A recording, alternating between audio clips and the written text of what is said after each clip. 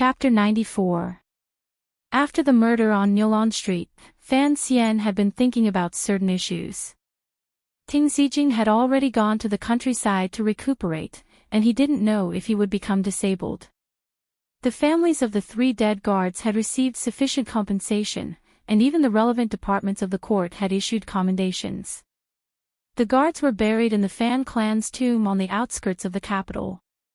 If Fan Xian could leave the capital, he would naturally pay his respects. The bloody facts had taught him that surviving in this world was not just a matter of romance.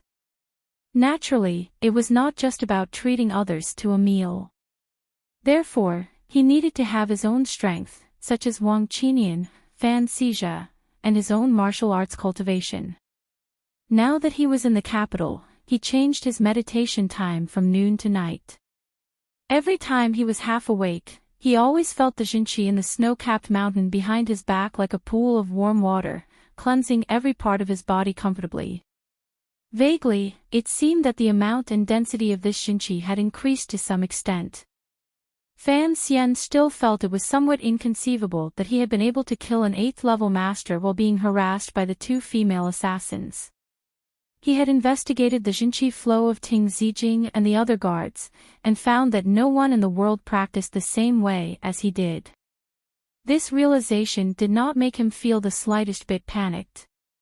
Since he could rely on a slender dagger and a sleeve crossbow to kill an 8th-level master, it proved that his Jinqi was very useful. He was different from the martial cultivators of this world. In his mind, there was no such thing as an unbreakable barrier between levels. The bloody puddle of water with the big man proved that as long as you were ruthless and accurate, so what if you were one of the 5 great grandmasters? But there was still no progress on the 2nd volume of the tyrannical scroll. Fan Xian's gaze fell on the box that had been casually tossed in the corner of the room.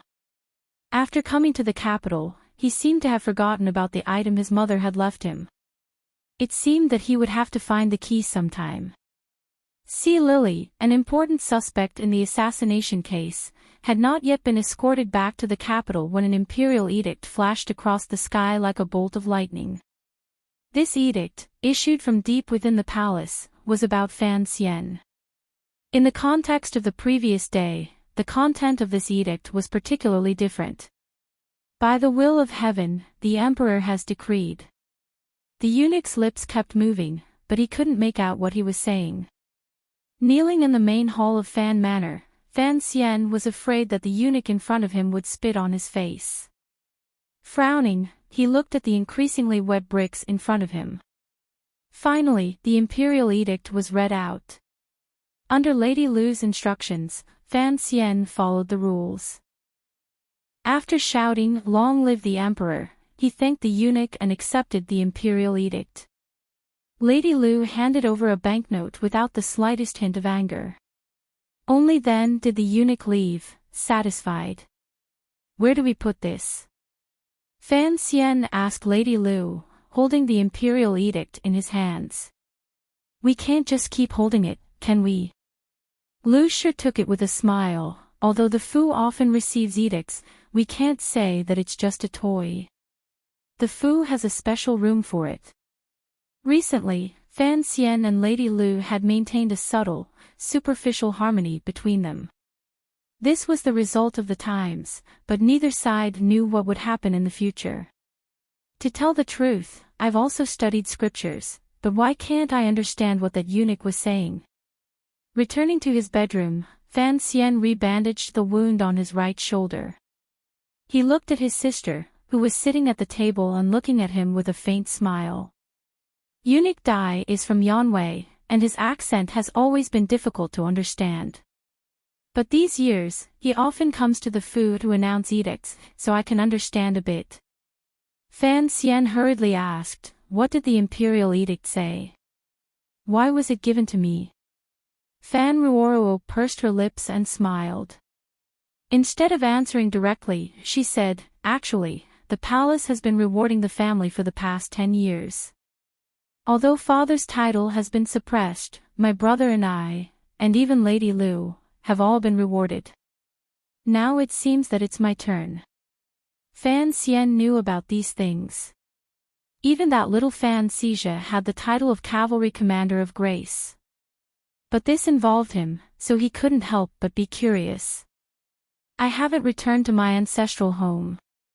Even if the palace wanted to reward me, there wouldn't be a title. That's right. So this time, His Majesty's edict only said that in the last incident, you killed an enemy spy or something. That was a meritorious service to the country, and so you were specially made a functionary of Taichung Temple. Functionary of Taichung Temple? Fan Xian's voice was filled with surprise. Taichung Temple was the place where the patriarch worshipped the temple. Although functionary was only an 8th level official, he could enter and leave the temple at will. Ever since he and Lin Wan had met, he had often guessed the identity of the noble who had worshipped the temple. Since it was Wan Er's elder, and Wan had grown up in the palace, it seemed that the noble must have been some important person in the palace. Perhaps it was the Empress Dowager or the eldest princess. But when he visited Wan Er a few nights ago, he knew that she was worried about the conflict of interest after her marriage, so he deliberately refrained from asking. Could it be that this edict contained some sort of meaning? Fan Xian frowned. If that important person was able to persuade His Majesty to make such an edict, it was to clarify what had happened in the temple that day. Then what was she thinking? Was it a show of goodwill? Or was it a demonstration? Fan Ruoro saw him frowning in thought, and finally couldn't help but laugh. Pointing at her brother, she said, "Brother, when it comes to you, you're always confused. The functionary of Taichung Temple is an official position that every princess must assume before they marry." Fan Xian suddenly understood, and smiled with some embarrassment. It seemed that the marriage had finally been decided. Then he remembered that because of his injury, he hadn't been to the royal courtyard for many days. Wan Er must have been very worried when she found out about the assassination attempt. He didn't know if her condition had worsened. Would she be worried? Fan Xian suddenly felt a little confused. That icy woman had a mother like that, and a father like that. Yesterday, I asked my sister to go there for me. Did you deliver the letter? He asked, suppressing the slight uneasiness in his heart. Fan Ruoro calmly replied, "Yes, she did. Sister-in-law listened to you, brother, and talked to that servant girl. Now she's secretly eating good food every day, and her body is recovering well. She was just a little worried when she heard about the assassination attempt. But yesterday, I was in a hurry, and Yi Ling was by my side, so I couldn't write a letter." Fan Xian sighed, and didn't say anything.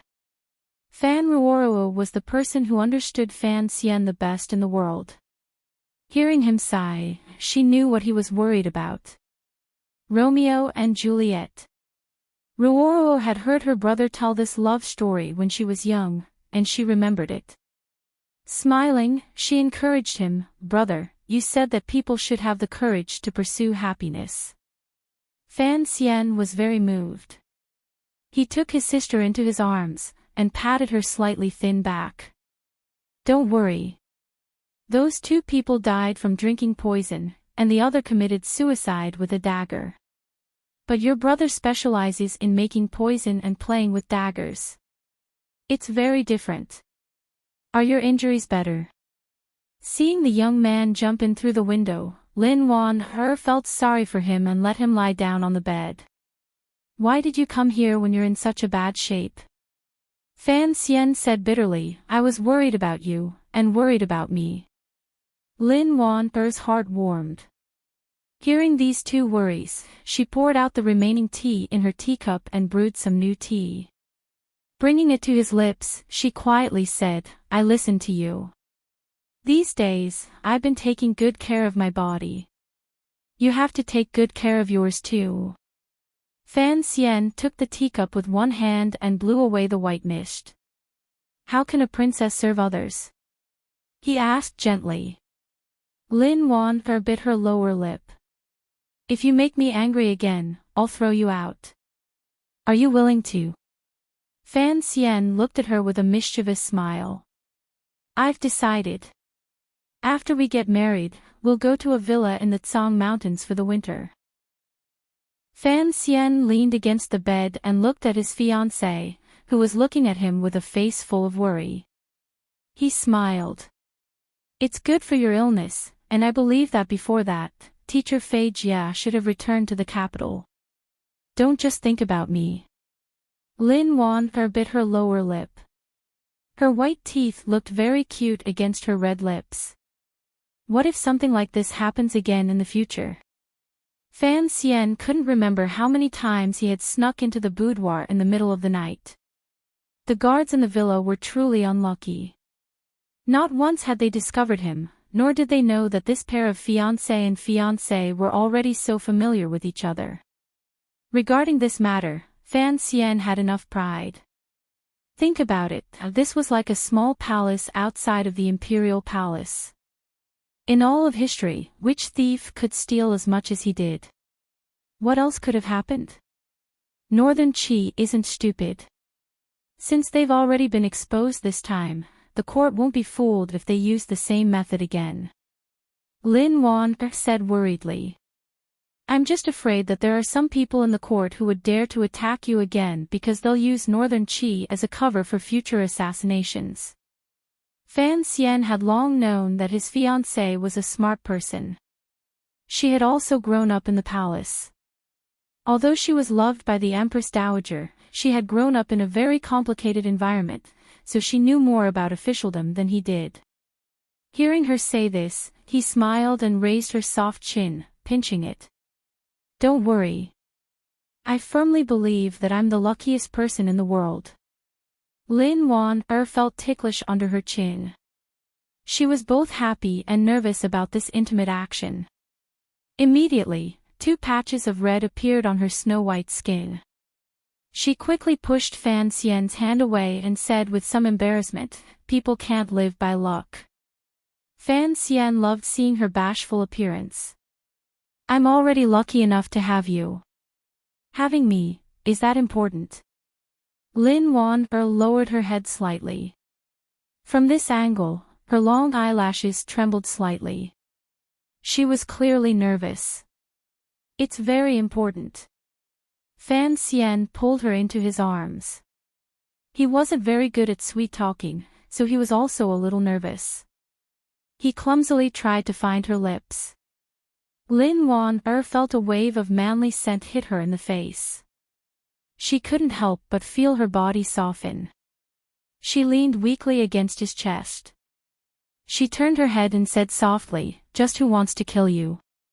As she turned her head, she coincidentally avoided Fan Xian's wolfish kiss. Fan Xian was very angry, and hearing this question, his heart chilled. He hugged the soft body in his arms, and his hands unconsciously slid down her back. Don't worry about it. Chapter 95. Lin Wanner felt a tingling sensation on her back and couldn't help but laugh. If it was my parents. She persisted. Fan Xian's hand, which had been enjoying the beauty of the woman in his arms, suddenly stopped. He looked at her seriously.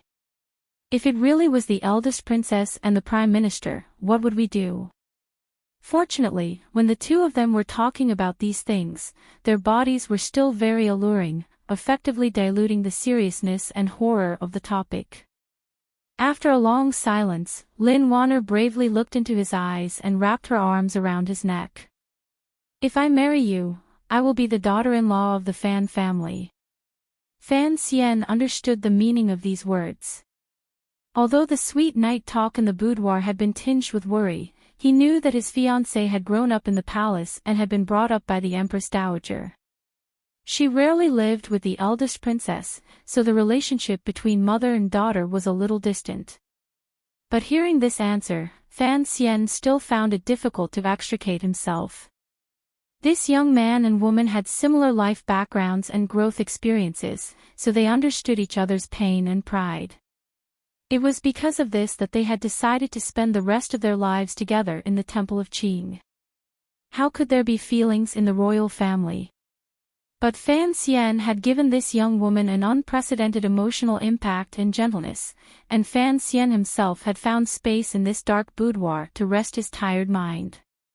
When will you be able to go out for a walk? Fan Xian held her.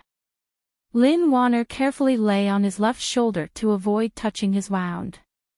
Hearing this, she replied helplessly, I've been in the palace since I was a child, and rarely had the opportunity to go out. It was only 4 years ago that my uncle gave me the status of a princess that I had the opportunity to go out. But lately my body has been a little weak. She looked at him carefully. Do you think it's too improper to be so sneaky all the time? Fan Xian was startled. He lowered his voice and laughed. I like this kind of sneaky feeling the most, but with your illness, you still need to move around and bask in the sun. Hearing him admit that he liked this kind of sneaky feeling, Lin Wanner couldn't help but think of how absurd she had been these nights, letting this young man lie next to her. Her cheeks couldn't help but burn.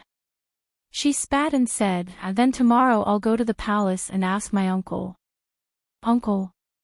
Fan Xian heard her address him so intimately and couldn't help but laugh in a low voice.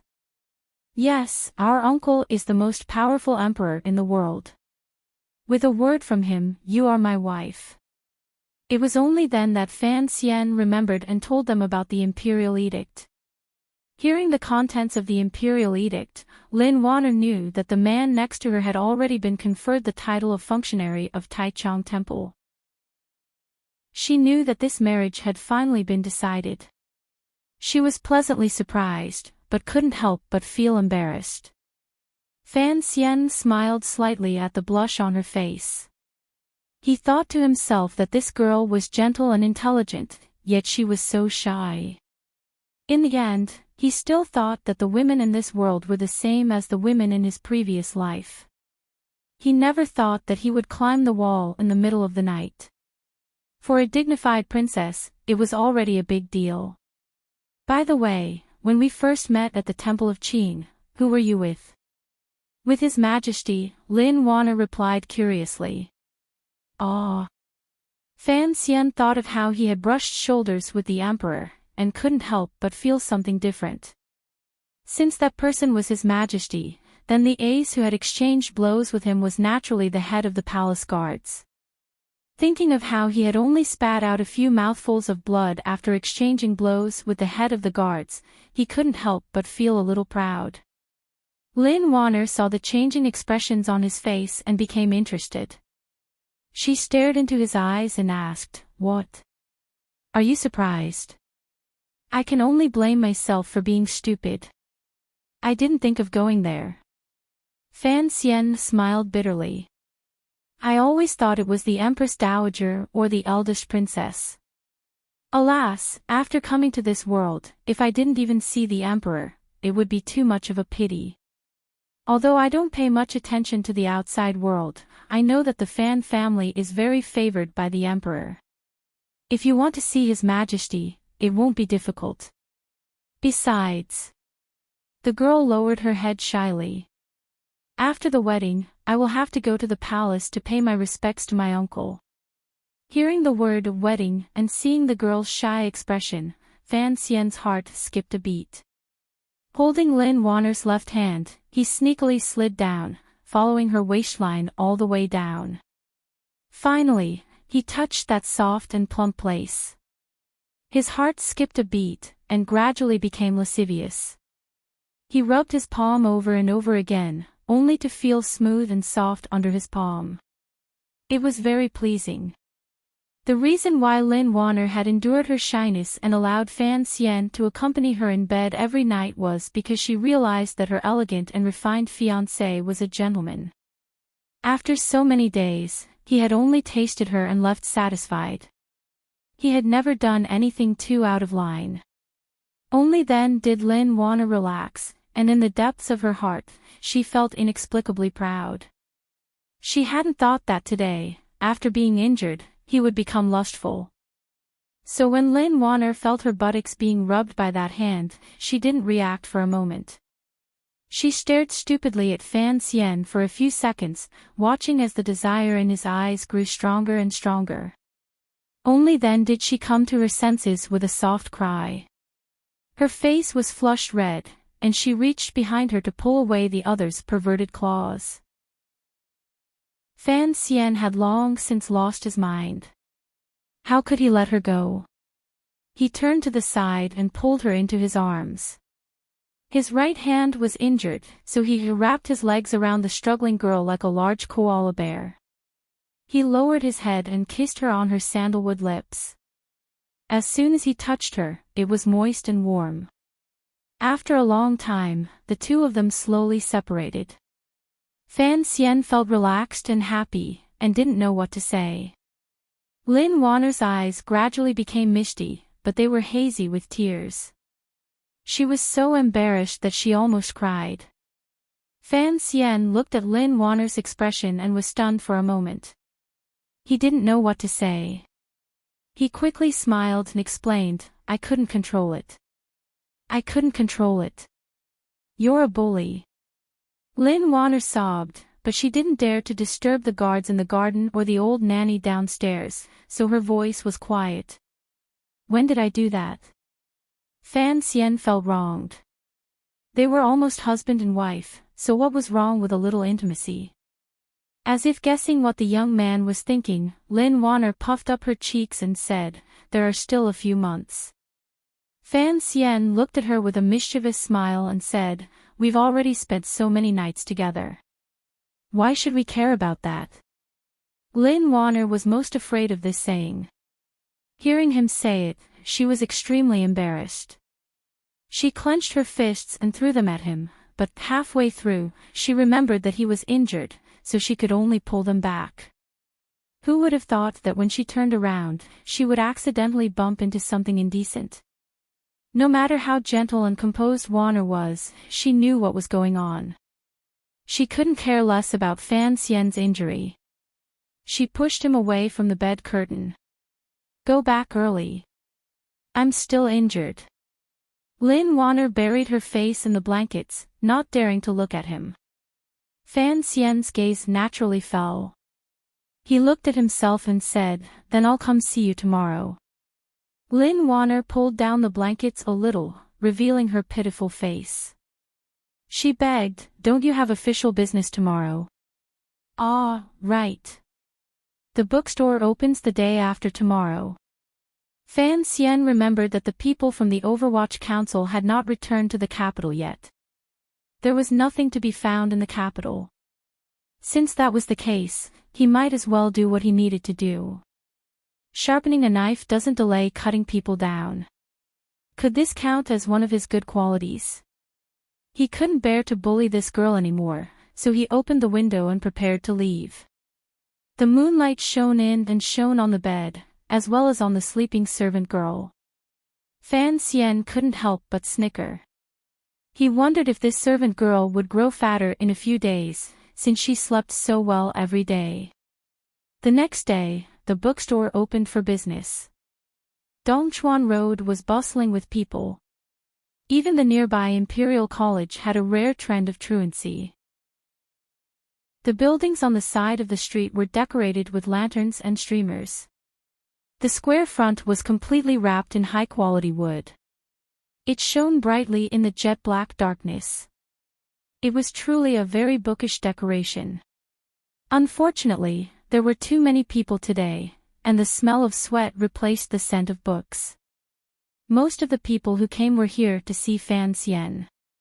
Everyone was curious as to how the illegitimate son of Fan Manor, who had only been in the capital for a little more than a month, could do so well. They were even more curious as to why a noble young master who was skilled in both literature and martial arts would want to open a bookstore. There were many profitable businesses in this world, and selling books did not seem like a good way to make a living. Ever since the assassination, Fan Xian's view of life had changed a lot, so this bookstore did not hide behind the scenes. Instead, it stood out in the open and admitted that he and his brother were the owners of this bookstore. He also gave the bookstore a name, Donbo Bookstore. He also asked the crown prince to go home and have King Jing personally write the name. Only then did he make a horizontal plaque and hang it on the door. The people around him were suspicious as to what the bookstore's name meant. Fan Xian explained that it was Donbua to show one's will. In fact, it meant do not be troubled, do not worry, and do not lose one's will. He then threw out Zhuge Liang's phrase, do not be Donbua to show one's will. Without tranquility, one cannot go far.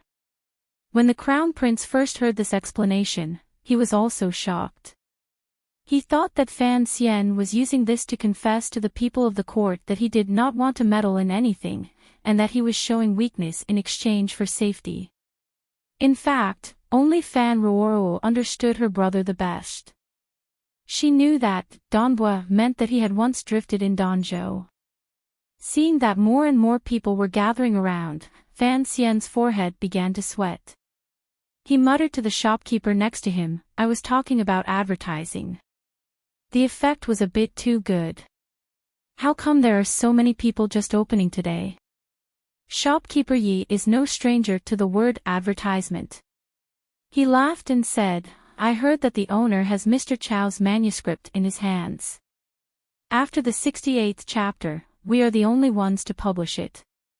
Just the reputation of the Story of the Stone is enough to attract so many people.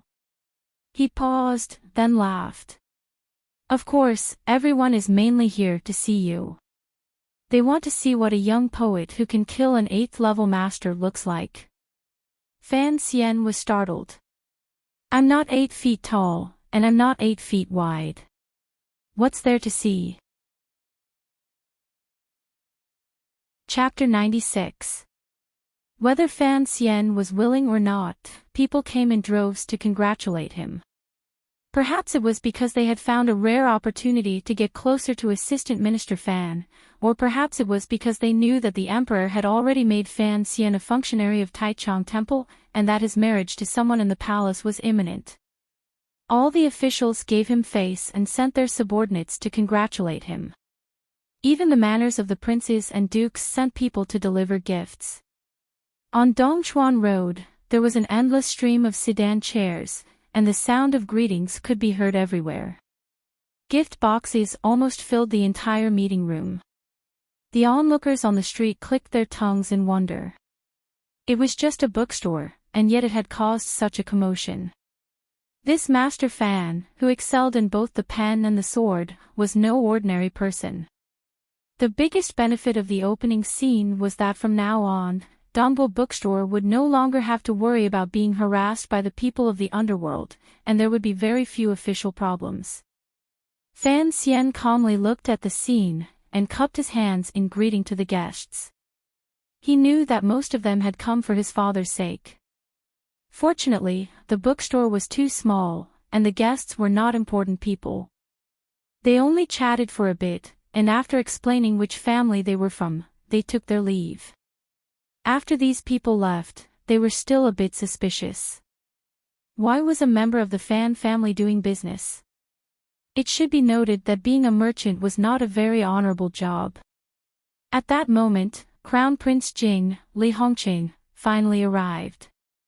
The people on the street who knew who he was all bowed to him, and he returned their greetings with a warm expression, without a trace of the arrogance of a member of the royal family. His face was like a spring breeze, and he was very scholarly. Seeing him enter the store, some passers-by asked curiously, this Donbo bookstore has quite a bit of face. King Jing and the Fan family have always had a good relationship, don't you know? Fan Xian saw that he had arrived, and his heart trembled. Such a gentle person like the spring breeze was willing to rush forward for the sake of the second prince. What kind of person was the second prince? He smiled and shook his head, driving all these thoughts out of his mind. He walked out of the store. He still wanted to have a simpler relationship with Li Hongqing. The two of them entered a quiet room in the back. Li Hongqing looked around at the decorations and sighed. Looks like you really did invest a lot of money. I only took 1,700 taels of silver. Fan Xian poured him a cup of tea. Small business, not worthy of the crown prince's attention. Li Hongqing accepted the tea and shook his head. You people of the Fan family are the best at making money. This is something all the officials know. But Count Sinan earns money for the court, while you earn it for yourself. It's not the same. Fan Xian smiled. When you earn money, you have to pay taxes to the court. Even if you earn some for yourself, you can't keep it in your hands and let it rust. If you take it out and use it, you'll be helping other people's businesses. If other people's businesses are doing well, the court will pay more taxes. Therefore, no matter where you do business, as long as you can make money, the money will eventually go to the imperial court, and in the end, it will be used on the people. Li Hongqing was a little confused, but he seemed to understand a little. He clapped his hands and sighed in admiration. Just a few words, but they seemed to make a lot of sense. The court has always respected agriculture and restrained commerce. I was wondering why you chose to make a living like this, and whether you had no intention of becoming an official. So that's how it is. Fan Xian felt very embarrassed. In his previous life, when he wasn't sick, he could only score from the bottom in political economy. It was just idle chatter. How did it become sense? He quickly stopped and changed the subject. All right. What career? I only wrote 2 crooked poems. I'm going to be a deserter in next year's competition. Li Hongqing, who had been troubled by Fan Xian's strength of character for a long time, finally used his fan again in front of him. He incessantly fanned his neck and laughed. If you write a crooked poem, how are you going to let those people in the Imperial College live? Look, there were so many students outside who wanted to pay their respects to the great poet Fan. If it weren't for your servants blocking the way, I'm afraid it wouldn't have been so peaceful. Fan Xian's face was full of worry. Those students of the Imperial College, some of them old enough to be my grandfather, still call me a student. I can't take it anymore. Li Hongqing laughed and pointed his fan at him. Your face is full of worry, but your words are so mischievous. You really are an interesting person. Fan Xian rolled his eyes. What was so interesting about him? He asked, I troubled you to write these words. When will you take me to your manor to pay my respects to the old man? Li Hongqing was startled. He remembered that the young man in front of him didn't even know that his father had met him before. He smiled and didn't point it out. He was ready to laugh at the young man of the Fan family in the future. Whenever you want to go, go. There's no need to say anything to me. Crown Prince Jing, Li Hongqing, had always felt that Fan Xian was far more mature than he had been at 16 or 17. He wasn't impervious to praise or humiliation, but at least he was unusually calm. He had always wanted to see through Fan Xian's calmness. Suddenly, he clapped his hands. Right, I forgot to congratulate you, brother Fan. Fan Xian was startled. He didn't know what to congratulate him about. Li Hongqing stood up. Congratulations on receiving the position of functionary of Taichung Temple. The birds at the gate are chirping. You must drink with them. Fan Xian laughed. So that's what it is. You should have known about it a long time ago. In the past, it was only a rumor in the palace. It didn't come to pass, so of course it doesn't count. Li Hongqing seemed to be thinking of something, and his brows suddenly furrowed. He suddenly thought of something. The second prince and he had always thought that even if the Fan family didn't side with him, they wouldn't stand on the side of the crown prince. But they seemed to have overlooked a very important issue. After Fan Xian got married, his wife was the illegitimate daughter of the prime minister. It was hard to say that she wouldn't slowly lean towards that side. So he suddenly lowered his voice. See, Lily is going to be escorted back to the capital. Perhaps we'll be able to find out who is colluding with Northern Qi. Fan Xian had no idea that in the blink of an eye, Li Hongqing had thought of so many things. He was slightly startled, and then smiled bitterly. I'm just an ant. I just hope that the nobles in the court don't care about me. Li Hongqing looked at him. He knew that Fan Xian wasn't telling the truth, but he didn't point it out. He smiled. In short, it's the same as when you beat up Guo Baokuan. If you need me to do anything, don't be shy. Of course, Fan Xian replied.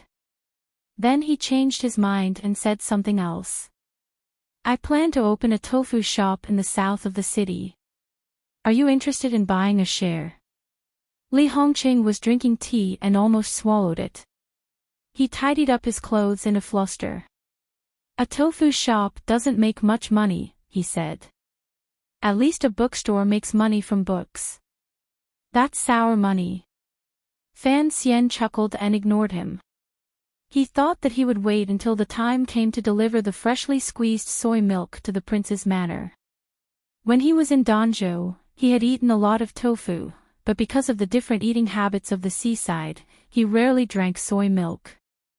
After coming to the capital, he had drunk it a few times, but he always felt that there was too much residue. He didn't know if it was a problem with the process, so he decided to improve it. At dusk, after school, Fan Xizha finally sneaked in through the back door. After being taught a lesson by Fan Xian last time, he had also taught a lesson to his schoolmate. He felt good, so going to school didn't feel like a chore. But today was the opening of the bookstore.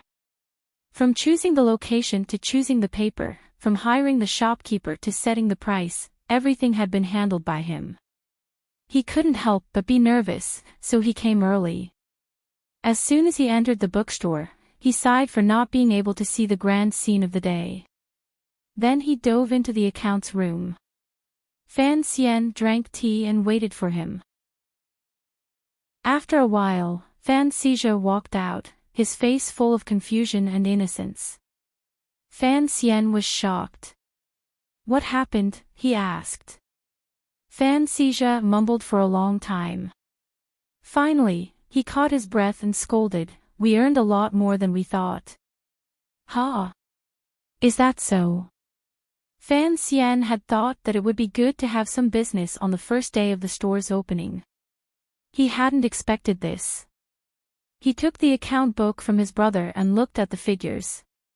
His heart couldn't help but tremble. Not to mention the fact that the detailed edition of Story of the Stone had sold more than 80 copies, even the collection of classics and histories that Wansong Hall had asked to be printed on their behalf had been bought by many scholars. Fan Xian counted on his fingers. He felt that doing business was really something that gave him a sense of accomplishment. Today is the opening. Many people who are friends with our family have come to support us. Naturally, there won't be such a good thing in the future.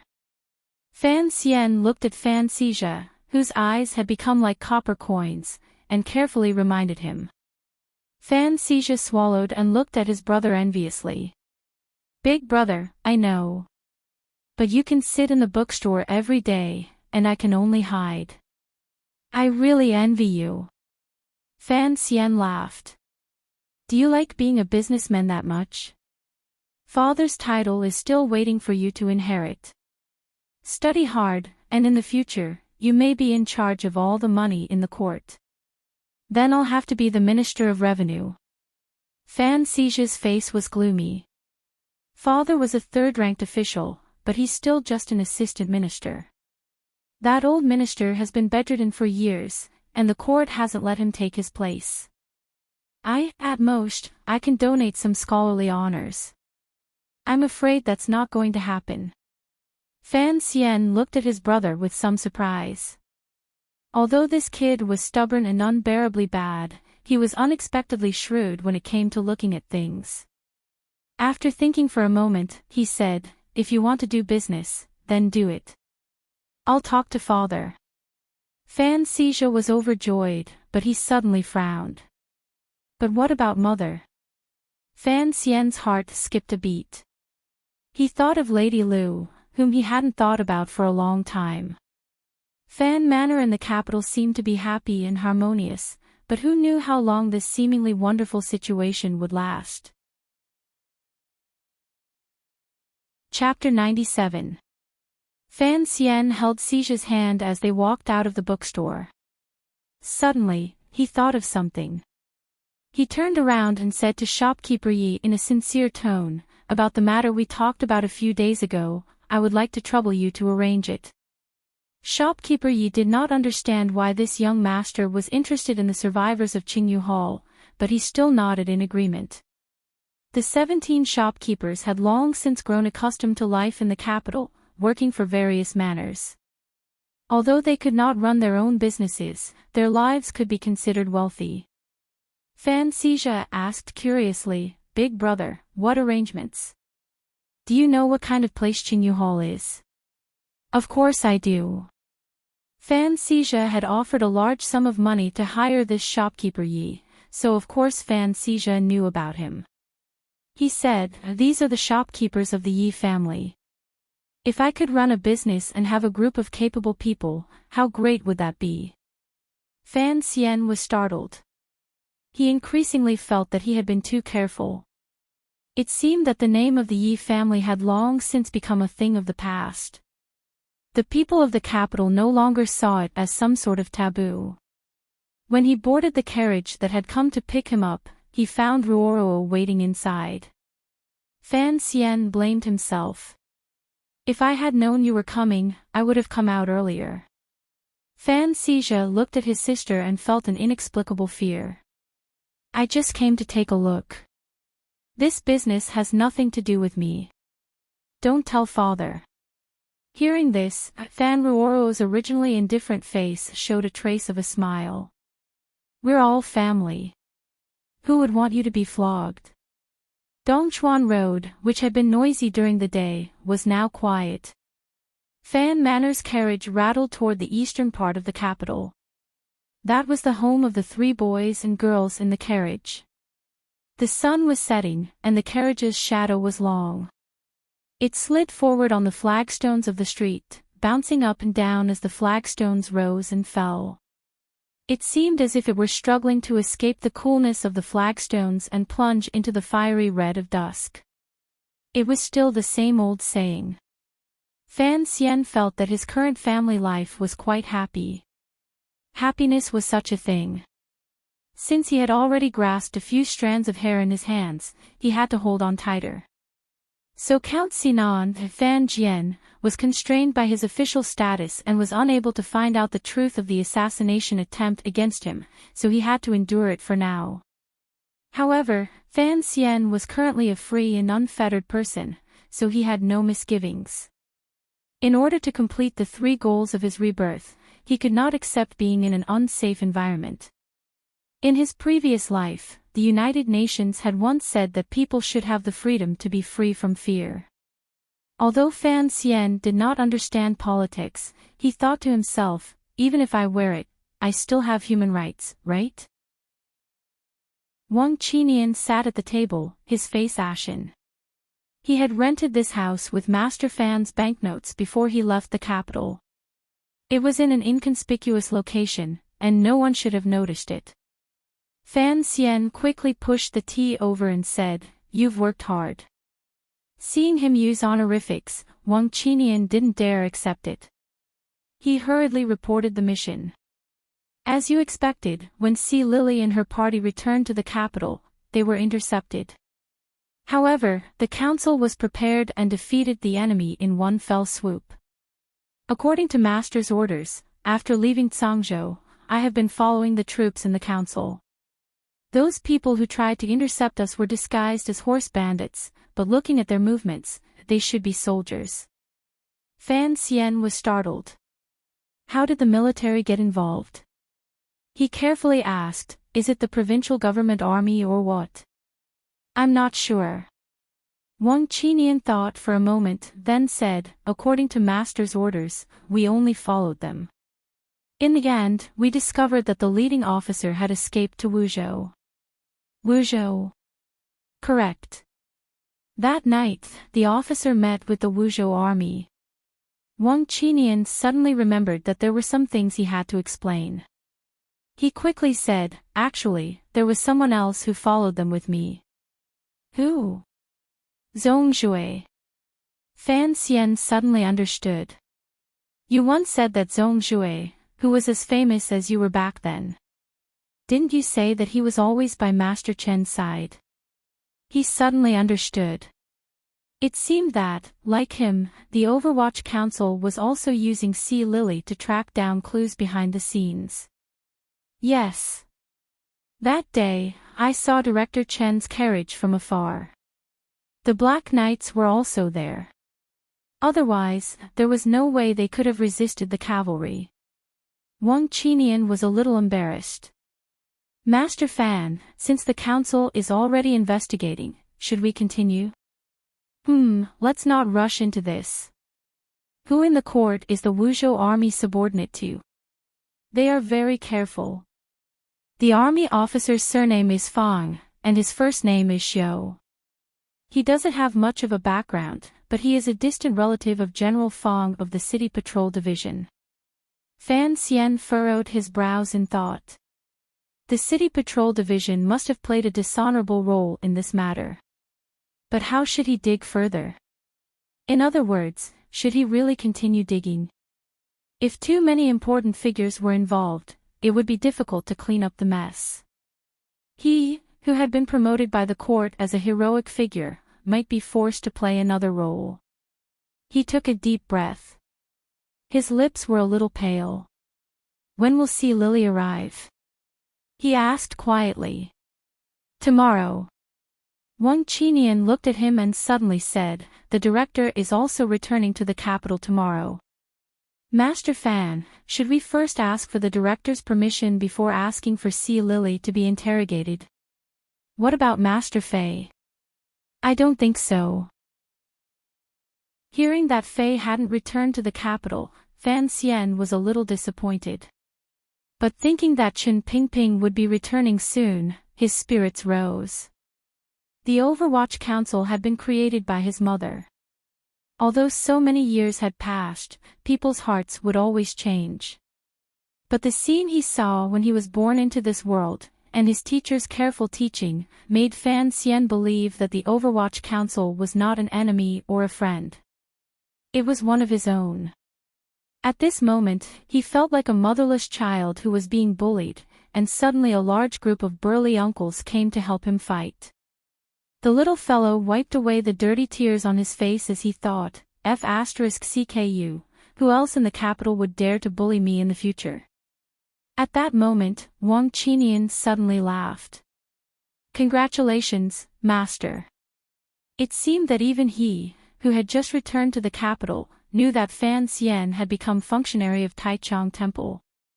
It was just that most people didn't know who he would marry in the palace. Fan Xian smiled helplessly and didn't say anything. There was a saying in the officialdom of the Kingdom of Qing, "There is nothing in the world that the Overwatch Council can't find out, even if it's the silver you hide in your chamber pot." Fan Xian also believed this. Although his father's subordinates hadn't found any clues, if there was anyone in the world who could find out, it had to be Chen Pingping. For the sake of safety, Fan Xian had Wang Qinian temporarily stop his activities. He only had him arrange for some people to closely follow the council's every move.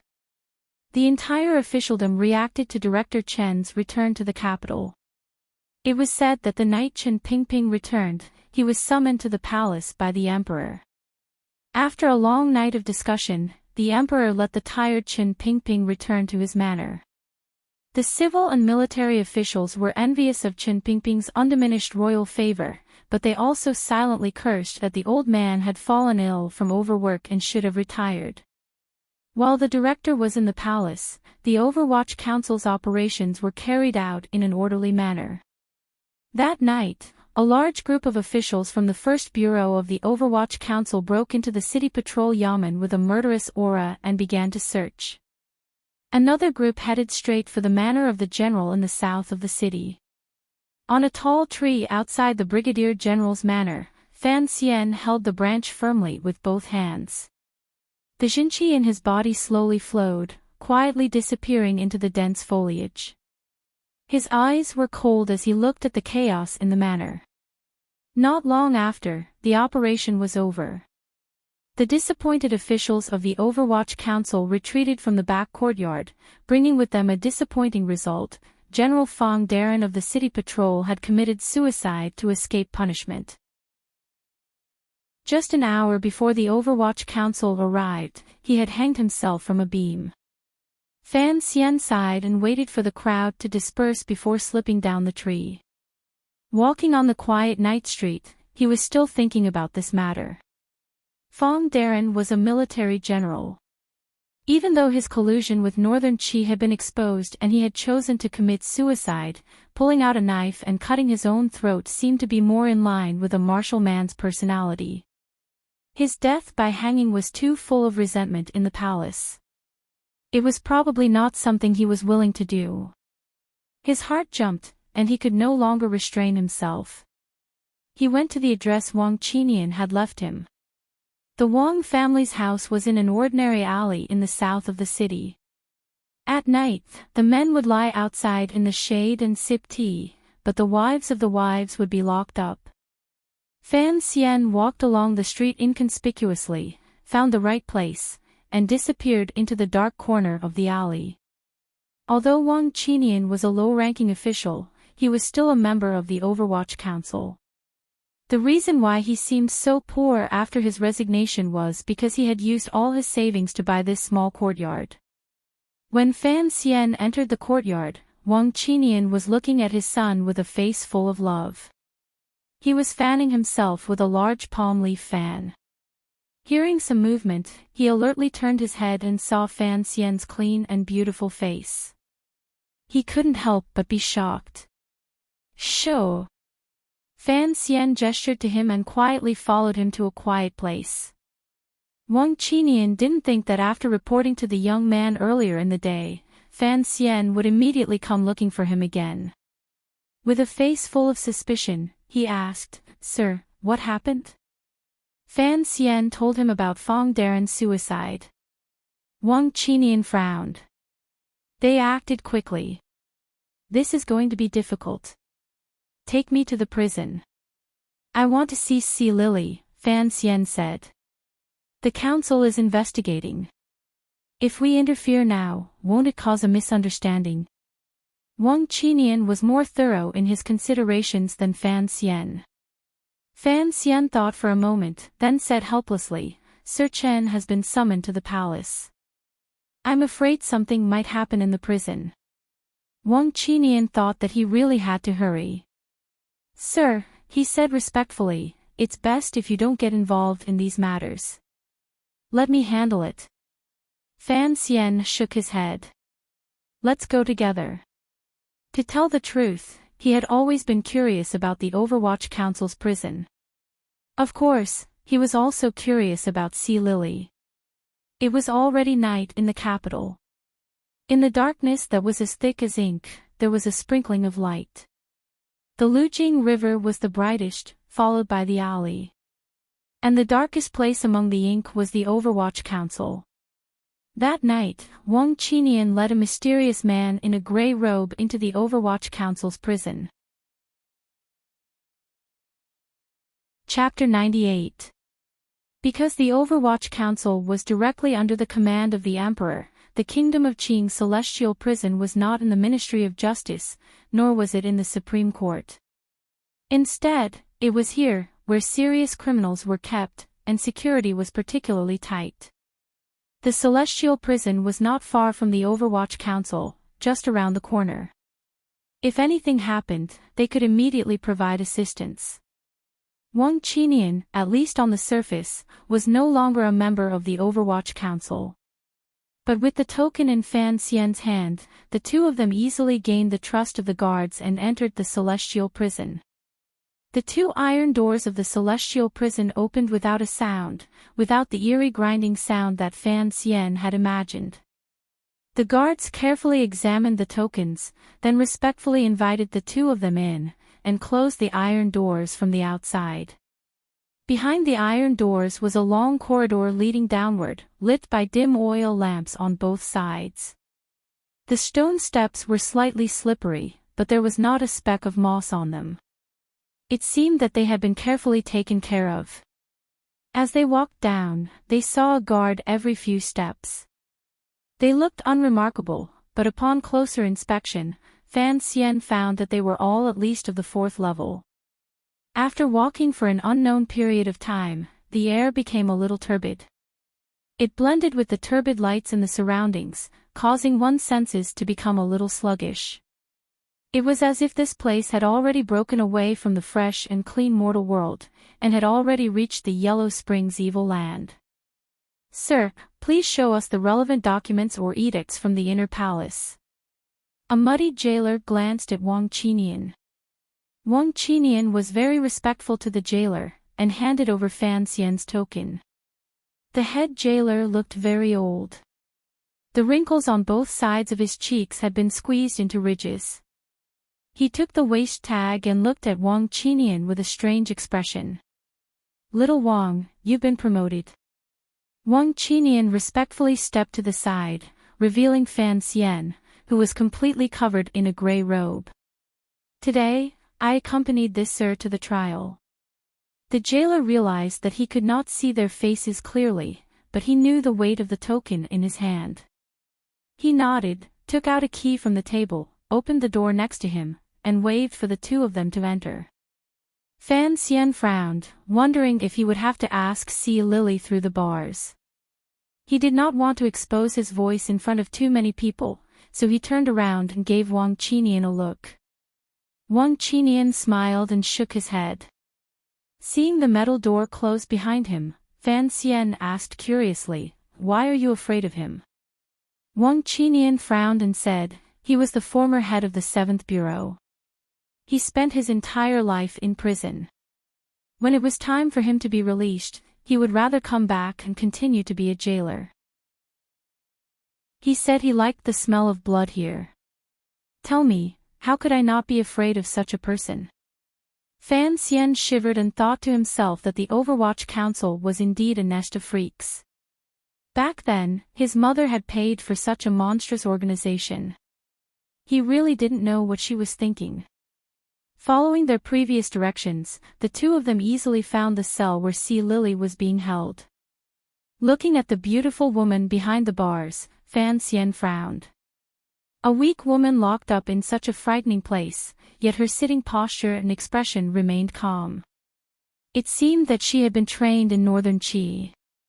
But then he immediately thought that Sea Lily was not a truly powerful figure. Otherwise, she would not have fled the capital at the beginning. Instead, she would have walked right into the trap and carelessly attacked a few important figures, making the Qing court uneasy every day. Fan Xian did not know that his reasoning was exactly the same as that of the official who had escorted Sea Lily back to the capital. He took off the gray robe covering his head and looked at Sea Lily. "Miss Lily," he said gently. Sea Lily had long known that someone was coming. She had just arrived in the capital today, and someone had already come to interrogate her. It seemed that she was very important, so she deliberately put on an indifferent expression. But she had not expected it to be Master Fan. Master Fan. Sea Lily was astonished, but she forced herself not to cry out.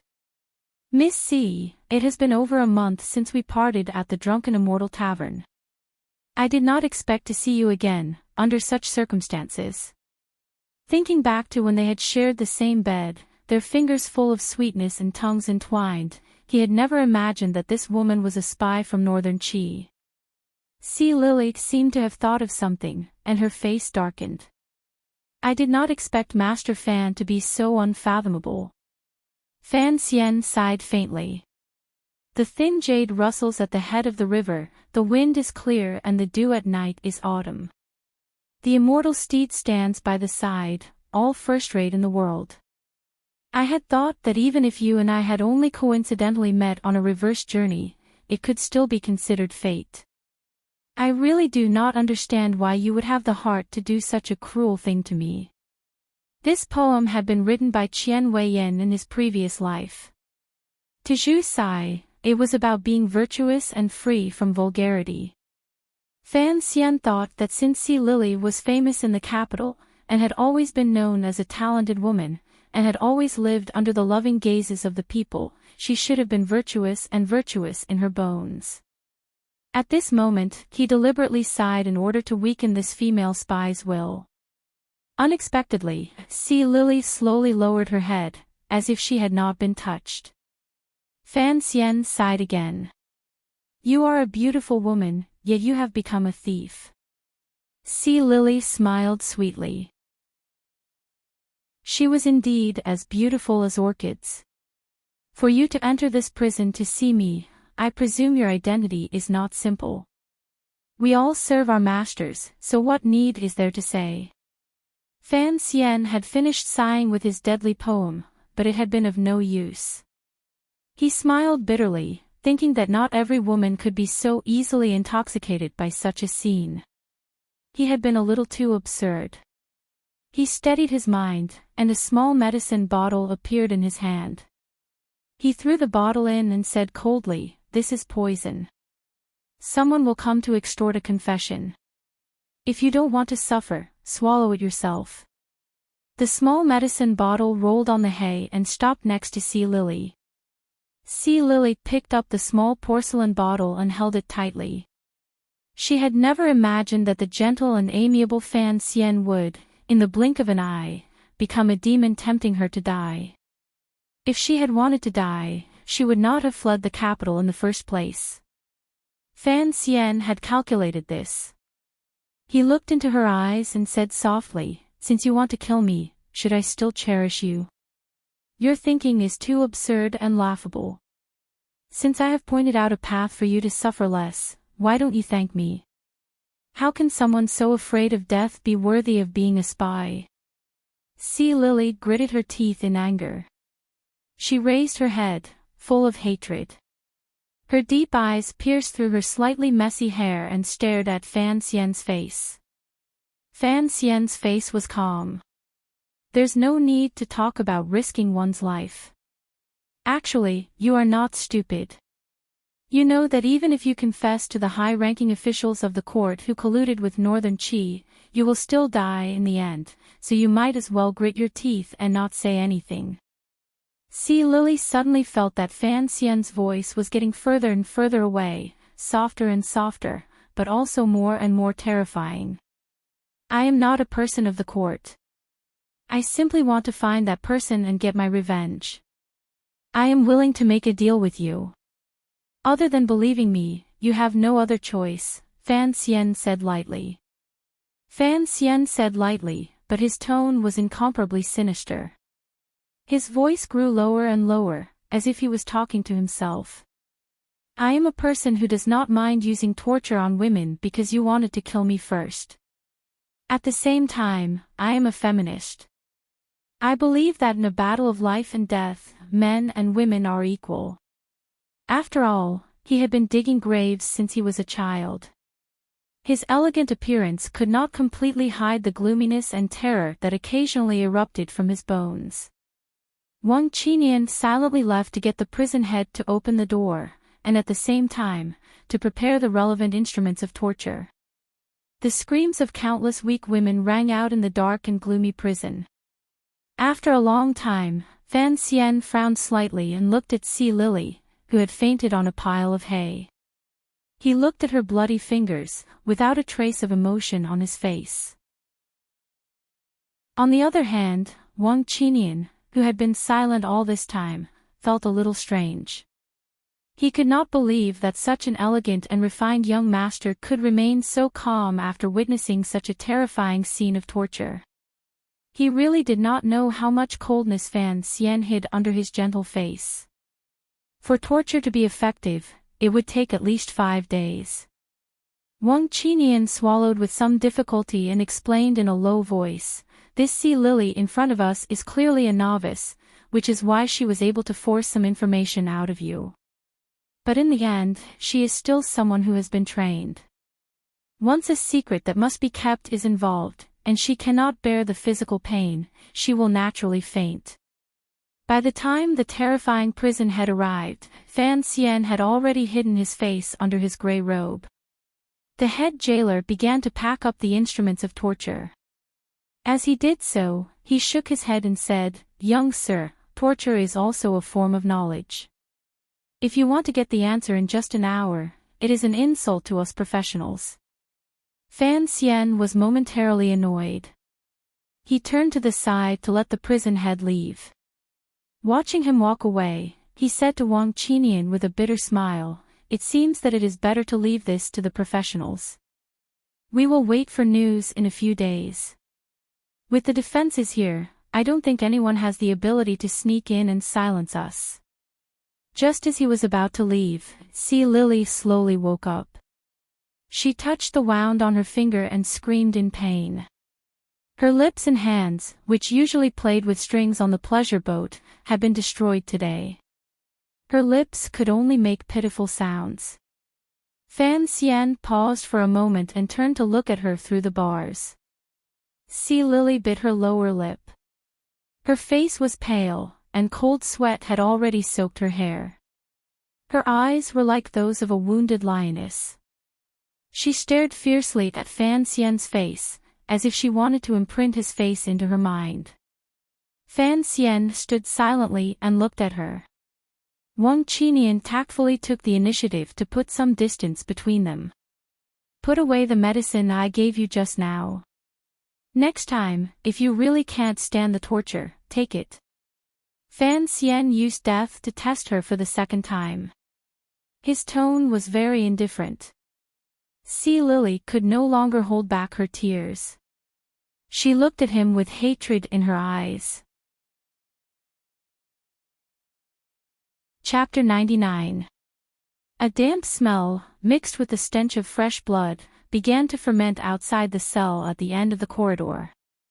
A man and a woman who had been pretending to be affectionate in bed a month ago had long since switched roles. Fan Xian looked at the woman's wretched appearance and frowned slightly.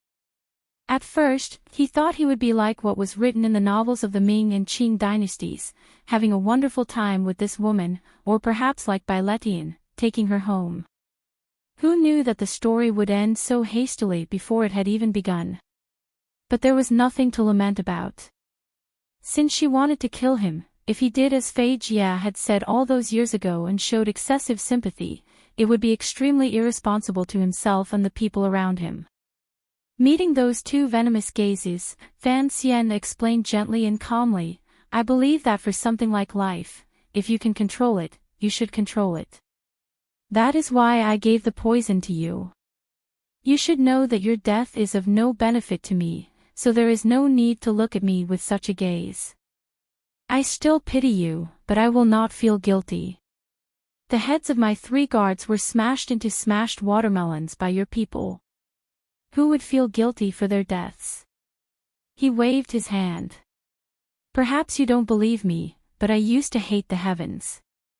I thought I had been doing good all my life, but in the end, I received the most wretched ending.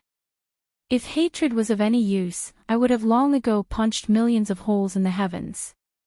So I later understood that while you still have the ability to control your own body, you must be grateful that you still have a life to live." Sea Lily remained silent.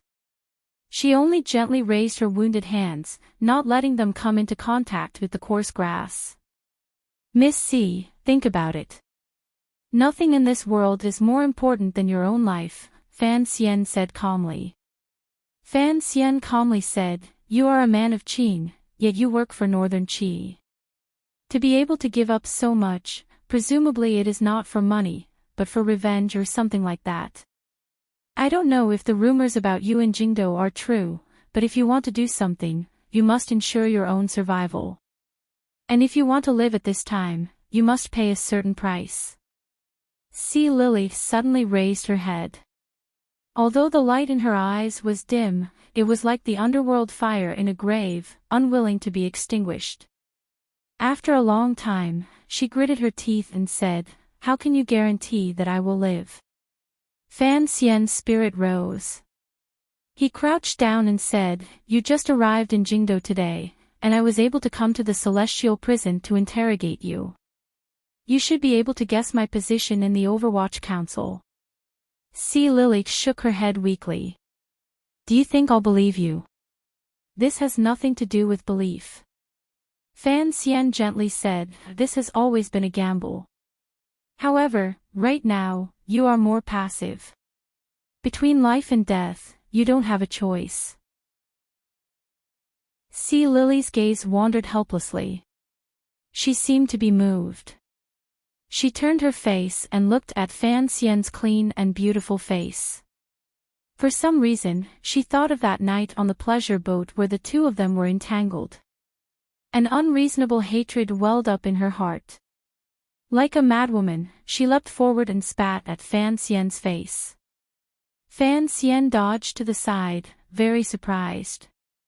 It was clear that this woman's defenses were about to be loosened. Why did she suddenly change her expression? How could he know that whether it was in his previous life or this one, regardless of her occupation, this woman's mind was always like a needle at the bottom of the ocean, like sand in the mountains, hard to touch and hard to fathom? Fan Xian felt a little irritated. His willowy brows furrowed tightly, and his expression kept changing. No one knew what he was thinking. He thought of the general who had committed suicide last night, and then he thought of the one in Wuzhou who was probably already dead. He knew that the other party had acted ruthlessly and quickly. If he wanted to catch the person who truly wanted to deal with him, it seemed that only Sea Lily's mouth could be used.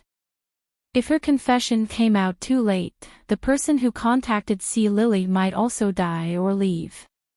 It seemed that torture wouldn't be enough to break this Northern Chi spy's nerves in a short period of time. Unfortunately, what Fan Xian needed now was time. Even if it took a few days, what was there to be afraid of? It seemed that he wouldn't be able to get anything out of her. Fan Xian seemed a little disappointed. He stood up in front of the bars, as if preparing to leave with Wang Qinian. Suddenly, he took a deep breath, frowned, and stood in front of the cell. He looked coldly at the woman through the bars. Wang Qinian looked at him with some astonishment. Fan Xian's clear voice rang out. "Tell me who did this. I swear on the name of my ancestors in this world that I will definitely let you go." The only reply he got was a deathly silence. But Fan Xian refused to give up. His eyes, which were gradually becoming gentler, looked at Sea Lily's face, and looked at the bloody hands that she held in front of her chest. The damp air in the celestial prison smelled moldy, and the bars and time between Fan Xian and Sea Lily seemed to have grown moldy as well. After an indeterminate amount of time, Sea Lily still bit her lower lip and said nothing. It was clear that deep in her heart, there was some kind of painful struggle going on. The bottle of poison that Fan Xian had thrown to her was made of green porcelain. Now, under her hand, on the hay, it lay quietly. It seemed to emit a very strange smell. After a long time, Fan Xian sighed. It seemed that he had given up. Before he left, he said one last thing to Sea Lily. "The way you raised your hands, you look like a cute puppy." Later on, Wang Qinian had always felt that Fan Xian was somewhat neurotic. Even under those circumstances, he could still make fun of an enemy spy. Fan Xian himself did not feel this way. At the time, he had said it purely out of instinct. Of course, he did not know what effect his words would have on him immediately, or what it would bring him in the future. Hearing him say that she looked like a cute puppy, Sea Lily was slightly stunned. Contrary to everyone's expectations, the female spy burst into laughter. After laughing, her expression changed. No one knew what she was thinking, but she felt that her spirit was extremely relaxed. It was as if after laughing, all her burdens had been lifted. Her soul began to cower and hide in her body, carefully praying for survival. Her body felt like it was soaking in warm water, it was extremely comfortable, and she began to reminisce about the beauty of life. So she slowly raised her head. Her somewhat pale lips moved slightly, and two words came out. Mr. Wu. Fan Xian heard clearly that it was Mr. Wu. After a moment of shock, he turned to look at Wang Qinian. Wang Qinian nodded, indicating that he had heard of the name. Only then did Fan Xian let out a sigh of relief. A faint sense of excitement welled up in his heart. He reached into the bars, and under Sea Lily's puzzled gaze, he took the small porcelain bottle of poison from the hay. "Thank you," he said to her, then turned to leave. Sea Lily seemed to understand something. Her blood-covered hands gripped the bars tightly. She cried out to his departing figure, "Don't forget, you swore in the name of your ancestors." After the heavy metal door closed, the Overwatch Council's prison returned to its usual calm and gloomy state. The prisoners here were usually sent to the underworld after only a few days, so there were not many prisoners left. At this moment, the faint sounds of sobbing could be heard from the deepest part of the tunnel. It was very clear and very sad. After a while, the head of the prison respectfully pushed a wheelchair out of the secret room. Chen Pingping was sitting in the wheelchair, resting with his eyes closed. He suddenly opened his eyes and asked, "What do you think of the commissioner I chose?" He was asking about Fan Xian, of course. The head of the prison thought for a moment. Cruel and merciless. He's only half of it. Which half? His hands may be cruel, but he's still a gentleman deep down. Chen Pingping smiled, and a look of gratification appeared on his aged face. That's good, that's good. A gentle heart and a ruthless method is better than a ruthless heart and a rotten method. At least I got the information from Sea Lily by mistake. The head of the prison asked calmly, "What should we do with Sea Lily?" Chen Pingping thought for a moment, then said lightly, "Observe for a while. If she can become one of us, then we'll give it a try. If not, then we'll naturally kill her. Don't we need to explain this to Commissioner Fan?" I was prepared to hand the council over to him, but since he doesn't have the ability yet, there's no need for him to know too much. "Yes, sir," the head of the prison replied. "The first bureau is ready to depart." Chen Pingping coughed.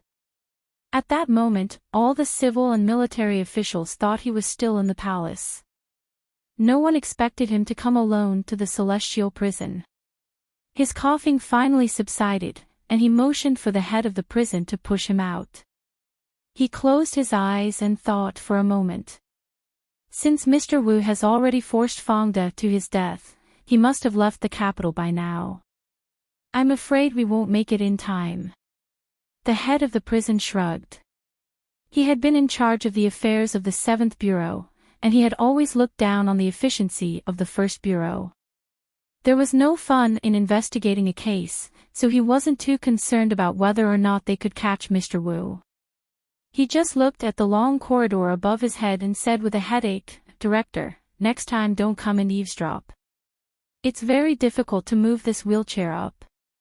Chen Pingping smiled. After leaving the palace today, he had come here to see the son of his old friend. He wanted to see what he looked like now, and whether or not he had the ability to take over everything he had prepared for him. As for the assassination on Nilon Street, he, like Wu Zhu, did not take it to heart. It was only a small matter. If Fan Xian had died like that, naturally, there would be no need to worry. The more important aspect was to see the special qualities Fan Xian displayed in handling this matter. This was a test. Fan Xian did not know any of this, and hurriedly left the prison with Wang Qinian. He learned from Wang Qinian that Mr. Wu was a famous strategist in the capital, but he always hovered between the second prince and the crown prince. He did not seem to have any clear inclinations, but according to rumors, many things in the bureaucracy were related to the terrifying shadow of this middle-aged man. Fan Xian raised his eyebrows slightly, and his good-looking face became slightly serious. He knew that the man was an old fox, and would certainly want to cut off all the clues. By this time, he might have already learned to live in seclusion in some mountain. The so-called strategist loved to do this sort of thing. After 7 or 8 years, when the matter had died down, he would run out and continue to throw out a bellyful of evil tricks. How can you be sure that what Sea Lily said is true?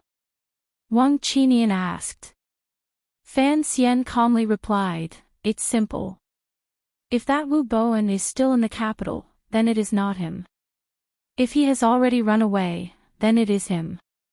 It was a very simple judgment, and perhaps the closest to the truth. There were too many things in this world that were complicated by the stupidity of human beings. Wang Qinian nervously asked, then are we really going to let Sea Lily go? Sir, you don't have that kind of authority right now, but before. Although the people of the Overwatch Council did not respect ghosts or gods, they had great respect for the existence of their ancestors. Fan Xian did not answer him. He only thought to himself that his ancestors in this world did not seem to have much to do with him. He knew that it was not a good time for him to make an appearance, so he had Wang Qinian inform the First Bureau. Mu Tai knew who Fan Xian was, and should believe what Wang Qinian said. When the two of them parted, Fan Xian discreetly nodded at a dark corner of the street, confirming the name Wu Bowen with that person. After making these arrangements, Fan Xian slowly returned to Fan Manor. He climbed over the wall and quietly lay on his bed, waiting for the news the next day. When Wang Qinian entered the Overwatch Council, he was surprised to find that his colleagues in the First Bureau were all ready to go. He couldn't help but be surprised. Mu Tai looked at him and smiled. That night, there was nothing to do in the capital. After Fan Xian returned to Fan Manor, he greeted everyone and then entered a secret room he had requested from his father.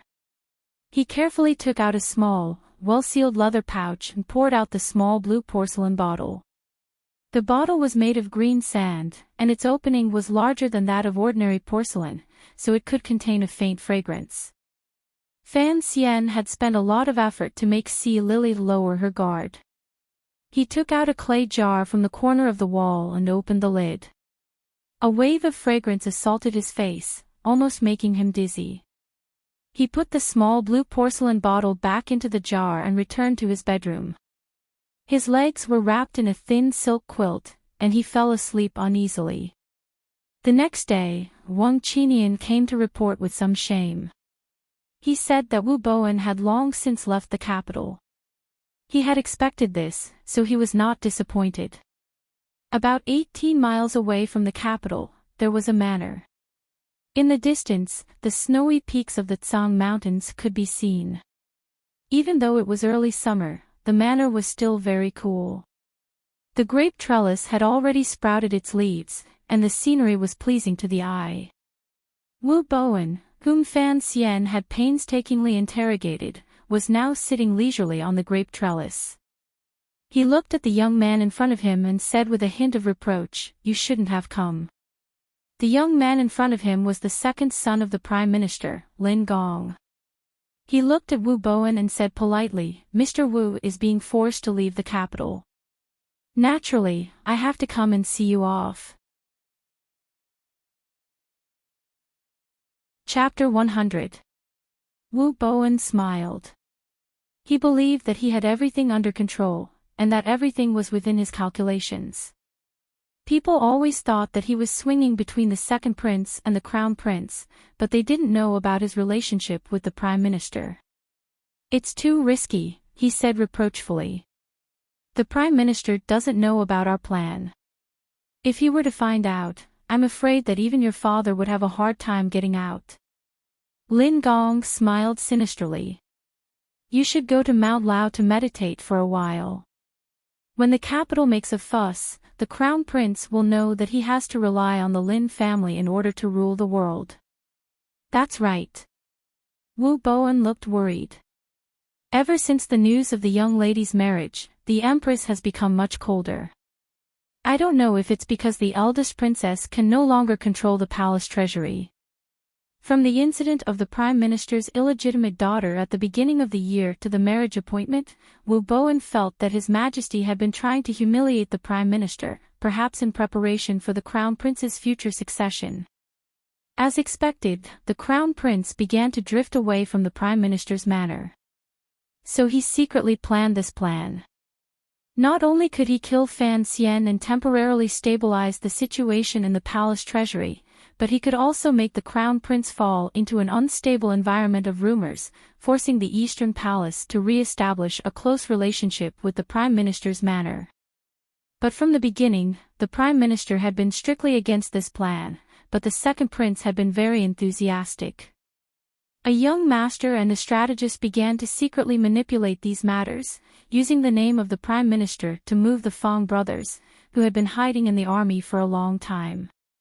But Wu Bowen had never expected that Fan Xian would be able to escape such a terrifying attack, and even kill the 8th level ace, leaving behind an unerasable trace. But the situation was still under control. General Fong had been silenced. Even if the Overwatch Council found out that he was the mastermind, they wouldn't be able to trace it back to the Prime Minister. So Wu Bowen told the second prince, Lin Gong, to hurry back to the capital. Lin Gong smiled proudly. I've been managing this manor for a long time. Even if the palace guards or the Overwatch Council came, it would be extremely difficult for them to come in and capture anyone. Furthermore, we've been so secretive. Who would know that we were here? Wu Bowen thought for a moment, and it was indeed so. After he relaxed, the inescapable air of a famous scholar appeared again. He waved his paper fan at the grape trellis above his head and said with a smile, "This grape trellis is very elegant, but it reminds me of a joke." What joke? There was an official who was henpecked. One day, his face was scratched by his wife. The next day, the governor asked him what was going on. The official replied awkwardly, saying that he was enjoying the shade under the grape trellis last night, but the trellis unexpectedly fell and scratched his face. The governor was furious and shouted, "This must have been done by your family shrew. How dare you? Quickly summon the bailiffs to bring your wife here." At this moment, no one expected that the governor's wife was eavesdropping from the back of the court. In a rage, she rushed into the court and berated the governor. The governor panicked and hurriedly said to the official, "You can leave first. My house's grape trellis has also collapsed." After telling the joke, the two of them burst into laughter. The second son, Lin Gong, had naturally heard this joke before. However, he understood the meaning behind it. Was Mr. Wu implying that his father was henpecked? But his mother died early. Could it be that the Prime Minister was afraid of the eldest princess? Lin Gong was a little angry. Just then, out of the corner of his eye, he saw a black shadow appear in the garden. It was a blind man with a piece of black cloth covering his eyes. In his hand was an iron drill with blood slowly dripping from its tip. Lin Gong and Wu Zhu stood up abruptly. They knew that this person had snuck in without a sound, and that all the experts outside must have died to this iron drill. Thinking of how none of the experts in the manor had even cried out before they died, Lin Gong felt a chill in his heart. He shouted in fear, "Who are you? Let's talk." Wu Zhu didn't answer him. Like a ghost, he rushed over from the other end of the garden. Lin Gong roared, unsheathed the flexible sword at his waist, and swung it down. Wu Zhu leaned to the side, dodging the tip of the sword. His whole body was pressed against Lin Gong's face. The two of them were very close, and it looked somewhat strange. There was a splat. Fresh blood dripped from the iron drill sticking out of Lin Gong's back. He looked at the black cloth in front of him, his eyes full of fear and disbelief. He was the son of the Prime Minister, and this person didn't even give him a chance to speak before killing him.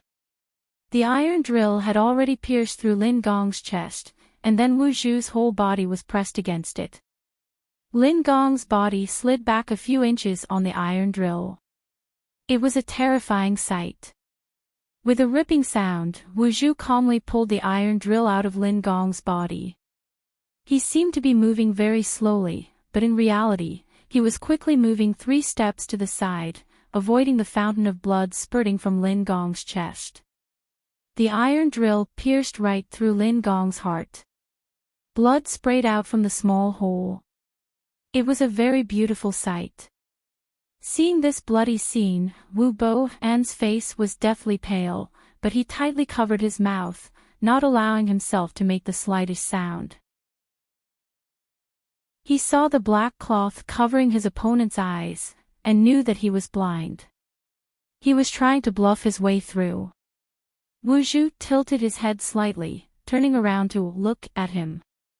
Wu Boan's heart surged with intense despair, but a trace of a bitter smile appeared on his face. He tried to make his voice as steady as possible. "I am not one of the Prime Minister's men." This warrior knew that selling his life to others was not necessarily a promising thing. "I am Wu Boan, and I have a wide circle of friends in the capital. If you still have your ambitions, why not?" His voice stopped abruptly, and he looked down with difficulty at the iron drill that had already pierced through his throat. He did not understand why this assassin would not want to hear him out. He was a weak scholar, not a threat. Besides, he considered himself not only a strategist, but also a peerless orator. If this blind assassin was willing to hear him out, he would not kill him. He still had many important things to do in his life. How could he die like this? But the strategist Wu Boan had died so easily. Wu Zhu had lived in this world for more than 30 years, but he had never understood why, whether it was in Dongyi, Northern Wei, the capital, or here, every time he was about to kill someone, these people always liked to talk incessantly. The young lady had once said, "Swords are always more powerful than words." Wu Zhu had always thought he understood the meaning of these words, but he did not understand why the people of the world did not understand this principle. Wu Zhu put away the iron drill and walked out of the garden, a little lonely. After he left, the grape rack finally could no longer withstand the murderous aura of Wu Zhu's quick movements. With a crack, it fell over the 2 corpses. The green leaves covered them, and the old vines were entwined together. For the next few days, there was no other news from the Overwatch Council. Mu Tai had come to Fan Manor once to flatter him, but Wu Boan, who was not famous, but was actually a very powerful strategist, had suddenly disappeared. Fan Xian did not seem to be in a good mood, so when Mu Tai's hand landed lightly on his leg, he did not leave a good impression. Count Sinan's secret agents also quietly joined the search party, but they still came up empty-handed. When Wang Qinian reported the failure of the operation, Fan Xian had no choice but to put the matter aside for the time being. He forced his thoughts to focus on his sister, the bookstore, and the chicken leg. He patiently waited for Uncle Blackcloth's next move. That afternoon, he forced himself to take his sister and Xia to King Jing's manor. Unexpectedly, King Jing was not there. Crown Prince Li Hongqing said helplessly, "Father, my son went to the palace today." He said the Empress Dowager missed him. Fan Xian laughed and did not think too much about the matter. He and Li Hongqing went to the back garden under the pergola, eating some fruits and chatting to avoid the heat of early summer. None of them were outsiders, so the prince's youngest daughter, Princess Rojia, who Fan Xian had once been very interested in, was also there, and did not avoid anything. Fan Xian looked at the girl and could not help but feel a lingering fear. When he had heard Ruoro talk about the story of the stone, he had wondered if the princess would develop some sort of affection for him after finding out that he was the author of the story of the stone. But after seeing Rojia, Fan Xian immediately dismissed that thought. The princess was very beautiful. Her little face was rosy, and she was also very gentle and polite. In fact, she was the most gentle woman Fan Xian had ever seen since he came to this world. But Fan Xian still resolutely turned his nose to the sky, and did not look at her in the slightest. This was because this princess had just turned 12 this year, and was an incomparably pure and unripe fruit. She could not even be considered a young girl. Fan Xian was a man of many emotions, but he was not a promiscuous person. Whenever he thought of doing something with a 12-year-old girl, he felt a pang of fear, and tried to avoid it. Who would have thought that his worst fears would come true? Princess Rojia had been sitting obediently by Ruoro's side the entire time. Her eyes, intentionally or unintentionally, had been glancing at Fan Xian. Her large eyes flashed shyly, and Fan Xian's heart raced, flustered, confused, and afraid. Fan Xizha was led away by the servants of the manor to shoot arrows. Fan Xian and the crown prince were chatting casually, and the two girls were also quietly talking about something. Just as Fan Xian was feeling awkward, he suddenly saw one of the manor's subordinates rush in and whisper something into Li Hongqing's ear. Li Hongqing's expression changed, and he looked at Fan Xian with a puzzled expression. "What's happened?" Fan Xian looked at the awning and smiled. "The prince's grape trellises are very well built, but it reminds me of a joke." The crown prince did not give him a chance to show off his little talent in front of the girls. With a serious expression, he pulled him aside and quietly said, "Something has happened." Chapter 101. What is it? Fan Xian knew that it was not a simple matter, otherwise Li Hongqing would not be so nervous. But he still forced a smile. "As long as your grape trellis is intact." Strangely enough, Li Hongqing had long since reached marriageable age, but for some reason, he had never taken a wife. "I don't have time to joke with you." Li Hongqing's face darkened. Yesterday, there was a murder in a manor at the foot of the Tsang Mountains. Wu Bohen and the second son of the Prime Minister, Lin Gong, were both killed. Fan Xian turned pale with fright.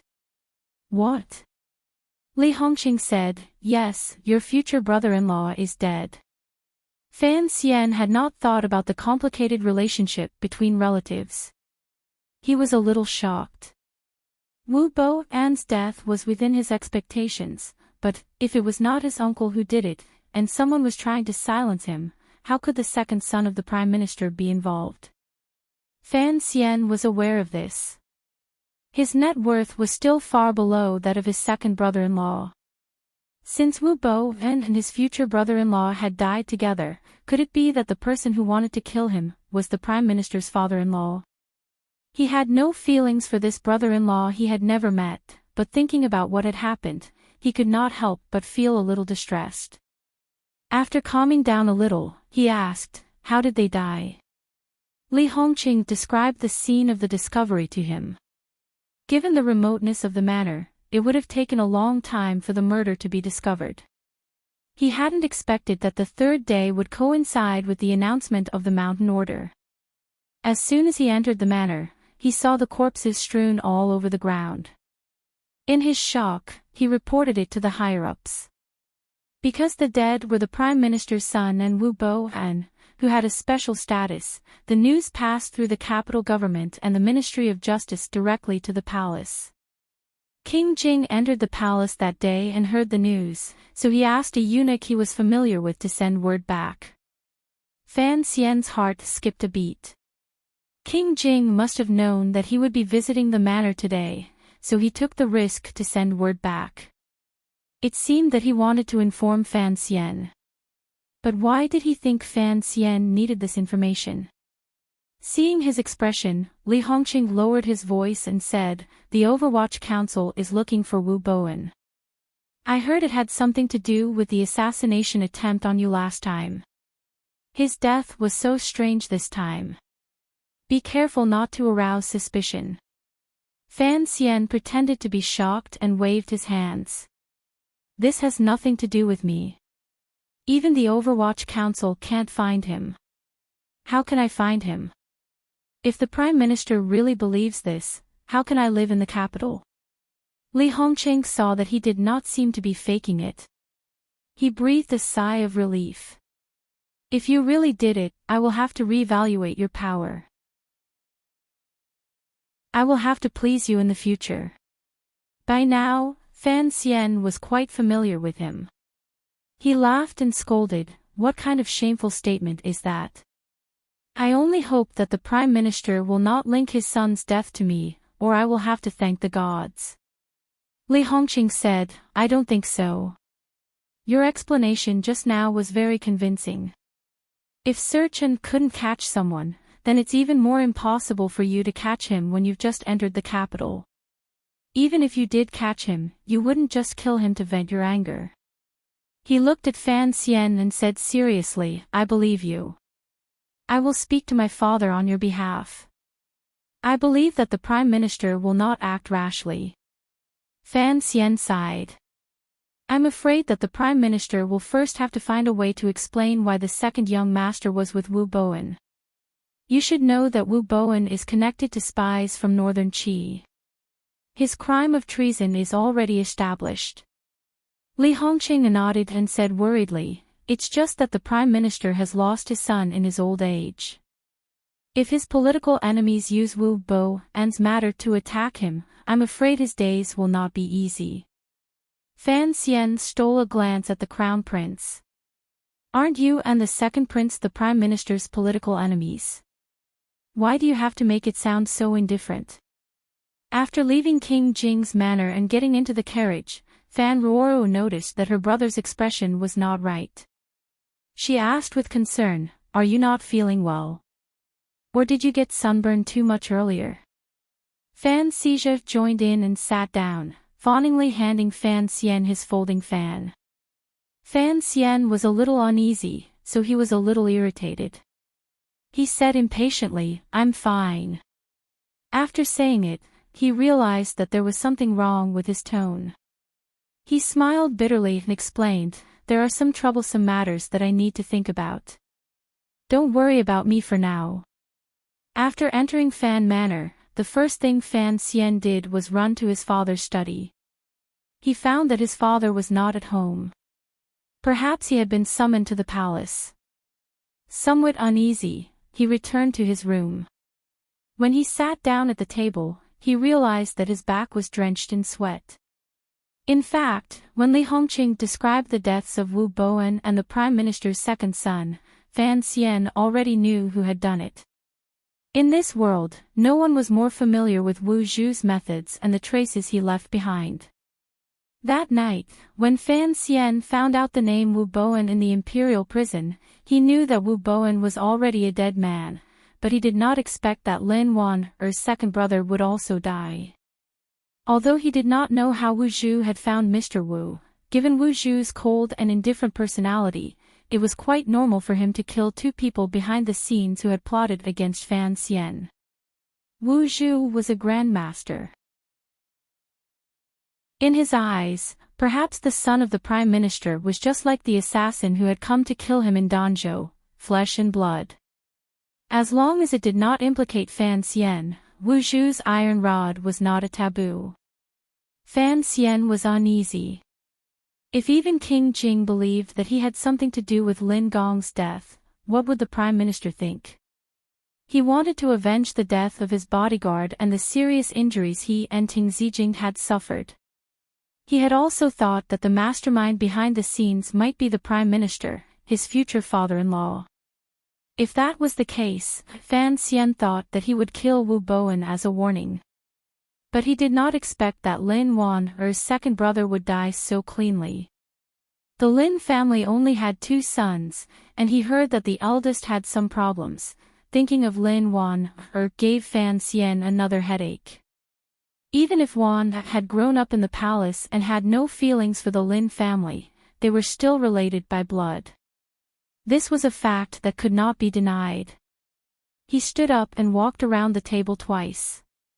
His eyes gradually became determined. He decided that for the rest of his life, he would never let Wan know about this. He could not let her know that it was his uncle who killed her brother. In the depths of the incomparably dignified palace, the room of the most powerful man in the world was far less imposing than the territory he governed. The incense in the cauldron gradually dispersed, leaving behind only a thick layer of incense ash.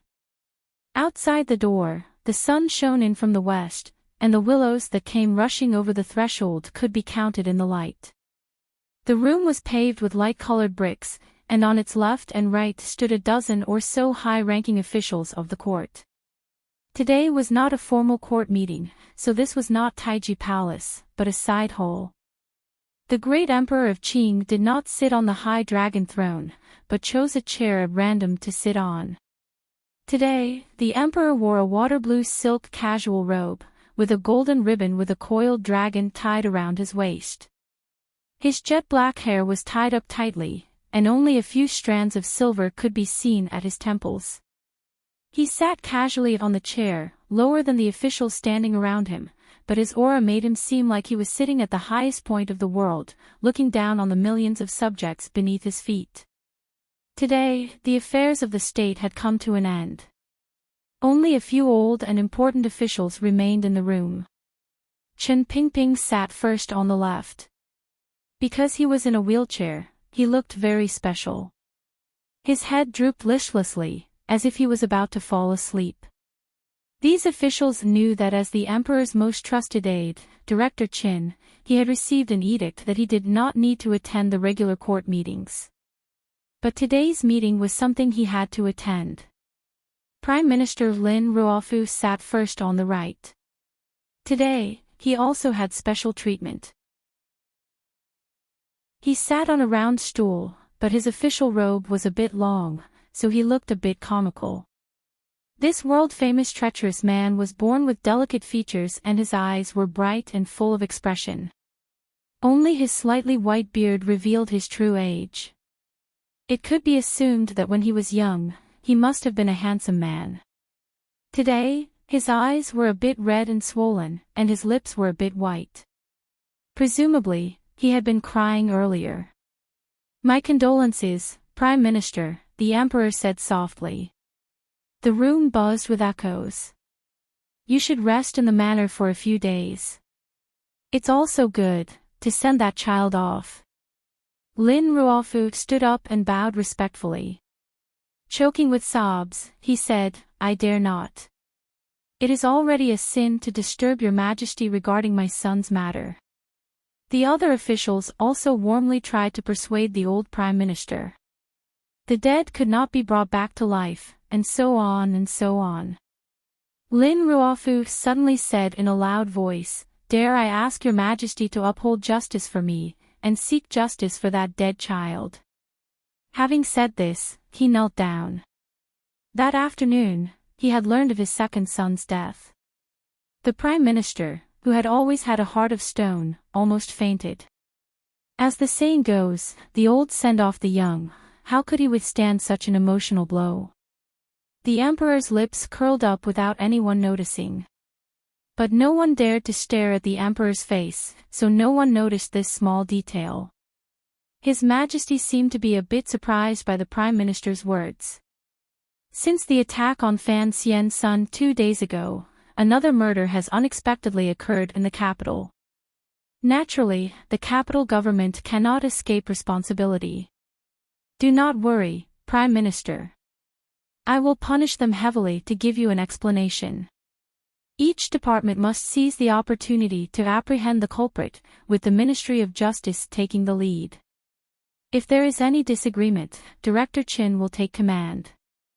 Chen Pingping seemed to be sleeping soundly, but now he opened his eyes and smiled. Lin Ruofu's eyes shone brightly, but it only lasted for a moment. He kowtowed to the emperor, and under the persuasion of the others, stood up. The emperor looked at him calmly. The kingdom of Qing did not pay much attention to etiquette, and the emperor knew that the prime minister's head was not easy to bear. He suddenly frowned and said, "In the previous incident, there was the shadow of northern Qi. They intended to cause a disturbance in the royal court.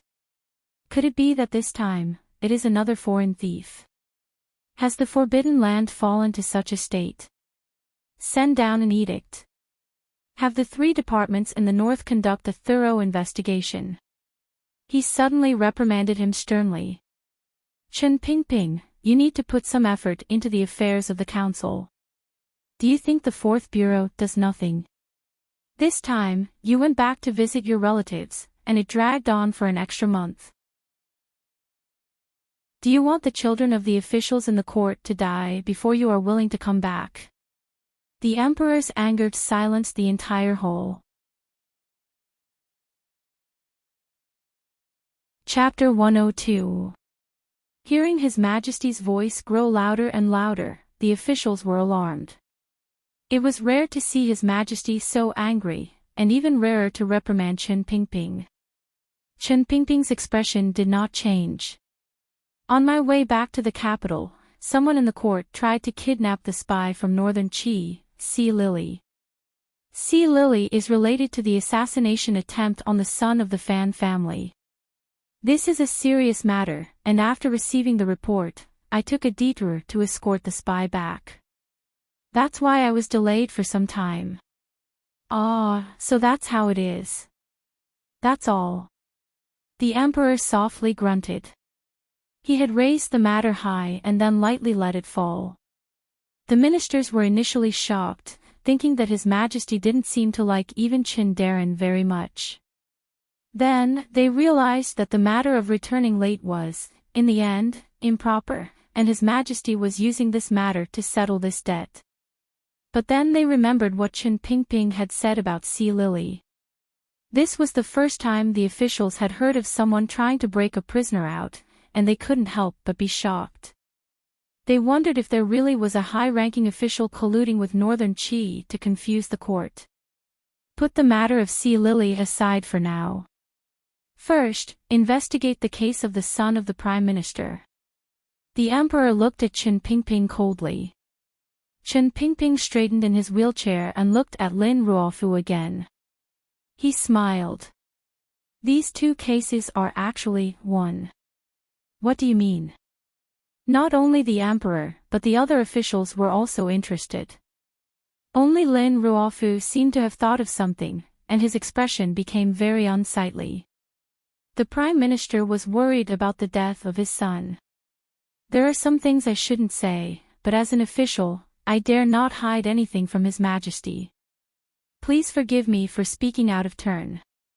The Emperor frowned. Let's hear it. Chen Pingping clenched his withered hand into a fist and covered his mouth with blue veins. He coughed a few times, as if coughing up all the phlegm in his chest.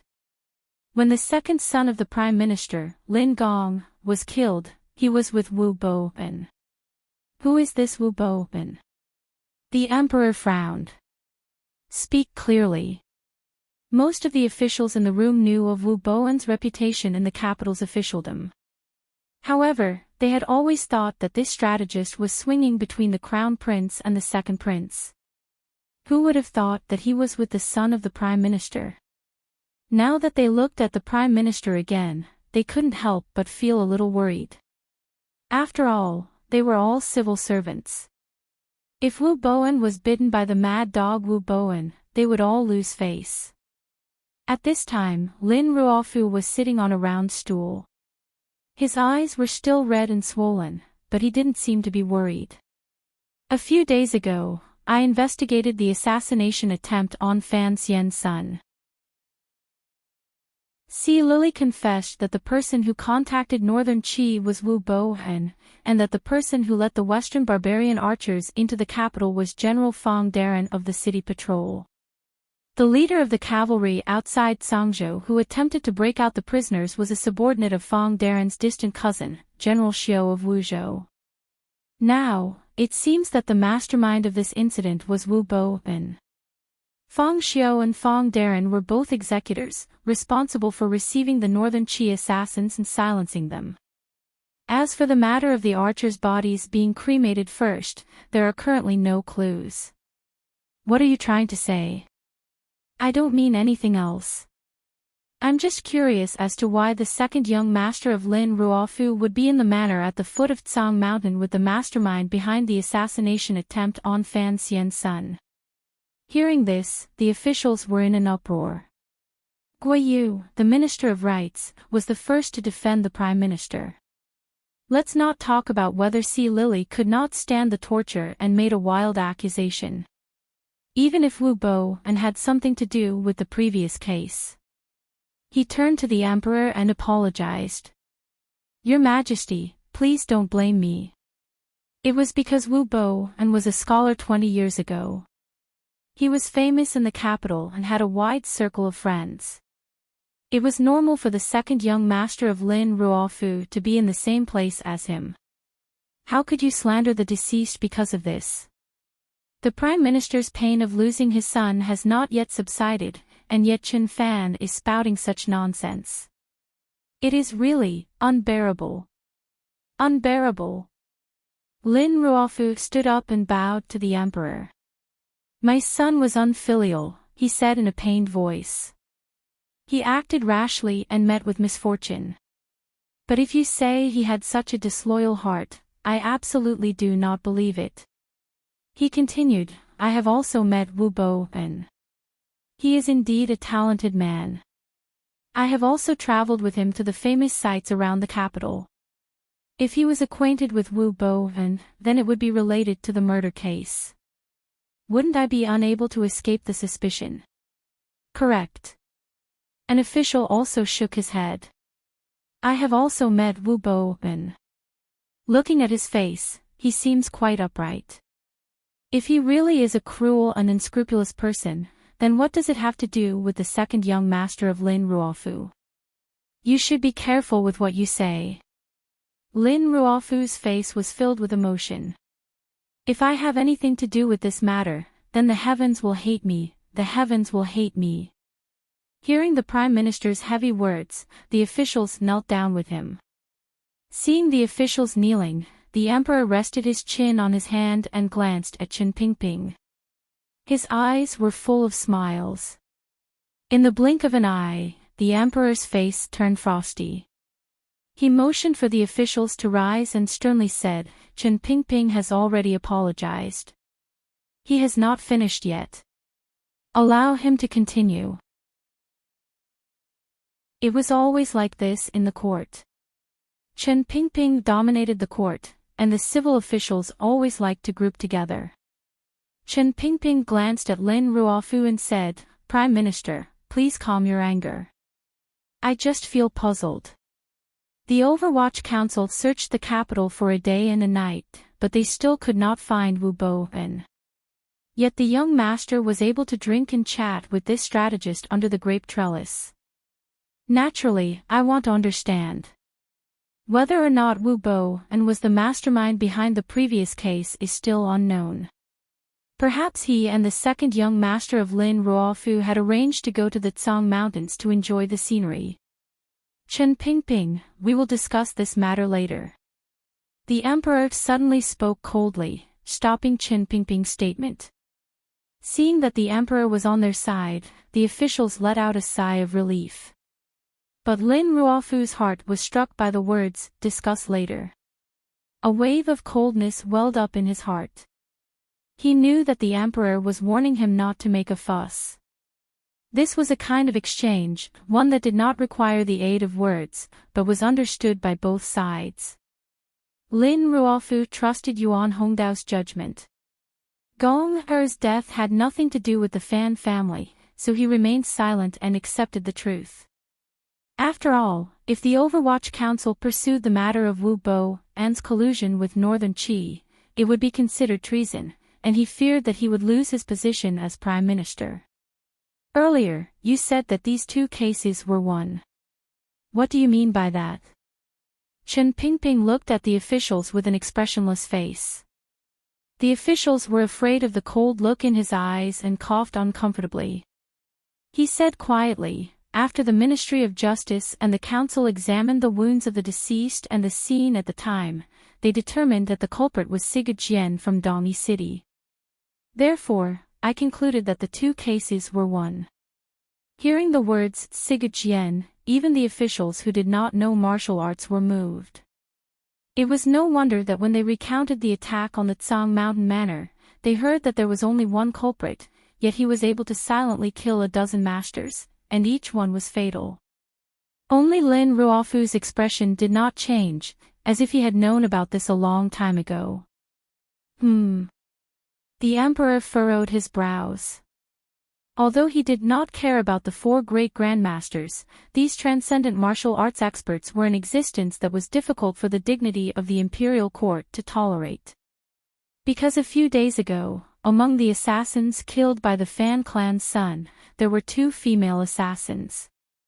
According to the council's records, these 2 female assassins should have been under the tutelage of Siga Jian from Dongyi City, but we do not know if they were his disciples or grand-disciples. A month ago, there were reports from the council that Siga Jian was not in Dongyi City. In my opinion, the sword fanatic should have come to Qing.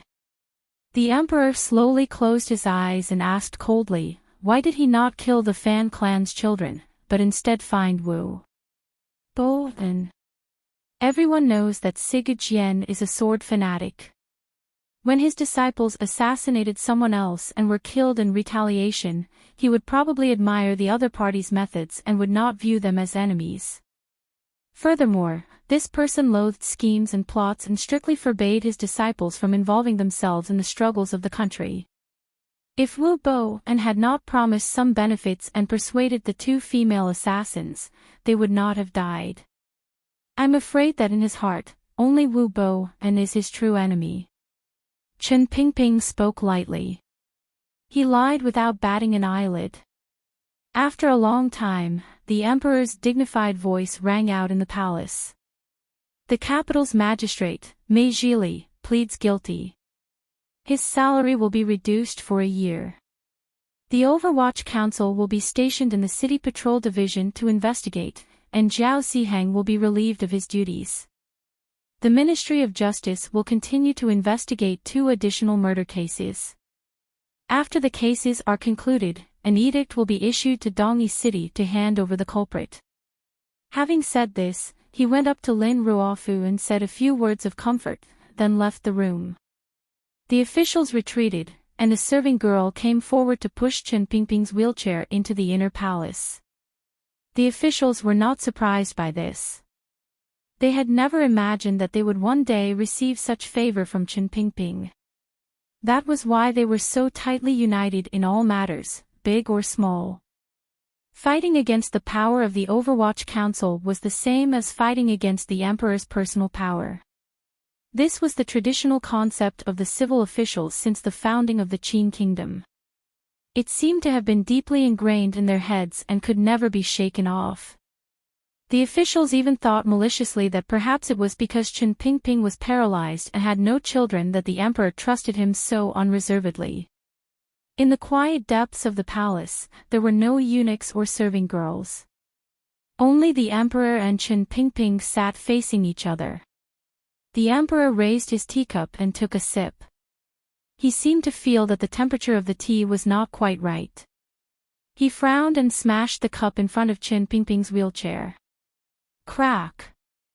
The porcelain cup shattered into pieces, and the tea soaked the bottom of Chen Pingping's trousers. His legs were not good, and he could not avoid it. Different from before, the emperor's voice was particularly cold and oppressive.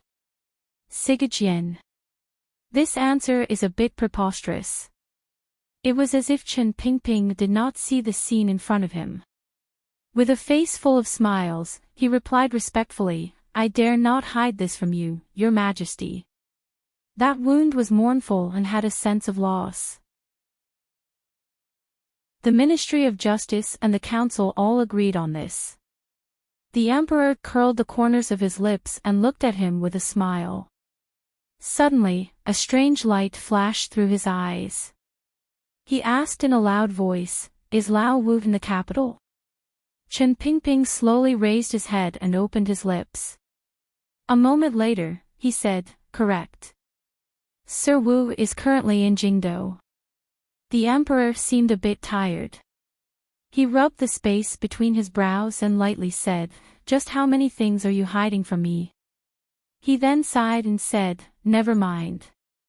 Since you even dare to hide the couplet, then you must hide it from the people under heaven. Don't let those people know of Lao Wu's existence. Chapter 103. Yes, sir, Chen Pingping answered respectfully. Were those two female assassins really Sigurd disciples? Yes. The emperor suddenly furrowed his brows and asked, would Sigurd really not kill the Fan family's son for revenge? Chen Pingping answered respectfully, a grandmaster will always have some heirs. He is still training in the Dongyi sword pit. As long as Fan Xian does not go to Dongyi, it will be fine. I am also handling this matter. I know. We didn't finish talking about it the night before yesterday. We will continue today. The emperor half closed his eyes to rest. It took you so long to return to the capital. Even if you are not afraid of the censor's complaints, I still have to consider the opinions of the people. I know you are throwing a tantrum and are not satisfied with the arrangements you have made for him. Chen Pingping gently rubbed the fingernail of his right hand's ring finger. It was unclear whether he was nervous or excited, but his wrinkled face remained calm. After this matter, I reckon the Prime Minister will bear a grudge. Although he will believe that it was Sigurd Jian who did it, he will always believe that his son died because of Lady Fan. This marriage. I think we should forget about it. The emperor calmly said, it doesn't matter. King Jing has already entered the palace. For some reason, he likes that kid very much. Don't be fooled by his indifference. If he really wants to protect someone, no one in the court would dare to touch him. As for Lin Ruofu, he is a smart man. After Lin Gong's death, who should he trust? 20 years later, he should make a truly smart decision. King Jing. Chen Pingping was a little surprised. Of course, he did not recognize him, so I do not know where his affection for that kid came from. The emperor sighed. Perhaps it is all fate. It seemed that these words touched on some old pain. The emperor and the official fell silent at the same time. Chen Pingping suddenly said, I opposed this marriage 4 years ago. Today, I still oppose this marriage. The emperor opened his eyes and looked at him. You are younger than me, but you have worked hard all these years and have aged a lot. In the future, you should worry less about these things. The matters of these little fellows are not qualified for you to worry about them. Chen Pingping smiled. When this is over, I will retire. What is it? Your Majesty, about that child. The emperor's tone became indifferent. In order to leave his mother's things to him, I went through many twists and turns. I pretended to feel sorry for Chen, made her a princess, and used this property as her dowry. Then, I asked the Empress Dowager to appoint a marriage. Only then did I give him these things. I have put in a lot of effort. Could it be that you are still dissatisfied? I wouldn't dare. Chen Pingping knew that in order for Fan Xian to be able to regain control of the Yi family, the emperor had used many methods. He said seriously, however, I have always wondered how the Overwatch Council would be dealt with if one day I passed away. If the council was handed over to an outsider, it would be a very dangerous matter. Unlike the succession of imperial power, the Overwatch Council was a somewhat abnormal existence. It was completely dependent on the emperor's unparalleled trust in Chen Pingping and Chen Pingping's unparalleled loyalty to the emperor. If Chen Pingping died, no matter who took over the Overwatch Council, it could have an unimaginably terrifying effect on the Qing court. If it was handed over to an official, there could be a powerful official who could threaten the royal family. If it was handed over to a prince, there could be an overly powerful prince who could affect the succession of the throne. The emperor closed his eyes again, as if thinking about something. You think I should hand the council over to him? Correct. Since that child is not an outsider, he will not threaten the palace.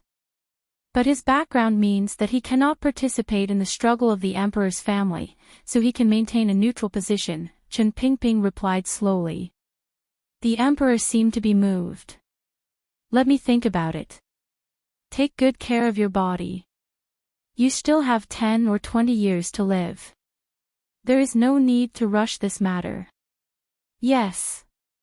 Chen Pingping saw that today's goal had been achieved. He respectfully bowed and retreated. A palace maid saw him from afar and came to help him walk out of the palace. The emperor stood up and closed his eyes for a long time. Suddenly, he opened his eyes and watched the wheelchair walk out of the palace. He had never doubted Chen Pingping's loyalty to him, but he had always wondered why this old dog was so obsessed with that woman. He was willing to do anything to fight for all the power he could get for that child. Thinking of that child, a trace of gentleness suddenly flashed across the face of this world's ruler. He thought to himself, I haven't seen him since coming to the capital. The palace maid pushed the wheelchair into the inner palace. A guard took it and slowly pushed it into the outer palace. When it reached the palace gates, people from the Overwatch Council took it and helped old Sir Qin into the carriage. The carriage moved forward on Zhuke Avenue, rolling over the stone pavement and making a rhythmic sound. It had been a long time, but they still hadn't left the inner city. The road to the east of the city was very quiet. At this time, the sky was half dark. The carriage turned diagonally and stopped in a secluded place. There, another carriage was already waiting. The officials from the Overwatch Council and the guards next to the carriage didn't seem to be familiar with each other, but they tacitly left the carriage at the same time and scattered around, forming a relatively hidden defensive circle. The two carriages were very close to each other. At the same time, the people in the carriage opened the side curtain and looked at each other. It was Chen Pingping and Fan Xian's father, Fan Jian, the assistant minister of the Ministry of Rights. Chen Pingping looked at this righteous face and was very angry. While I was not in the capital, you coaxed His Majesty into finding a good marriage for your son. Fan Jian saw that he was angry, but he was neither afraid nor nervous. He smiled and replied, 4 years ago, you ruined my plans. I'm just trying to make things right. Chen Pingping coldly said, what's there to be happy about with such a pile of stinking money? Fan Jian shook his head. Money is the most important thing. Don't forget that when the council was first built, if it weren't for Xian, Er's mother, you would be starving. The palace treasury of today is no longer the Yi family of the past. If the Fan family were to take over, I'm afraid they would be badly battered. His Majesty forced the Lin family to acknowledge an illegitimate daughter so that you and the Prime Minister could live in peace. At the same time, it was also for the future. Otherwise, if people found out that a princess was married to a prince, what would they say? Chen Pingping laughed coldly. Listen to my advice. Annul this marriage. It will be a good thing for both of you. You think I don't know what you're planning? Fan Jian frowned. You've always believed that the eldest princess had something to do with what happened back then. But after all these years, you still haven't found any evidence. That's not the only reason. Chen Pingping's face was cold. Even if His Majesty feels that he owes him, think about it. If His Majesty really did listen to you and returned the Yi family to him, what would happen to the council? His Majesty is a great strategist. He would never allow anyone in the world to wield these two national weapons at the same time. Not even him. Fan Jian's frown deepened. If you know all this, then why did you involve my son in this matter? Wouldn't it be better for him to be a rich man? Is it that easy to be a rich man? With you and me in the capital, and the eldest princess having been taught a lesson, the next few years should be very peaceful. Chen Pingping's voice was cold. Don't forget, your son was almost killed a month ago. Fan Jian stared into his eyes. That was my negligence, but it was also your fault. If you hadn't been so angry and refused to return, then there wouldn't have been so much trouble in the capital. Chen Pingping calmly said, "If your son had died just like that, would you and I still need to put in so much effort?" After a moment of silence, Fan Jian spoke. "In this matter, I have paid a far greater price than you. So if you can't make a choice, I hope you will respect my opinion." Chen Pingping thought for a moment, then agreed with what Fan Jian had said. Fan Jian coldly let down the curtain and gave the order. The two carriages went their separate ways. Darkness enveloped the imperial city. In this ink-like background, some people gathered for the sake of benefits, and some gathered for the sake of ideals. Then, they would often separate because of the same two words, waiting for some day or some coincidental reason to come together again. At the foot of the royal city, next to the tall red walls of the palace, a sedan chair walked slowly. Behind it followed a few attendants. The imperial guards at the palace gates saw the sedan chair walk around the palace walls, but no one came forward to question it. It was the Prime Minister's sedan chair. This was the Prime Minister's habit. Whenever the kingdom of Qing encountered a problem, he would always have his sedan chair carried around the palace walls. Some people said that he pondered in a strict and quiet environment. Those who despised the Prime Minister believed that this strange habit of his showed some kind of sick fanaticism for power. In the second year of the Qing calendar, there was a flood in the southern river. The Prime Minister sat in his sedan chair and circled the palace walls many times.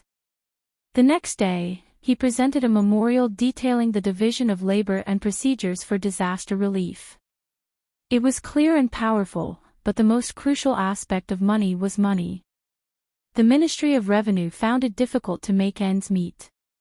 At this time, the palace treasury received a large sum of money from overseas trade, which provided protection for the Prime Minister's plans. His Majesty was very pleased. People often said that the Prime Minister was a treacherous man, one could tell just by looking at his manner. The Prime Minister was a capable man, one could tell just by looking at the world.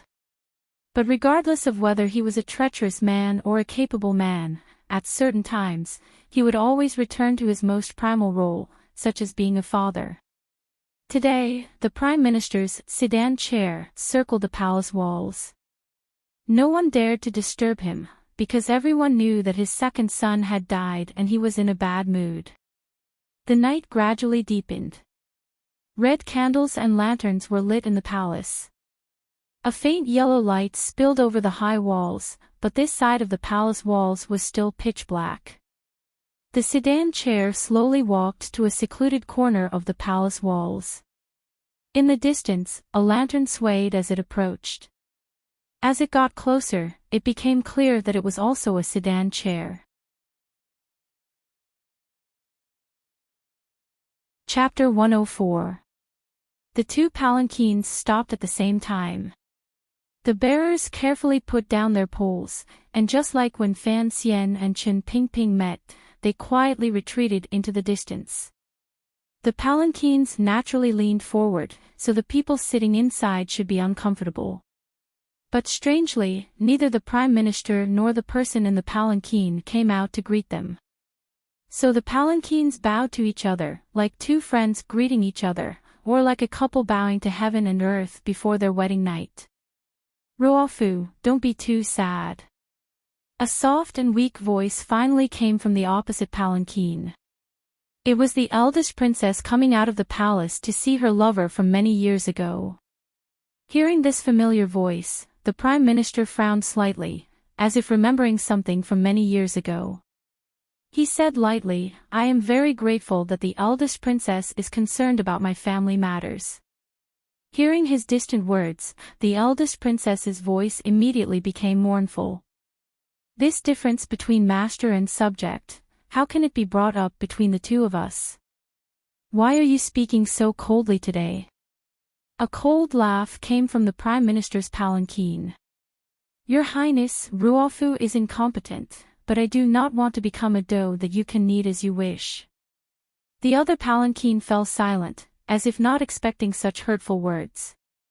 After a long while, she replied pitifully, "Ruofu, what do you mean? Although Gong-er is not my child, I always send people to send gifts to your residence during the festival. I love him as much as you do. As a dignified princess, am I your punching bag? Forget it, you are not in a good mood today, so let's not talk about it. Lin Ruofu suddenly snorted. I have met with the eldest princess today to tell you that I have agreed to Chinner's marriage in October. It was completely dark outside the palace walls. Only the lantern placed next to the eldest princess sedan gave off a bit of light. The long period of silence was enough to prove how shocked the seemingly weak woman in the sedan was right now, and how angry she was after hearing these words. After a long time, the eldest princess' clear voice that was like the cold winds of winter came through the sedan curtains. That is my daughter. I will not let her marry that little bastard of the Fan family. Whether in or out of the palace, the eldest princess had always given people an image of weakness. Who knew that her words would be so harsh? Can you persuade His Majesty? Lin Ruofu's voice carried a trace of self-blame and self-pity. Moreover, Your Majesty has let the world know that Chinner is my daughter. This means that she is destined to be a dishonorable character. The eldest princess's voice immediately became extremely sad and beautiful. You really have the heart to. Hearing her voice now, Lin Ruofu felt disgusted. He said with disgust, if Princess is worried about the palace treasury, that is no longer within the scope of my consideration. Chang Gongfang said in a trembling voice, if you don't consider it, who will? I am just a woman, living alone in the palace. Do you think it was easy for me all these years? Inside the palanquin, Lin Ruofu's face was filled with loathing. I have a daughter, but I can't see her all year round. I can only occasionally catch a glimpse of her from afar at the palace banquets. Do you think it's easy for a father like me? The eldest princess miserably explained, this is something that can't be helped. Back then, I was secretly pregnant, and I didn't have the heart to ruin your future, so I raised her alone. These years, I have helped you take care of things in the palace, and secretly transferred silver from the palace treasury for you to use. Don't tell me you don't think of my kindness. The voice in the Prime Minister's palanquin grew cold. Lin Ruofu growled in a low voice, my future. Since then, when have I ever taken the initiative to ask for such a future?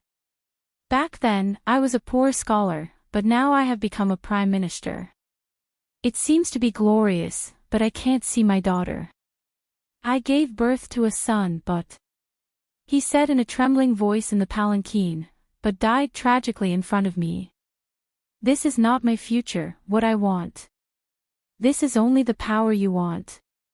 You are not willing to marry a prince who will never be able to make a name for himself, and live the rest of your life in peace. Do you think I should thank you for this? Hearing these words, the eldest princess was enraged. In a shrill voice, she cried and cursed, Lin Ruofu, things have already reached this point, yet you still say such nonsense. If you really are not satisfied, why didn't you say anything when you were transferred to the Imperial Censorate to be the Imperial Censorate? Why didn't you feel sad when you were transferred to Hanlin Academy? Why didn't you blame yourself when I helped you get the position of Assistant Minister of the Ministry of Appointments? When you were promoted step by step, you didn't remember my kindness. Now that things are not going your way, you vent all your anger on me. Very well, Ruoer. Hearing the eldest princess's voice become louder and louder, Lin Ruofu's voice calmed down. His words were filled with resentment. I would rather you be this kind of shrew than to always have that kind of sorrowful appearance. Do you know that that is very disgusting? The eldest princess was so angry that she couldn't speak. As for Chinner's marriage, I have decided. I have observed Fan Xian. No matter what kind of person he is, at least he is not someone who will die easily, Lin Ruofu said coldly. I do not wish for my daughter to become a widow. The eldest princess rebuked him.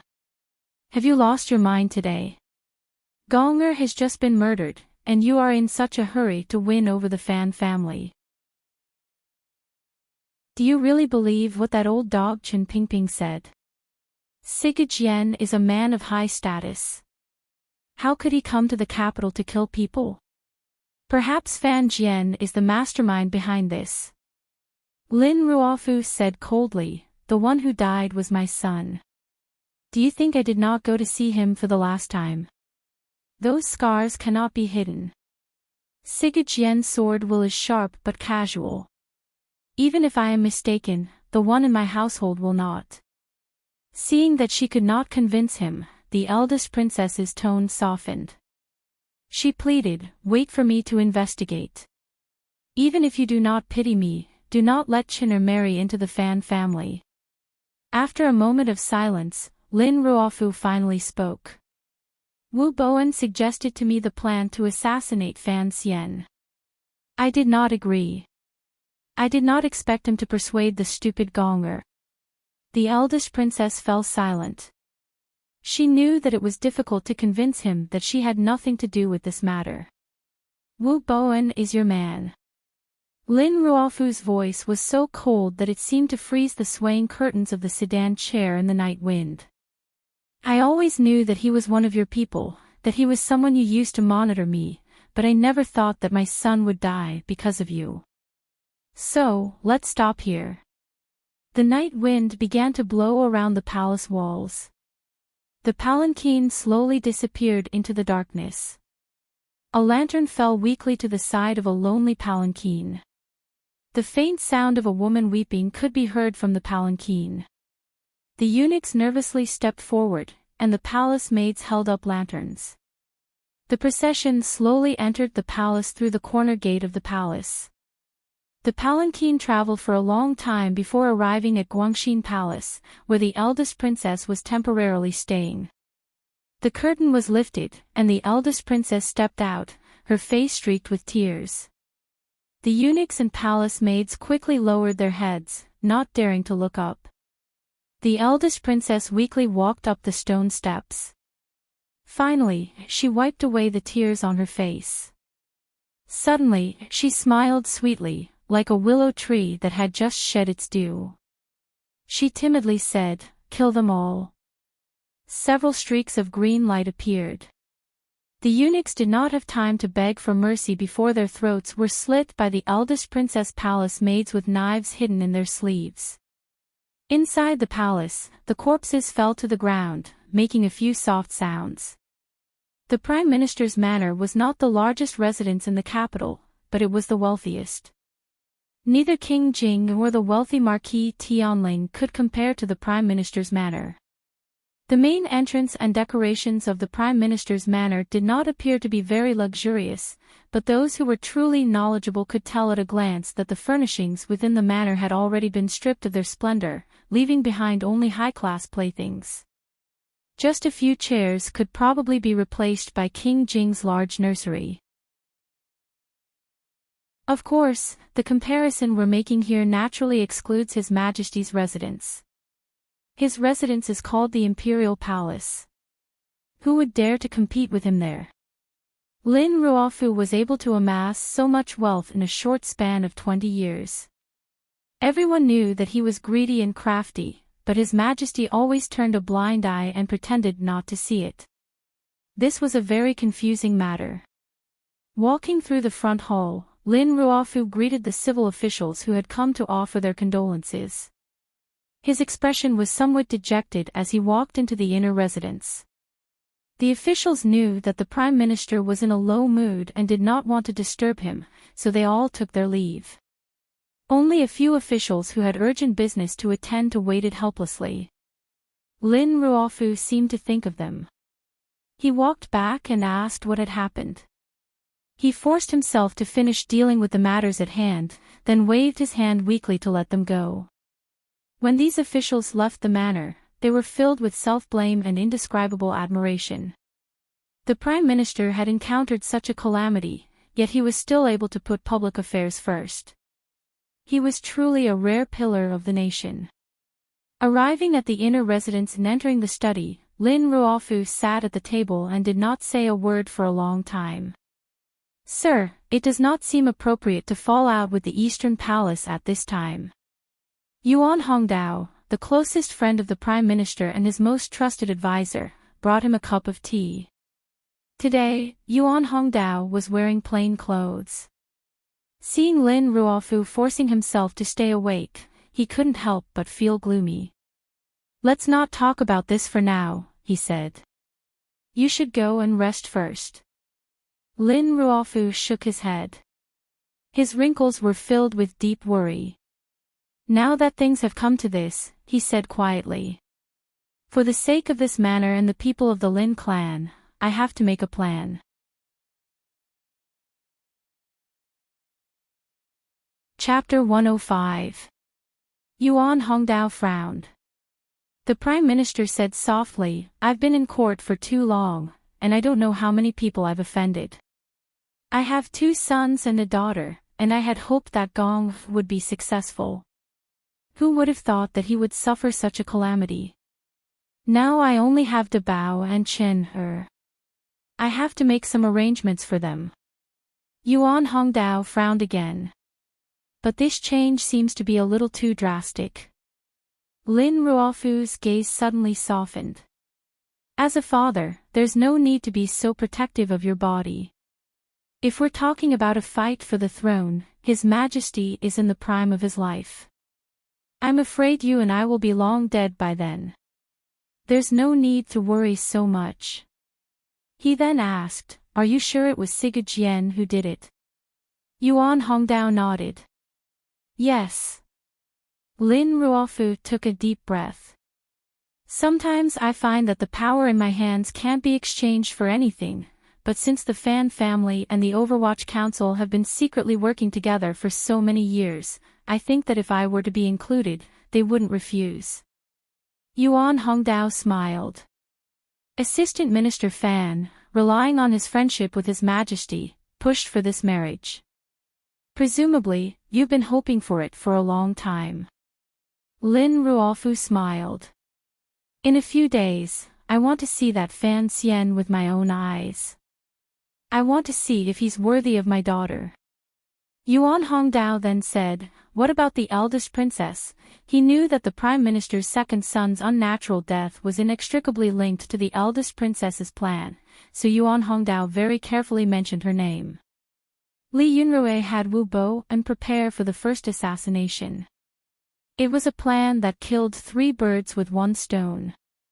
By killing Fan Xian, she could regain control of the palace treasury. By persuading Gong, she could use this as a rope to bind the Prime Minister's manor tightly to her. But she didn't expect that Fan Xian wouldn't be so easy to kill, and that bastard Wu Bo and my son died. Lin Ruofu's eyes flashed coldly. But she still has the most important part. She calculated His Majesty's intentions. Even if Qing Jushu and his party could escape the capital, I'm afraid that she would have faked my orders and had Fang Xiu killed in Cangzhou, to prove that Northern Qi committed the murder. Yuan Hongdao frowned and said, So it turns out that young Master Chang guessed correctly that His Majesty wanted to start a war. Lin Ruofu shook his head. When His Majesty went on the northern expedition, he was not able to achieve full success and has always been brooding over it. Now that the eldest princess has given him such a good excuse, even if His Majesty does not like her taking matters into her own hands, he still has to accept her kindness. However, the matter of the peace treaty back then was too complicated. At most, Your Majesty will take a few small countries and give Northern Qi a taste of his power. Yuan Hongdao sighed, Princess Royal's intelligence is astonishing, it's really difficult to deal with her.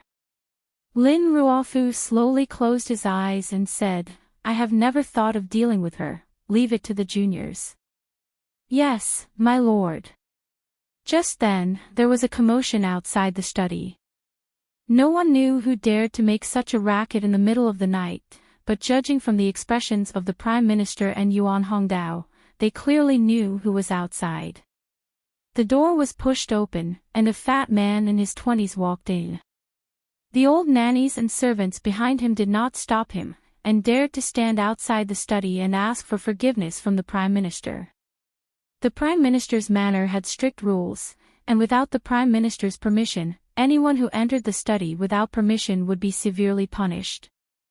Lin Ruofu waved his hand to indicate that he understood, then looked at the fat man with a gentle expression and said quietly, "Dabao, why are you not being good again?" The fat man called Dabao had a very wide space between his eyebrows, and his eyes were somewhat blank.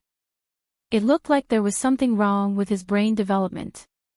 But hearing Lin Ruofu's words, he immediately quieted down and said shyly, "Dabao is good, it's just that little brother hasn't come back yet." This was Lin Ruofu's eldest son. When he was young, he had an illness, and as a result, he became like this. He had always had the intelligence of a 3 or 4-year-old, so he rarely went out. The people of the capital sympathized with the Prime Minister's plight, and did not mention this matter. Dabao was usually the closest to Lin Gong, but he had not seen his little brother for the past 2 days, so he became irritated. Lin Ruofu's heart ached as if it was being twisted. He held his chest, and after a while, he gently said, "Bao has gone out, and will be back in a few days. Dabao, be a good boy and go to sleep."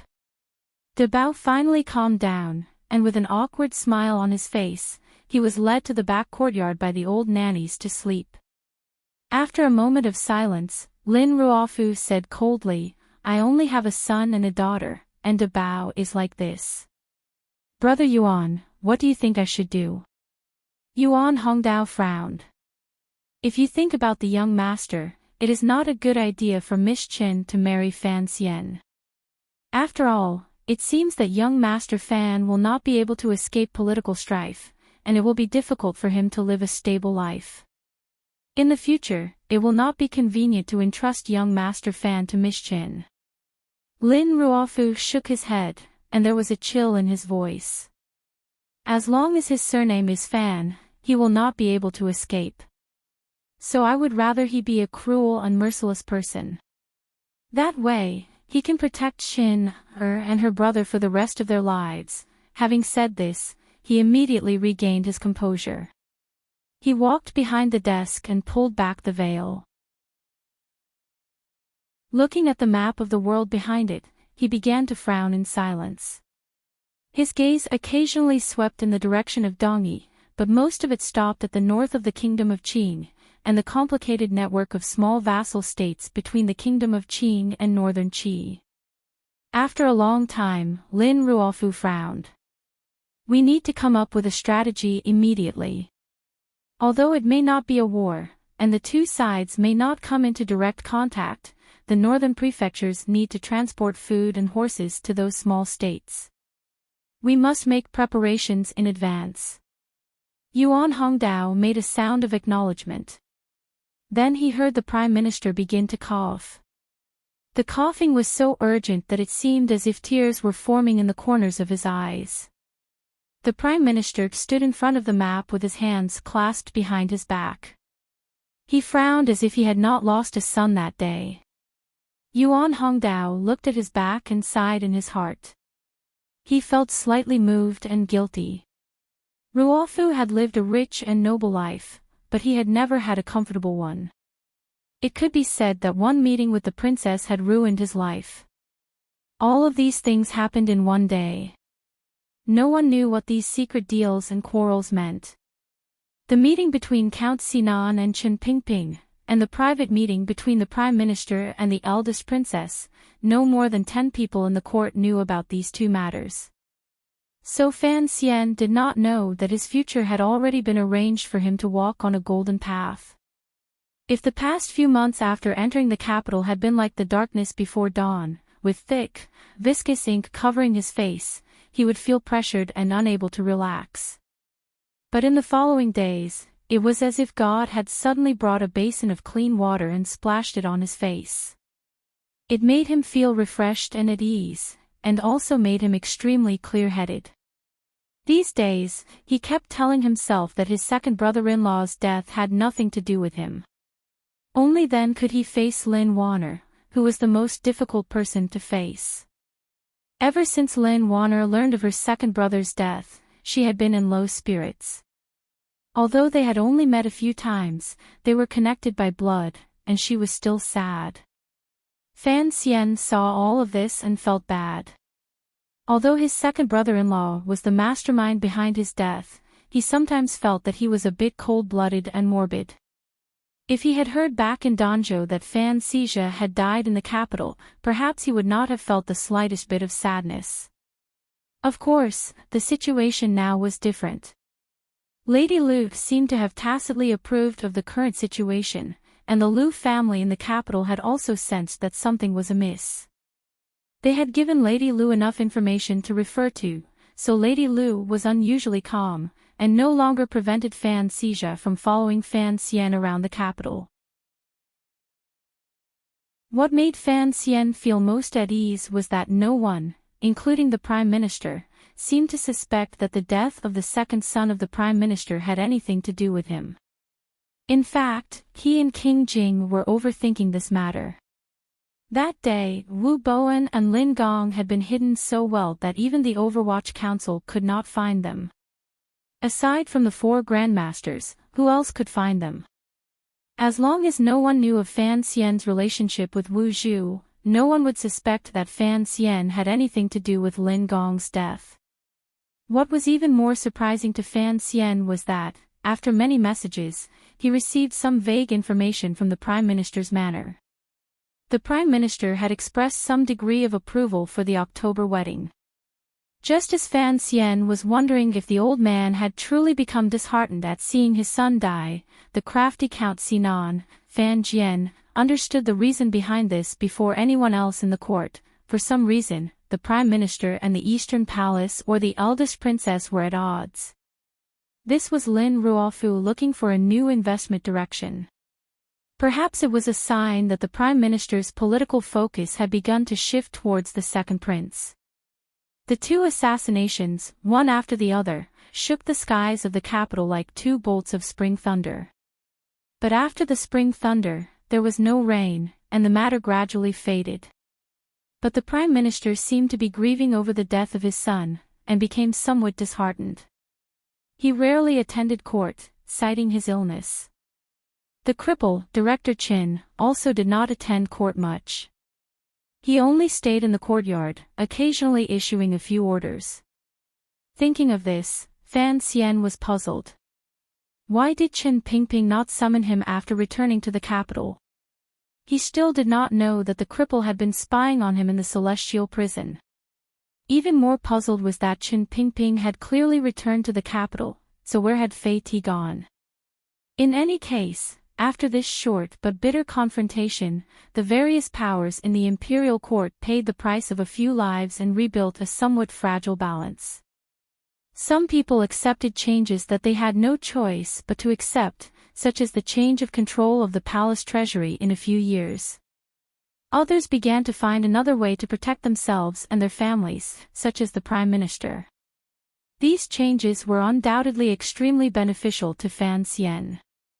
At least he did not have to worry too much about his personal safety. Only now did he write a letter to his grandmother, who was far away in Danzhou. He told her that he was doing very well in the capital, and asked her not to worry too much. After spring came summer. Although this was nonsense, for Fan Xian, who had finally found a foothold in Jingdou, there was finally less of the rain in his life and more of the bright, sunny days. Happy days seemed to be slowly waving at him from the other side. Summer had come. Could the autumn wedding be far behind?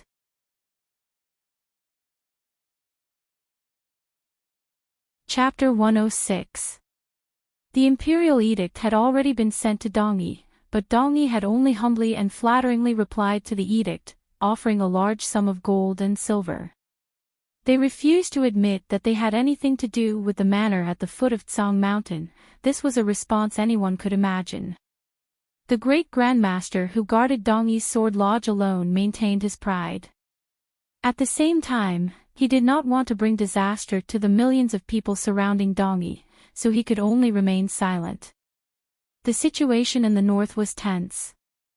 The evidence of northern Qi's meddling in the internal affairs of the Qin kingdom was a fact that they could not defend themselves. So the two sides trained their troops on the border, and small conflicts broke out between the small vassal states that each side controlled. It seemed that a war was about to break out. Dark clouds floated in the north of the Qin kingdom, but it was midsummer in the capital. People wandered about freely, enjoying the peace and prosperity that came with a flourishing age. Fan Xian was also one of them. Although the incident at Nulon Street had not ended with his own hands, it could be considered as an explanation to himself and those who had died. And in the process of handling this matter, he learned many things. Although every step he took was actually relying on the power of the Overwatch Council, he learned a lot about the Overwatch Council's procedures. Other than what Fei Jia had taught him all those years ago, he learned a lot more about the Overwatch Council's procedures. The summer was hard to endure. The lawsuit between the Fan family and the Guo family had finally come to an end. In the eyes of many, this was already a small matter. Since Fan Xian had become the functionary of Taichung Temple, he would naturally become a noble of some princess in the palace. The insignificant Guo family, facing the palace, did not dare to meddle. So they had long since withdrawn the lawsuit, and Fan Xian had finally obtained permission to leave the capital. After such a terrible event, Fan Xian dared to immediately leave the capital. It had to be said that it was a very bold move. But now, there were always many people following him to protect him. There were old people from the Fan Manor, and there were people from the Overwatch Council. Now, Fan Xian had a secret identity, commissioner of the Overwatch Council. Other than Wang Qinian, he had also recruited a few new faces from all over the place. One morning, before the scorching sun rose, the three young masters of the Fan Manor climbed into a carriage. Under the protection of the guards and Wang Qinian's squad, they drove out of the capital and arrived at the Fan Manor not far from the capital. This trip was not to avoid the heat, but to offer sacrifices. In the cemetery, the guards had already laid out the offerings such as fruits, incense, candles, and the like. Fan Xian silently looked at the few new gravestones, and his heart was filled with complicated feelings. Ever since his rebirth, he had been holding on to his thoughts, but at this moment, he became somewhat absent-minded. The smoke from the burning paper money was very heavy, and Fan Xija could not stand it anymore. He retreated to the carriage, but Ruoro endured the smoke. She squinted her eyes and held her brother's sleeve as she stood in front of the grave. She knew that the three guards who were laid to rest here had died for her brother's sake, so her heart was filled with gratitude. Furthermore, she had been taught about this in Fan Xian's letters since she was a child, so she did not think that paying respects to servants was against the rules. In the smoke, a few new guards stood silently behind Fan Xian. Whether it was because of the smoke or the fire, the men's eyes were slightly red. The way they looked at their young master's back was different. After a while, one of the guards kindly advised, "Young master, you've come to see these brothers. It's good enough that you've come to see them. There's a lot of smoke here, so let's go back to the manor." Fan Xian's eyes were also badly stained by the smoke. He smiled and rubbed them. He listened to the guard and got into the carriage. In the carriage, Fan Xija was looking at the accounts of Donbo bookstore for the past month. Seeing his brother and sister enter, he shifted his seat and suddenly lowered his voice. "Big brother, is this a trick to buy people's hearts?" Fan Xian's mood was somewhat gloomy. He smiled and ignored him. He used his hand to ruffle the hair on Fan Xija's big head. "You have to believe that there are some things in this world that are true. A heartless man may not necessarily be a true hero." Fan Ruoro softly said, "How can a man not love his son?" Fan Xian looked at his sister with some surprise. "You?" Ruoro lowered her head and explained, "Brother said it once a few days ago, so I remembered it." Fan Xija was very happy to find that his sister was so thoughtful and intelligent. Remember, he said softly, this was said by a man named Zhou.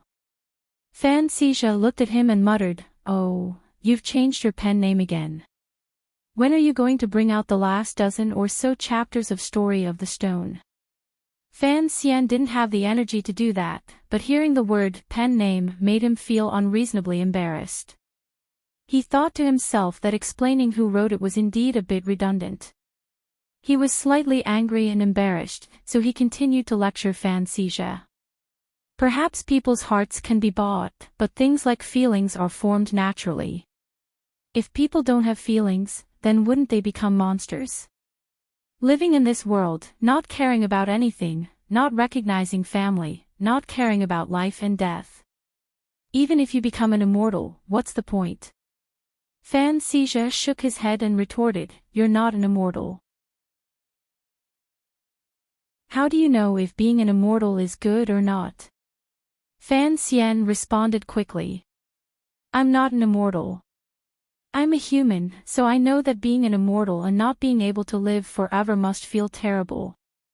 Suddenly, Fan Xian thought of Uncle Wu Zhu, and a strong feeling of unease and self-blame welled up in his heart. He was worried that when Uncle Wu Zhu grew old, he would become a lonely old man who couldn't speak, but Wu Zhu insisted on hiding in the dark, and Fan Xian had no way of finding him. The carriage left the clan's graveyard and followed the widest ridge between the fields, making its way to the estate with some difficulty. When the carriage arrived at the foot of a large slope on the outskirts of the estate, the people of the estate came out to greet them. It wasn't just tenant farmers who lived there, but also a few destitute families of the Fan clan. They couldn't stay in such a prosperous and expensive place like the capital, so they had to move to the nearby farms. But they didn't have land, and they couldn't bring themselves to pay rent like the tenant farmers.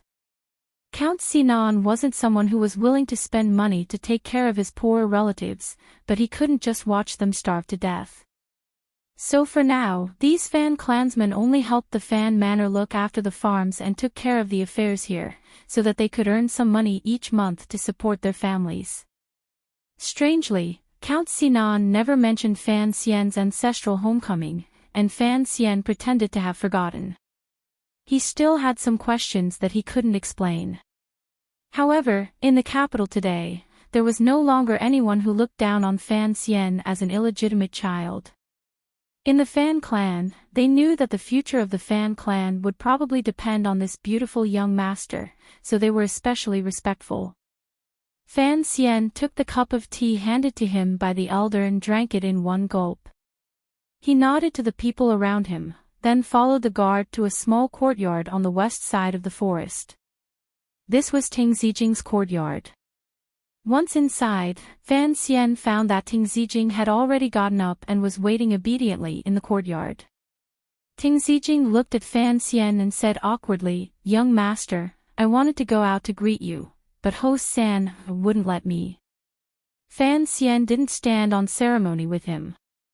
He helped him into the central room and explained, "Don't blame host San, I said that." Host San was one of Fan Xian's newly recruited guards. He had been at the front of the country estate. Fan Xian looked at Ting Zijing's slightly stout face and asked, "How's your leg?" Ting Zijing laughed. "It's nothing. I can move it now. I'll probably be able to return to the capital in a few days. If you think it's not easy to recover here, you might as well go back to the capital." As they spoke, Ting Zijing's wife and daughter came in to greet their master. Fan Ruoruo handed out the money and asked Ting Zijing's 5-year-old daughter a few questions. She then carried the child out, leaving the men in the room. Fan Xija was still calculating, and even Ting Zijing's greeting was only a grunt of acknowledgement. Fan Xian looked at his brother helplessly and listened to Ting Zijing's explanation. He'll stay in the manor for now. After all, his wife and son are here. Once he's recovered, he'll naturally return to the capital to serve the young master. The two of them could be considered to have experienced life and death together, so their conversation was much more direct. Fan Xian nodded and praised him. You sure know how to enjoy your wife and child heating the Kong. Ting Zijing laughed. It's so hot today. If the Kong gets any hotter, you'll suffer from internal heat. Danzhou's climate was excellent. It was warm in the winter and cool in the summer, so no one used Kong beds. After entering the capital, it happened to be spring and summer, so Fan Xian didn't have the opportunity to sleep on the large Kong. Hearing this, he pressed down on the Kong he was sitting on and found that it was cool and comfortable. His eyes turned, and he thought that if he were to live in the middle of the Tsang Mountains for a while after his marriage, he would have to find a way to make a Kong bed. Ting Zijing had no idea that the young master's mind had suddenly wandered to the winter snow mountains after October. Young master, eat some fruit and then return to the manor. There's nothing good to eat in this manor. Besides, if we delay any longer, it will be too late to get back to the capital. I'm afraid we won't be able to get through the city gates. Fan Xian smiled and waved his hand. Before we came, I told my father that the three of us will stay the night in this manor and return tomorrow.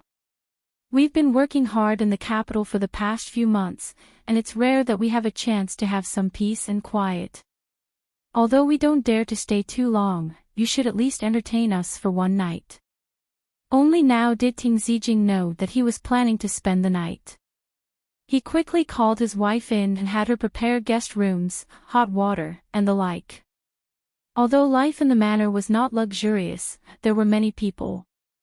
As soon as they heard that the young master of Fan Manor was going to spend the night there, a dozen middle-aged wives began to make arrangements. Before long, everything was ready. Fan Xian rolled his eyes and moved closer to Ting Zijing's ear. Arrange for the people following me to stay somewhere close.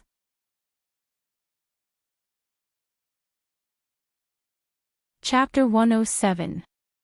Ting Zijing glanced at Wang Qinian, who had been standing quietly behind Fan Xian. Sensing that his scent was different from that of the guards in the manor, he responded in a low voice. Fan Xian looked into his eyes and said in a low voice, "This is Wang Qinian. I have a part-time position in the Overwatch Council. Don't tell anyone else."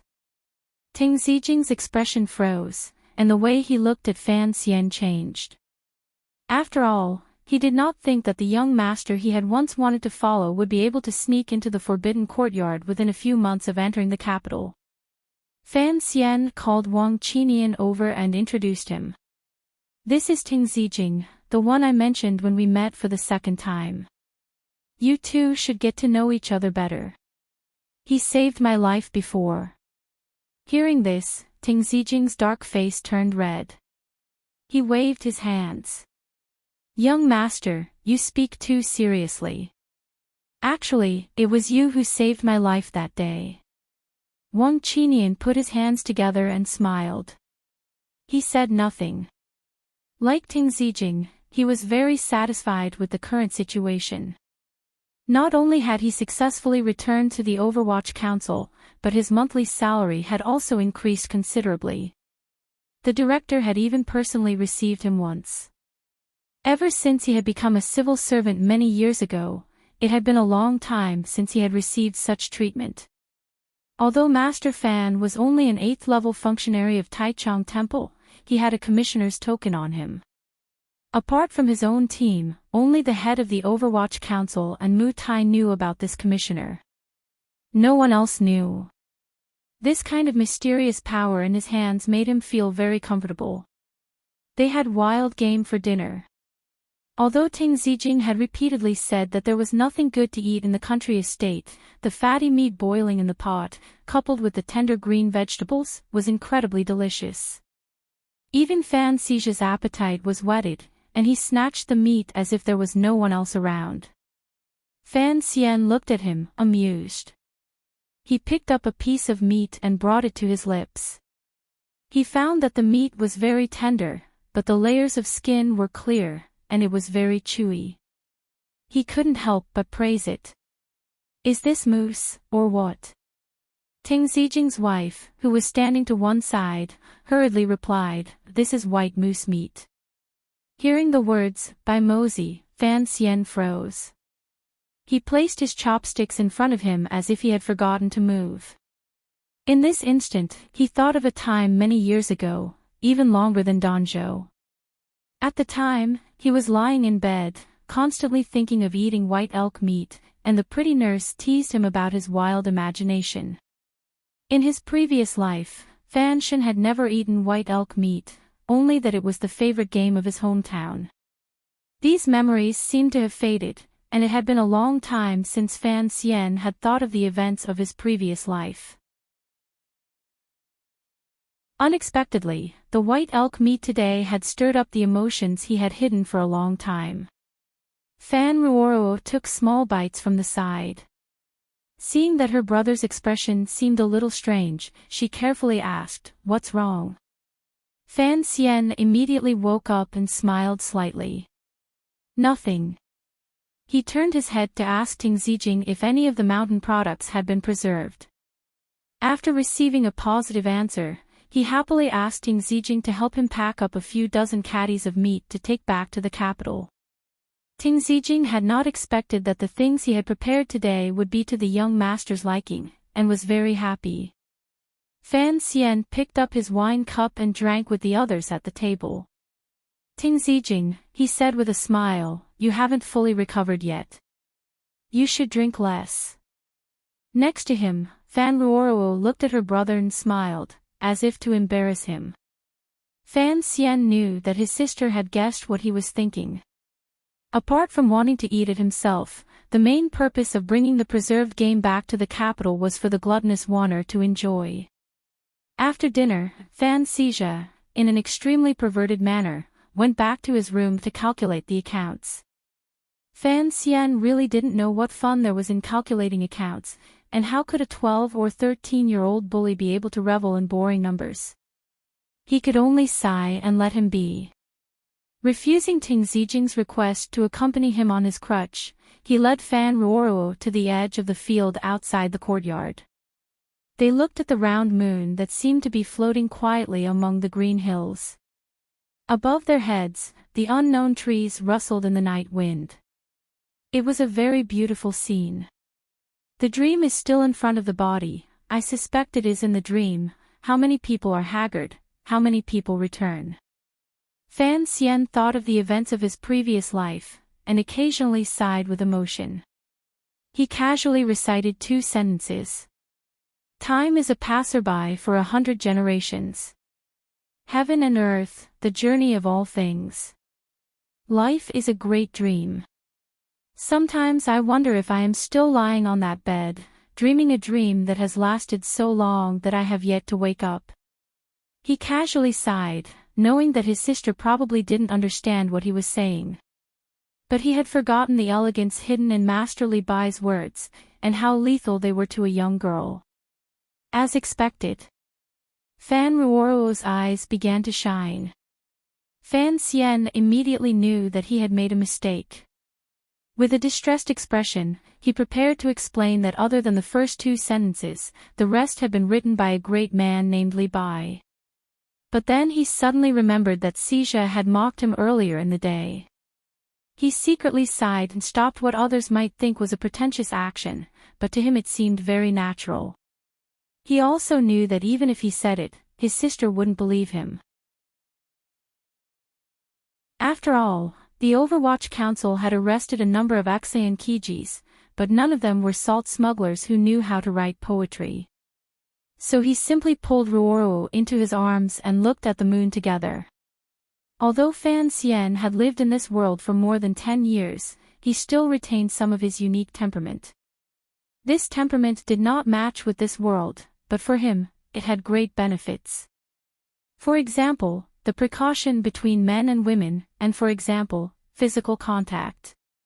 When he held his sister, of course, there was not the slightest thought of a man and a woman, only a very pure brotherly love.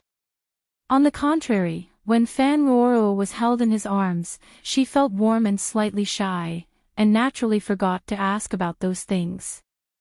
In the distance, 2 members of the Overwatch Council stood under another tree like 2 iron rods, protecting their safety.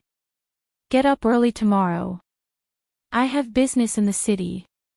Fan Xian sniffed his sister's hair, and found it to be a faint orchid scent. He asked curiously, what method did you use? Fan Ruoruo was slightly embarrassed. She didn't know what to say to her brother. It's pear blossom water. Why are you in such a hurry? In this world, girls rarely washed their hair, so the smell was not very good.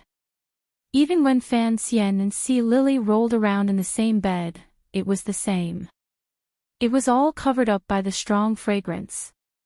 Ever since Fan Xian had entered the capital, he had shamelessly asked Fan Ruoruo and Lin Wan, to wash their hair often. He even gave them the shower head and wooden bucket design he had made in Danzhou for free. Ruoruo and Wan couldn't dissuade him, so they did as he asked. They didn't expect the effect to be so obvious. It immediately spread throughout Fan Manor and the royal courtyard. Now even Lady Lu washed her hair more frequently. Father should be very happy. This was Fan Xian's unspoken reply. He then replied to Ruoruo, the capital is quieter in the morning. I have a place to go. You come with me, and the others don't need to follow. Knowing that her brother trusted her, Fan Ruoruo was very moved. Fan Xian then said, tomorrow I have to go to Qingyu Hall to take a look. Shopkeeper Yi and I have discussed it. The capital has been relatively quiet lately, so it's a good time to go and see. The shopkeeper of Qingyu Hall lived up to his reputation. Fan Xizha was in charge of planning the accounts, and shopkeeper Yi was in charge of implementing them. Donbo Bookstore's business was doing better and better. Relying on his family's wealth and his official background, he had managed to take over all of the other booksellers on the neighboring streets within 2 months.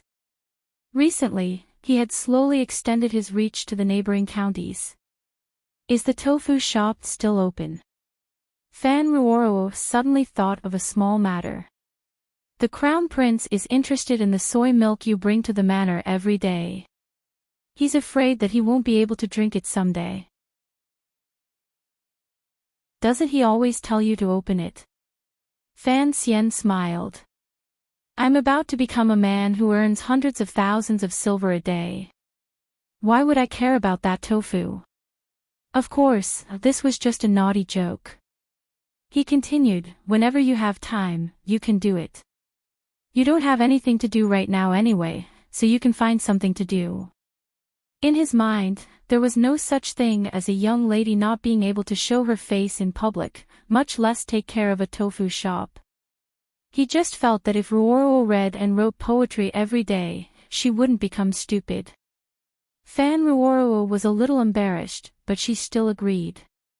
Fan Xian thought of something important and frowned. Holding his sister's shoulders with both hands, he said seriously, Ruoruo, although it seems to me that you're only 15 or 16 years old, and it's still too early for you to get married. But the atmosphere in the capital really isn't good. Even a young man like me is being forced to marry. You have to be careful. If you want to pick someone you like He Zhongwei, who comes to the manor every day. I kicked him out with 3 strokes of the broom. But what if I get married to a good-for-nothing? He said very seriously, if you're going to marry, then you have to pick someone yourself. If you're going to marry someone you like, then you have to make your move early, before the marriage is set. Setting up a marriage is too risky. After all, not everyone in this world is as lucky as me and Wan. If it's an order from my parents, I have enough confidence that I can handle it. But what if it's an edict from the palace? Given the position of the Fan family, we have to guard against this. Hearing her brother's words, Fan Ruoruo first felt a bit embarrassed. When she heard him boast about himself, she felt it was funny. It was only when she heard the words, palace, that she truly felt a bit worried. How could she not know that in an official's family, at her age, they would indeed be engaged? It was just that, spending every day with her brother, looking at the men of the world made her feel bored. How could she find the one she liked?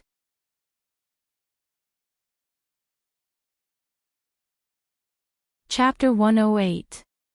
On the morning of the second day, the sky was not yet bright, and a thin mist floated in the mountains.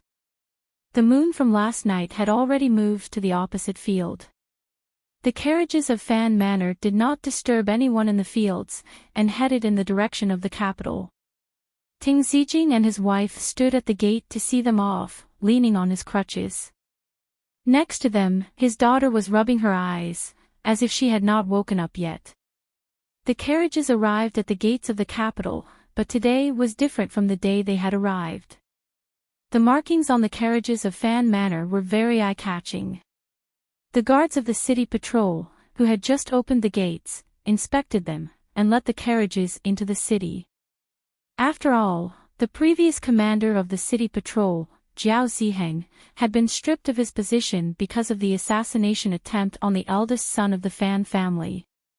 The guards of the city patrol, seeing the round markings on the Fan family carriages, did not dare to make things difficult for them.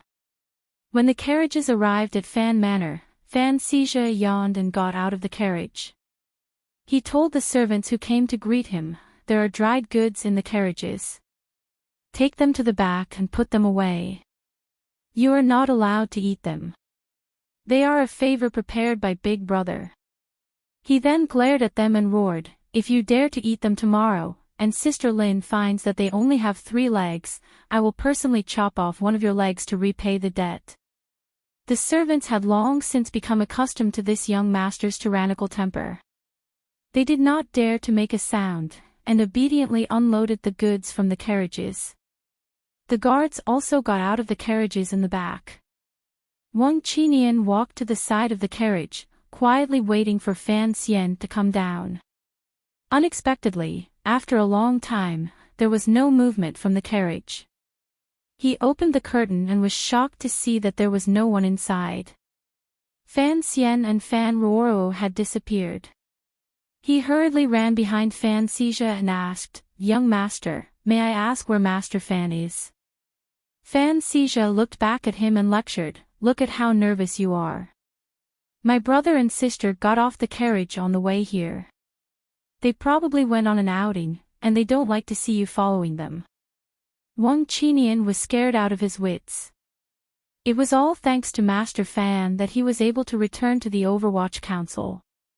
When Director Chen Pingping had personally received him, he had repeatedly exhorted him to ensure Master Fan's safety, and to not let him leave his sight. Who would have thought that Master Fan would leave them behind on a trip out of the city? Seeing his nervous expression, Fan Xizha frowned and said, "He said he'll be back in the afternoon. You don't have to be too nervous."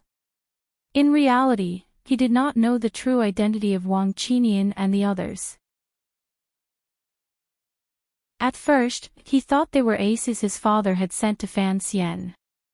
Later, he vaguely sensed that something was wrong, but he was too lazy to think too deeply about it. Wang Qinian no longer paid attention to the second young master. He signaled his subordinates with his eyes, then boarded the carriage and drove out of the city. In the heat of the summer, even the chirping of cicadas sounded weak. Fan Xian took Ruoruo for a stroll by the Lujing River in the suburbs of the capital. Fortunately, it was still early and the river was shaded by trees, so it was still bearable. Fan Xian had long since unbuttoned his shirt, revealing a large expanse of skin on his chest. Ruoruo, however, did not have this privilege. She could only fan herself with her handkerchief. Fan Xian saw how tired she was and smiled. He took the handkerchief and soaked it in the Lujing River, then handed it to her to cool her down. "Do you know why this river is called the Lujing River?" According to the records of the capital, this name should have been around since before the current dynasty. It seems that the river flows around the capital and enters the Tsang Mountains in the west. The terrain is undulating, and in some places it flows very fast. In other places it is very quiet, like a mirror, or like a still crystal. That is why it is called the Lujing River. Fan Xian nodded. He thought of the quiet part of the river next to him, where pleasure boats occasionally floated. He thought of Sea Lily, who was still locked up in the celestial prison. He did not know what the final outcome of welcoming that woman would be. After walking for a while, he could finally see a house among the green trees on the opposite bank of the river. It was a simple and elegant little courtyard. A few bamboos protruded from the walls of the courtyard, pointing towards the sky. In this hot summer day, it actually emitted a cold air that stood proudly in the turbid world. Is that Taiping Courtyard? Fan Xian frowned as he looked in that direction. Ruoro replied, yes. I heard that many years ago, the master of the Yi family lived here. Later, the Yi family's property was taken over by the palace treasury, and this courtyard became a courtyard for the royal family. But when I often chat with Ruojia, I have never heard of any lady living here. Fan Xian grunted and nodded. Suddenly, a smile blossomed on his face. So this was where his mother had worked, fought, and lived. Ruoro saw the smile on her brother's face, and for some reason, felt very happy. She asked, "What makes you so happy?" Fan Xian rubbed his sweaty fingers and shook his head. He did not say anything. Bringing his sister here today was already a very bold thing to do. Although from what he had seen in the capital, the Yi family did not seem to be much of a taboo. But since his father and Wu Zhu were so cautious, it was better for him to be careful, and so he did not say anything. He had come here today to take a look, mainly because he wanted to enter the courtyard to pay his respects. But since it had become a courtyard for the royal family, it was not convenient for him to go. It was just that he did not know where his mother's grave was, and that made him feel a little uncomfortable. After coming to this world, he had never seen the woman who had given birth to him. But for some reason, he had thought of her as his mother. Perhaps it was because in his previous life, his parents had died early and left nothing behind, so he did not have time to grow attached to his mother. But after coming to the kingdom of Qing, whether it was his escape at the beginning of his rebirth, everything in Danzhou, or the many miraculous encounters after coming to the capital, all of it seemed to reveal the power, and determination that the woman had once possessed. It reminded him that his mother was that woman named Yi Qingmei. Yi Qingmei looked down on all the men in the world. Fan Xian had even wondered if his mother had not died at all. Perhaps she was hiding in a corner far away, wearing a gentle yet cold smile, silently watching his every move in this world, every struggle and every escape. But Count Sinan coldly interrupted all these fantasies. He said that his mother's grave was in a very secluded place in the capital, and that when the time was right, he would naturally go and pay his respects. Fan Xian sighed, knelt down, and kowtowed in the direction of the small courtyard on the other side of the river. Fan Ruoro was slightly startled, not understanding what her brother meant. But as intelligent as she was, she immediately guessed something. She could not help but pale with fright, but she immediately forced herself to calm down. She knelt down with Fan Xian and bowed in the direction of the other side of the river. With the cover of the trees, even if there were people on the other side, it would be difficult to see them. A pair of snow-white lovers were kneeling on the ground, bowing in the direction of the river. It was a very interesting scene. Fan Xian was a little surprised. He took her little hand and stood up. "Why are you kneeling with me?" Ruoro forced a smile. "What should I call you?" "Auntie." Fan Xian chuckled. "I knew you would be able to guess. I didn't want to hide it from you when I brought you here today. There are some things that only I know, and I can't tell anyone. It's a depressing thing." Fan Ruoro sighed.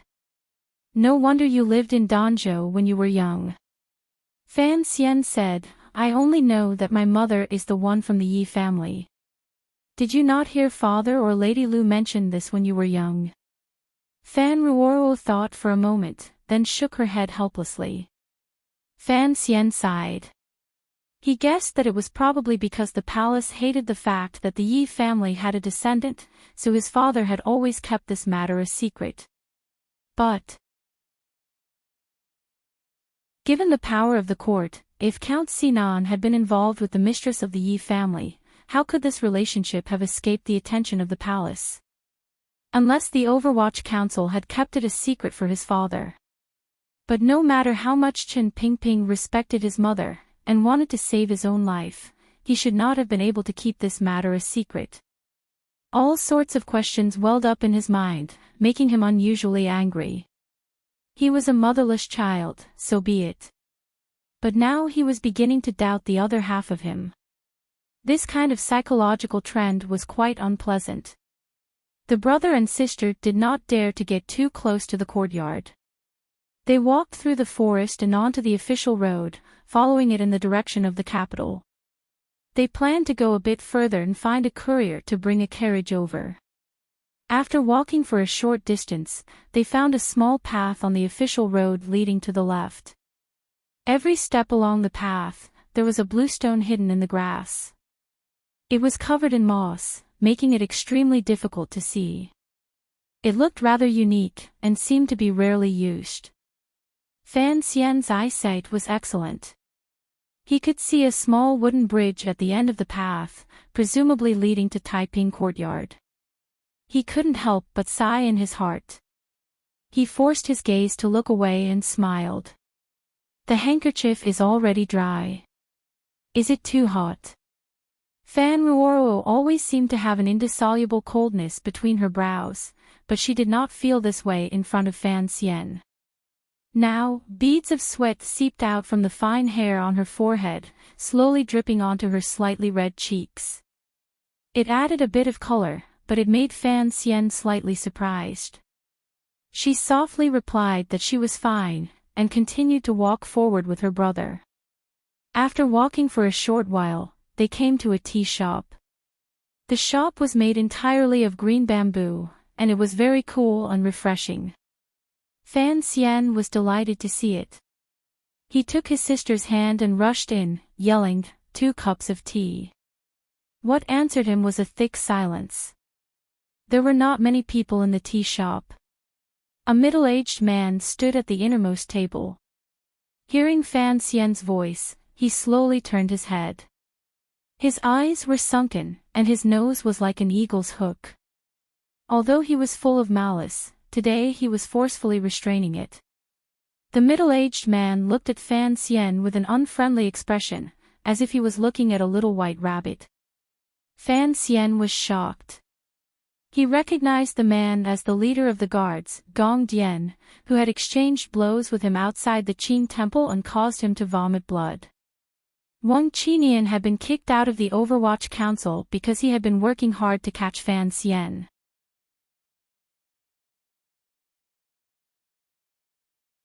Chapter 109. Gong Dian was the deputy commander of the Imperial Guard, a close official of the Emperor, and a member of the Imperial Guard. He was Yi Zhong's junior, a disciple of the Yi family, the #1 martial family in the Kingdom of Qing. He was a rare upper 8th level ace, and in terms of fighting ability, he was much more powerful than Qing Jushu, whom Fan Xian had killed in the chaos. Fan Xian had killed Qing Jushu with 1 strike because he had underestimated him, and he had ambushed him with a precious weapon. If the two of them had really fought, Fan Xian's chances of dying would have been much higher. Facing Gong Dian, Fan Xian could not think of any good ideas. Not to mention that he could not beat him, even if he could, would he dare oppose the palace? A drop of sweat dripped from Fan Xian's forehead. In his heart, he kept shouting, "Wu Zhu messed me up. Wu Zhu messed me up." If Wu Zhu had not knocked out the guards, Fan Xian would not have been able to enter the Temple of Qing, and so many things would not have happened. But for Fan Xian, this was the cause of the crisis. Of course, Fan Xian could not really blame his uncle. He was just using this kind of crazed shouting to relax his mind. Gong Dian smiled and took a step forward. His deep voice rang out. Young man, what a coincidence today. Fan Xian pulled his sister back, who did not know what was going on. He smiled and replied, I didn't expect to see you again, sir. At this moment, his mind was spinning rapidly. Warner had once said that the nobleman in the Qing temple that day was the emperor. Then, Gong Dian's duty should be to surround and protect the emperor. Now that Gong Dian had appeared in the tea house, the emperor should also be here. As he thought about it, his gaze swept past Gong Dian's thin but high shoulders. He saw a middle-aged noble drinking tea at the table, who would occasionally raise his head and look in his direction with a frown. Fan Xian was shocked, but his face did not show it. He smiled bitterly. Sir, why are you acting like you've searched far and wide for something, only to find it all without any effort? That day outside the temple, I offended you, sir, but I also coughed up blood for a few days. Consider this an apology. The words searched far and wide were purposely said for the noble to hear. Unexpectedly, Fan Xian did not expect the noble to react. Capture this person. Gong Dian didn't want to alarm his master, so he ordered in a low voice. The 3 bodyguards on both sides listened to his order and rushed forward. Seeing his opponent's imposing manner, and with a young lady by his side, he knew he would not be able to escape. He frowned and stepped forward, taking the initiative to attack Gong Dian. Gong Dian was not angry, on the contrary, he was delighted. He waved his hand for the guards to stand down. His 2 hands spread out like a goshawk hunting a rabbit. His knuckles were dry and strong, and they went straight for Fan Xian's pulse. Although Fan Xian did not have any exquisite moves, these little tricks were an instinctive reaction to Wu Zhu's hammering. With a strange twist of his wrist, his fingertips slid across Gong Dian's pulse. His arms suddenly lengthened, and with an eerie aura, he abruptly locked onto Gong Dian's wrist. At this moment, Gong Dian's pair of iron hands had already firmly grasped his wrist. Both of them were greatly surprised. Both times, as soon as they came into contact, they immediately locked onto each other. It was really a very inexplicable thing. It was as if they had predicted each other's reaction. Although he was surprised, Gong Dian spoke with great confidence. Give me your hands and let me capture you. Fan Xian had never expected to fight the head of the palace guards, but he had other ideas. So he frowned and said unyieldingly, we don't know yet.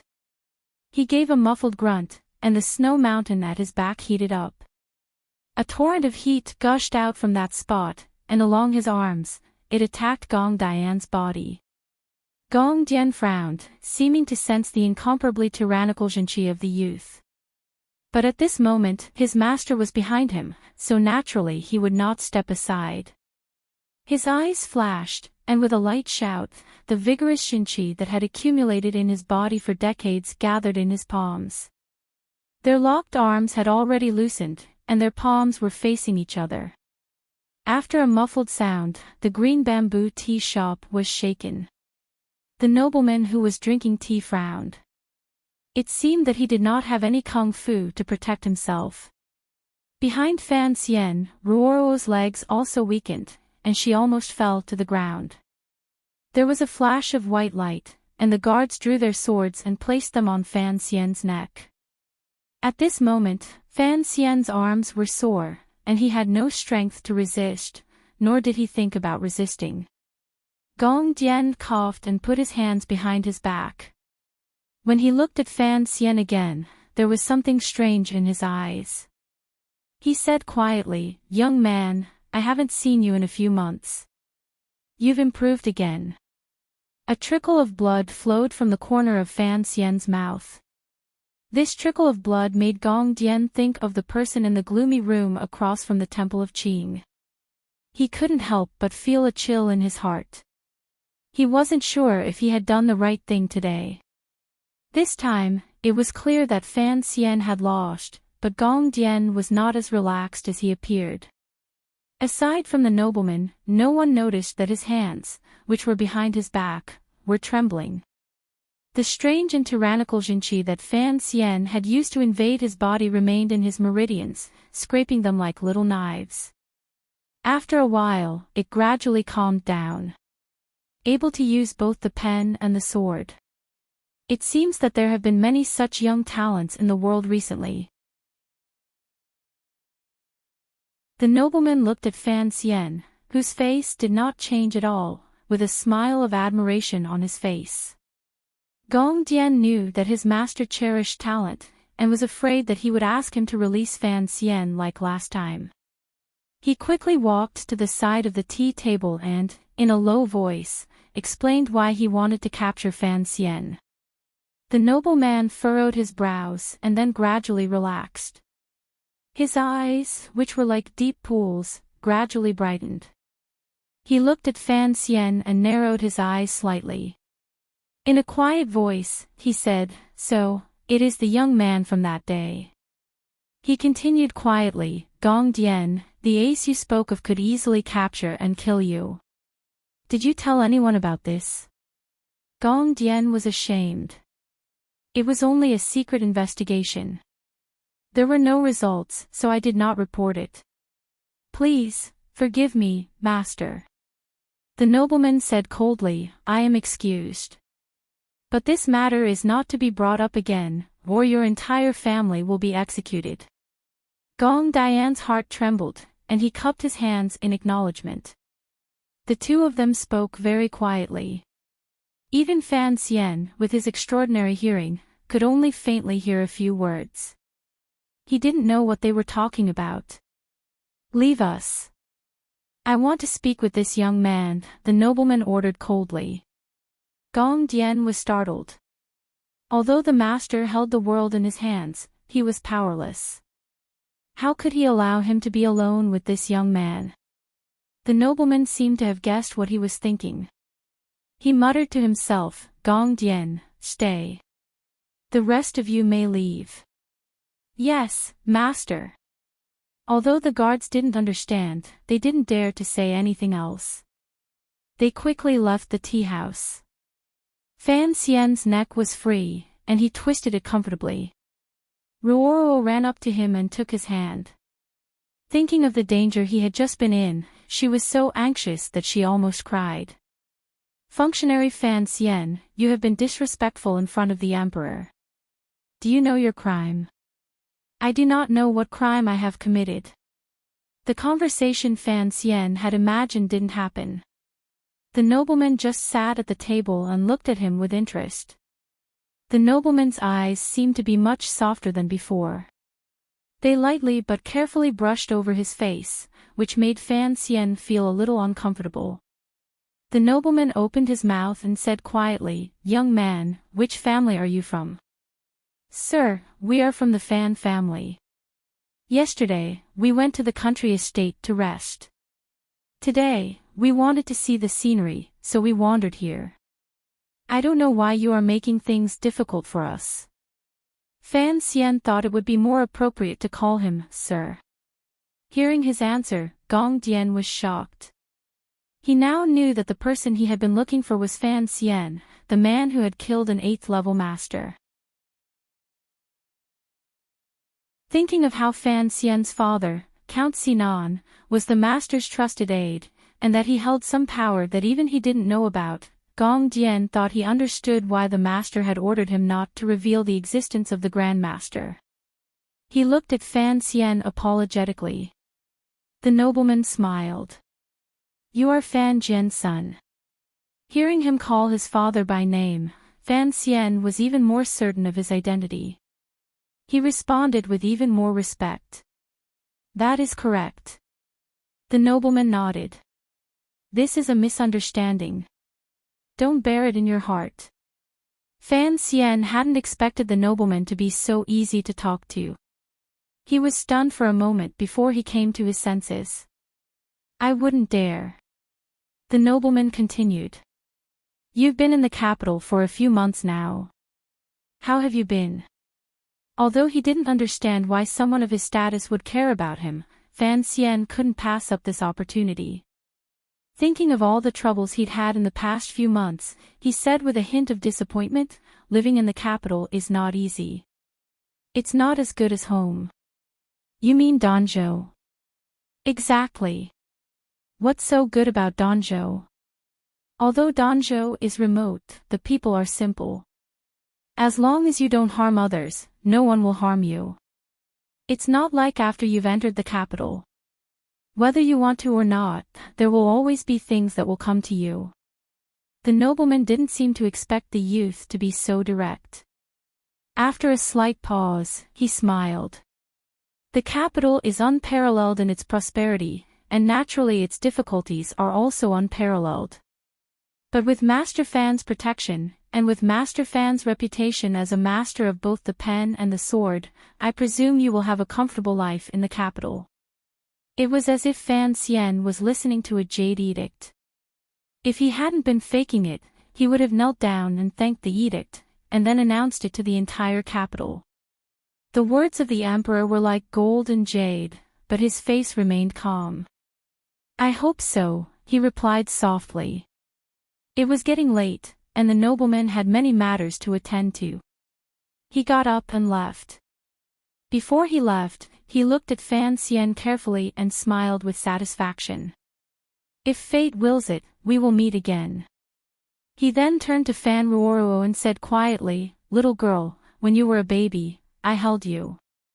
I didn't think you'd become a big girl in the blink of an eye.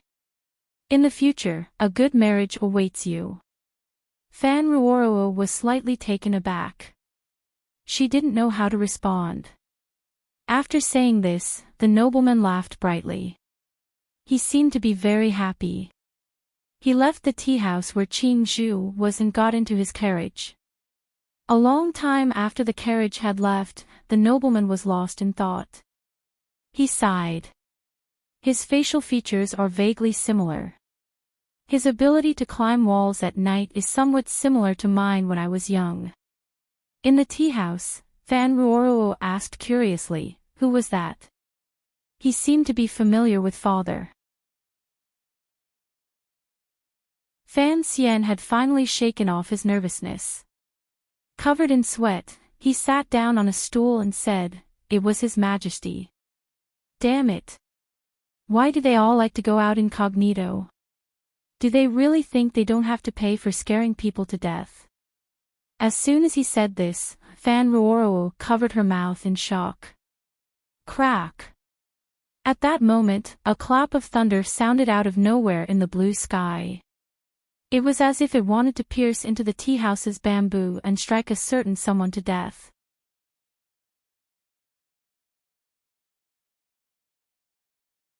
Chapter 110. After casually getting some water to drink in the tea shop, the brother and sister continued on their way uneasily. Before long, they saw Wang Qinian and the others in a carriage that had come to pick them up. The other party's identity was here. His expression was strange and his mood was not very high. Wang Qinian didn't dare to say anything. Why would the emperor appear here? Fan Ruoruo leaned against the carriage and used a handkerchief to fan her slightly sweaty face. She looked very charming. Fan Xian forced a smile and replied, Our emperor has always lived in seclusion. I had long expected that a man could stay for so long in the royal palace, which is filled with the smell of palace resentment and rouge. He must often come out to relax. Walking to the Lujing riverside is a very natural thing. It was just that it was a bit fun earlier. I always thought that Sir Gong Dian would call him Master Huang. Fan Ruoruo giggled and said, How can everything be like the stories you tell? If it was really like that, you should have opened a storytelling shop a long time ago. Speaking of storytelling shops, Fan Xian immediately thought of the tofu shop. Furrowing his brows, he asked Ruoruo, What are you planning to do in the future? Fan Ruoruo's expression darkened. In these days, after a woman married, it was to accompany her husband and children, do embroidery, and take care of the backyard.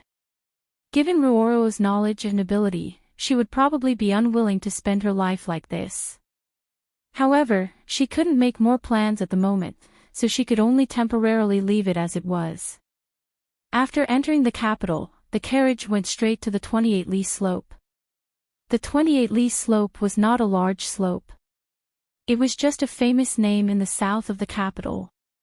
It was said that hundreds of years ago, when Jingdo was far from being as vast as it was now, the 28-li slope was the last part of the slope before entering the capital. It was a full 28 li from the last relay station on the official road in the southwest. Every time the carriage came here and traveled the last 28 li, the horses and people were tired.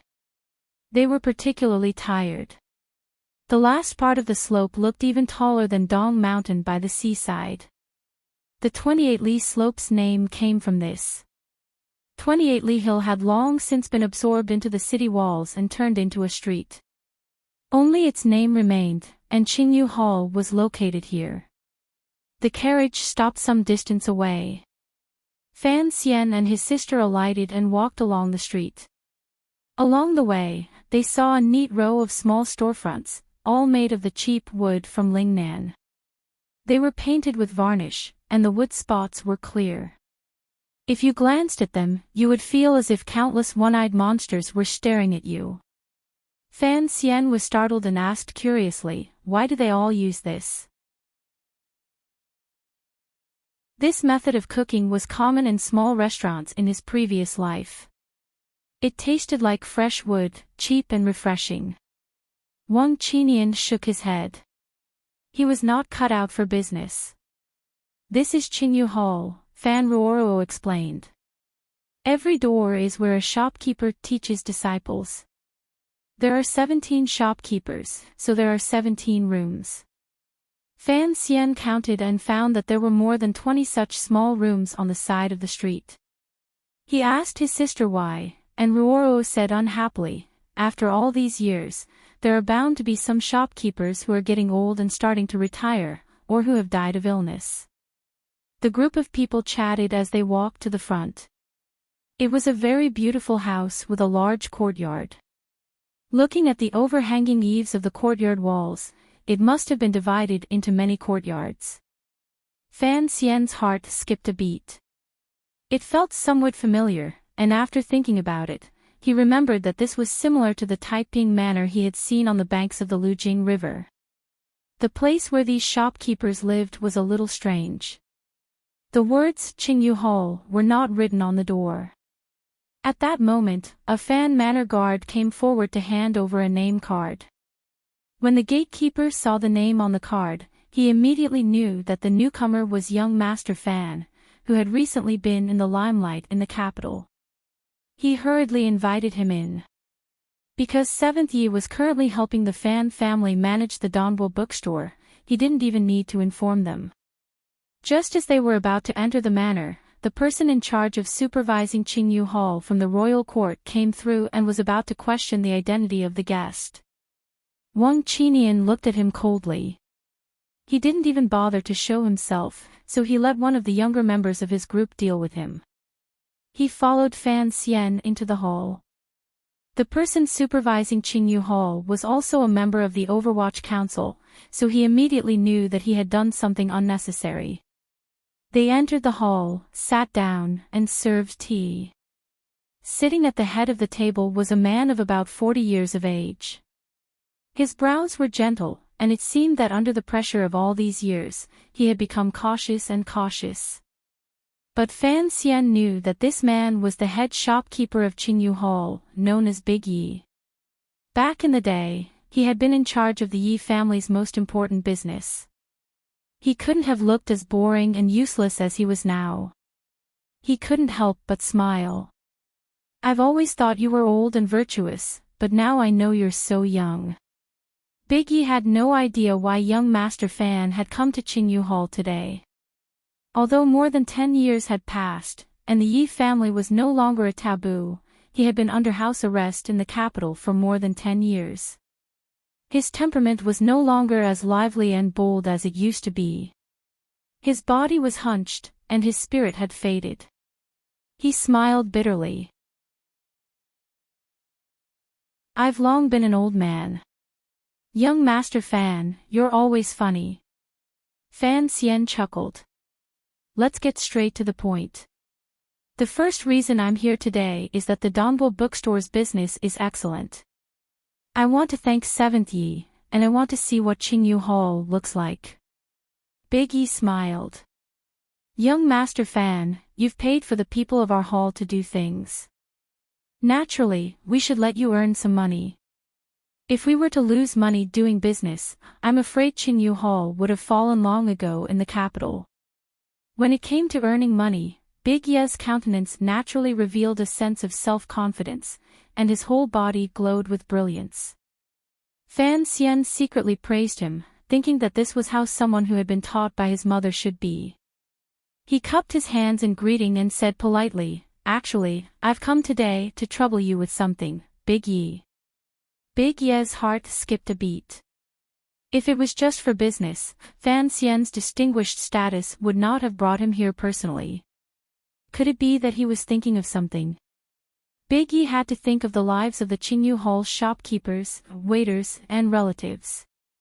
He didn't dare listen to what Fan Xian was thinking.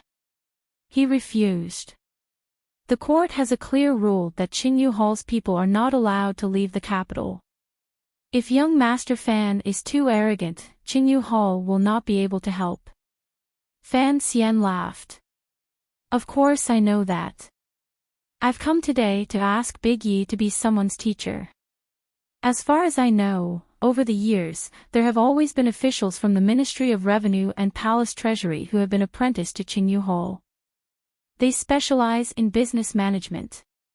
I've been very comfortable working with 7th Yi, so I'd like to introduce a student to you. Big Yi asked curiously, who could it be? Fan Xian smiled and didn't say anything. Big Yi understood and said quietly, Honored guests have come from afar. Why don't you let my wife take Miss Fan for a stroll in the back garden? He looked at Fan Ruoruo with a smile. Although our courtyard is nothing special, it was personally designed by the master of the house. It's quite impressive. Fan Ruoruo had already understood. She smiled and followed the shopkeeper's wife to the back garden. Wang Qinian and the others were also driven out by Fan Xian. Seeing him so cautious, Big Yi couldn't help but feel afraid. He didn't know who it was that wanted to learn the way of business.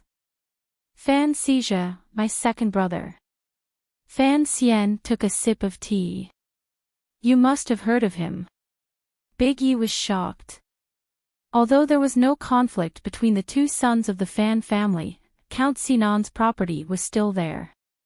How could the son of a noble be willing to learn the way of business? Could it be that young Master Fan wanted to use this matter to prevent Fan Xizha from inheriting the title? But such a clumsy trick was too absurd and unworkable. Fan Xian hadn't expected shopkeeper Yi to think so much. He said softly, My second brother is a businessman by nature, but he is only relying on his inheritance and love to support himself. In the future, if he really wants to do something, his ability is not enough. So I hope he can have the honor of becoming a disciple of head shopkeeper. Big Yi quickly shook his head. As cautious as he was, he didn't dare get involved in such matters. He said, Assistant Minister Fan is in charge of all the money and grain in the world. This business is bigger than anyone else's. How could a mere Qingyu Hall dare to teach young Master Fan?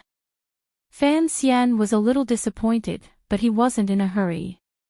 According to his plan, Big Yi wouldn't be able to escape being his teacher. He sat quietly in his chair, slowly moving the Jinqi in the snowy mountain. He opened his 4 meridians, closed his eyes, and muttered to himself for a while. After confirming that his sensitive ears couldn't hear anyone eavesdropping, he lowered his voice and said, There's one more thing. I don't know if Big Yi dares to listen. If you do, I'll tell you. Seeing him so secretive, Big Yi smiled helplessly. He knew that even if he didn't listen, Fan Xian would tell him anyway. As expected, Fan Xian smiled and said, I am now the functionary of Taichung Temple. Seeing him say this without a head or tail, Big Yi was a little puzzled, but he still respectfully congratulated him. He knew that this young man in front of him was about to marry a noble from the palace. Unexpectedly, Fan Xian immediately said, My fiancée is the young lady of the Lin family. He knew that although Big Yi had been sitting in the capital for 15 years, many years ago, he must have had many channels to learn of certain secrets. As expected, Big Yi's expression changed dramatically. He stared at Fan Xian's eyes and said coldly, What is young Master Fan trying to say? Fan Xian lightly replied, In at most 2 years, I will be able to take control of the palace treasury, but I know that my ability is insufficient. Father's Ministry of Revenue, after all, is the wealth of the nation, and I want to manage the wealth of the palace, so they can't give me much help. And I. He looked back at Big Yi's emotionless eyes and said, Need help, need your help.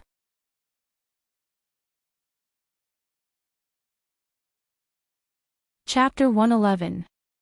The hall suddenly became quiet. For a long time, neither of them spoke. Shopkeeper Yi was shocked. The palace treasury.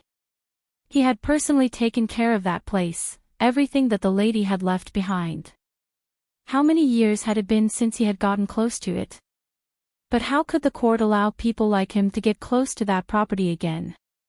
As if guessing what he was thinking, Fan Xian smiled. I have read the edict summoning you to the capital. You are not allowed to invest in the business, but no one has said that you are not allowed to take over the Yi family. The temptation was too great. For the shopkeepers of Qingyu Hall, managing the properties of the manors and controlling the copper mines and salt fields was not enough for them to show their true abilities.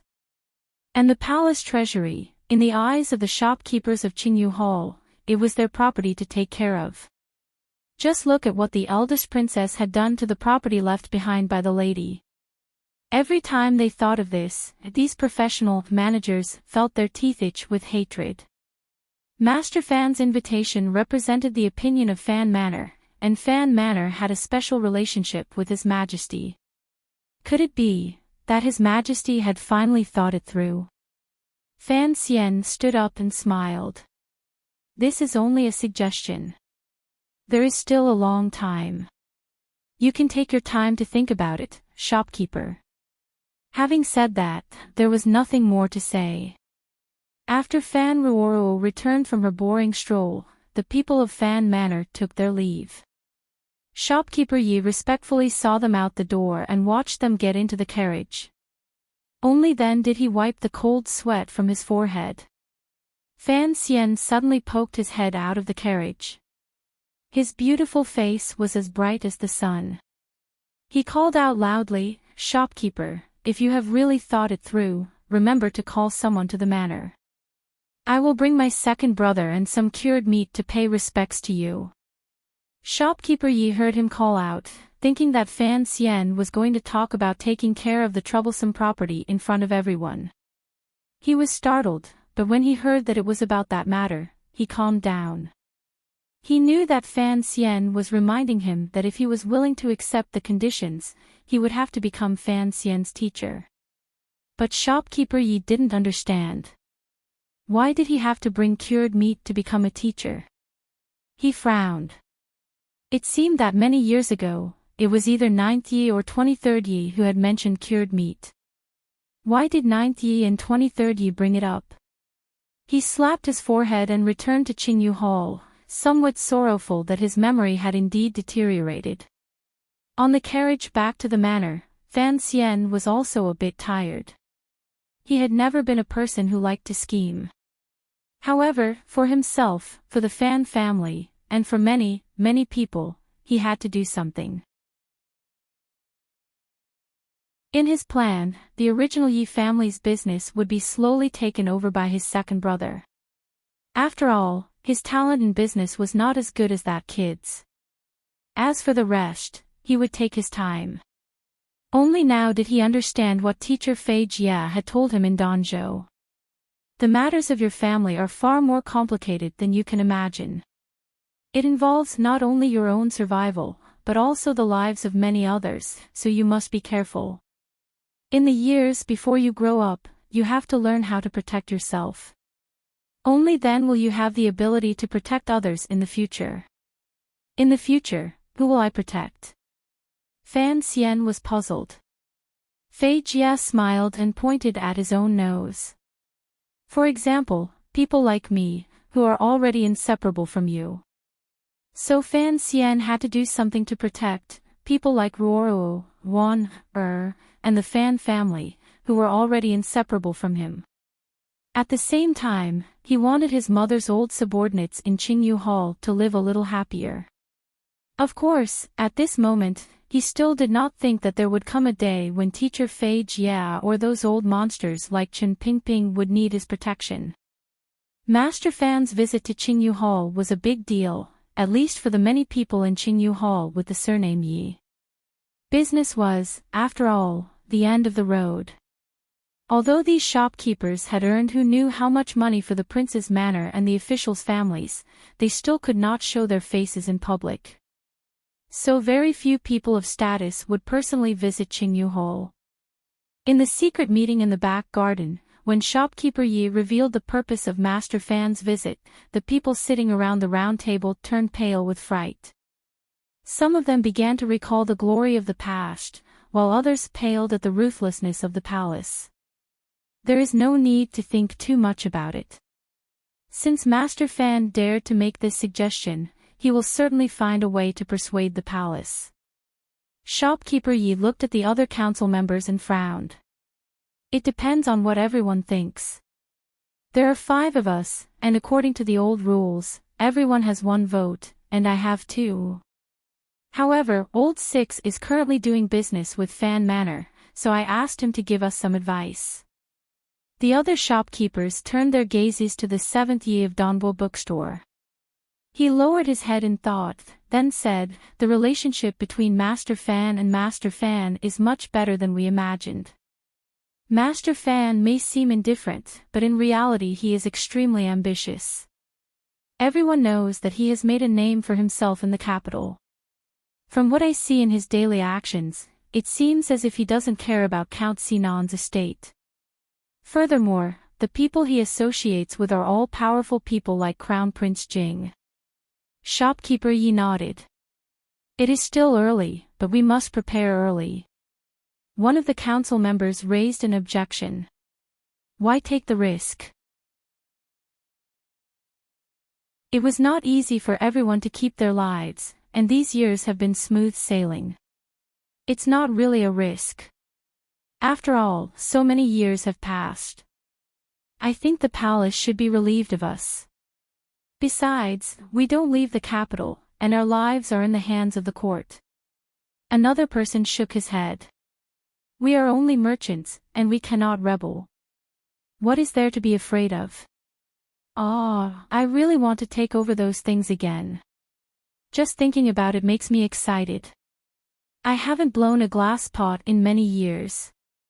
Back then, I was the best at it among all of you." This sentence seemed to tug at everyone's fond memories, and they all laughed.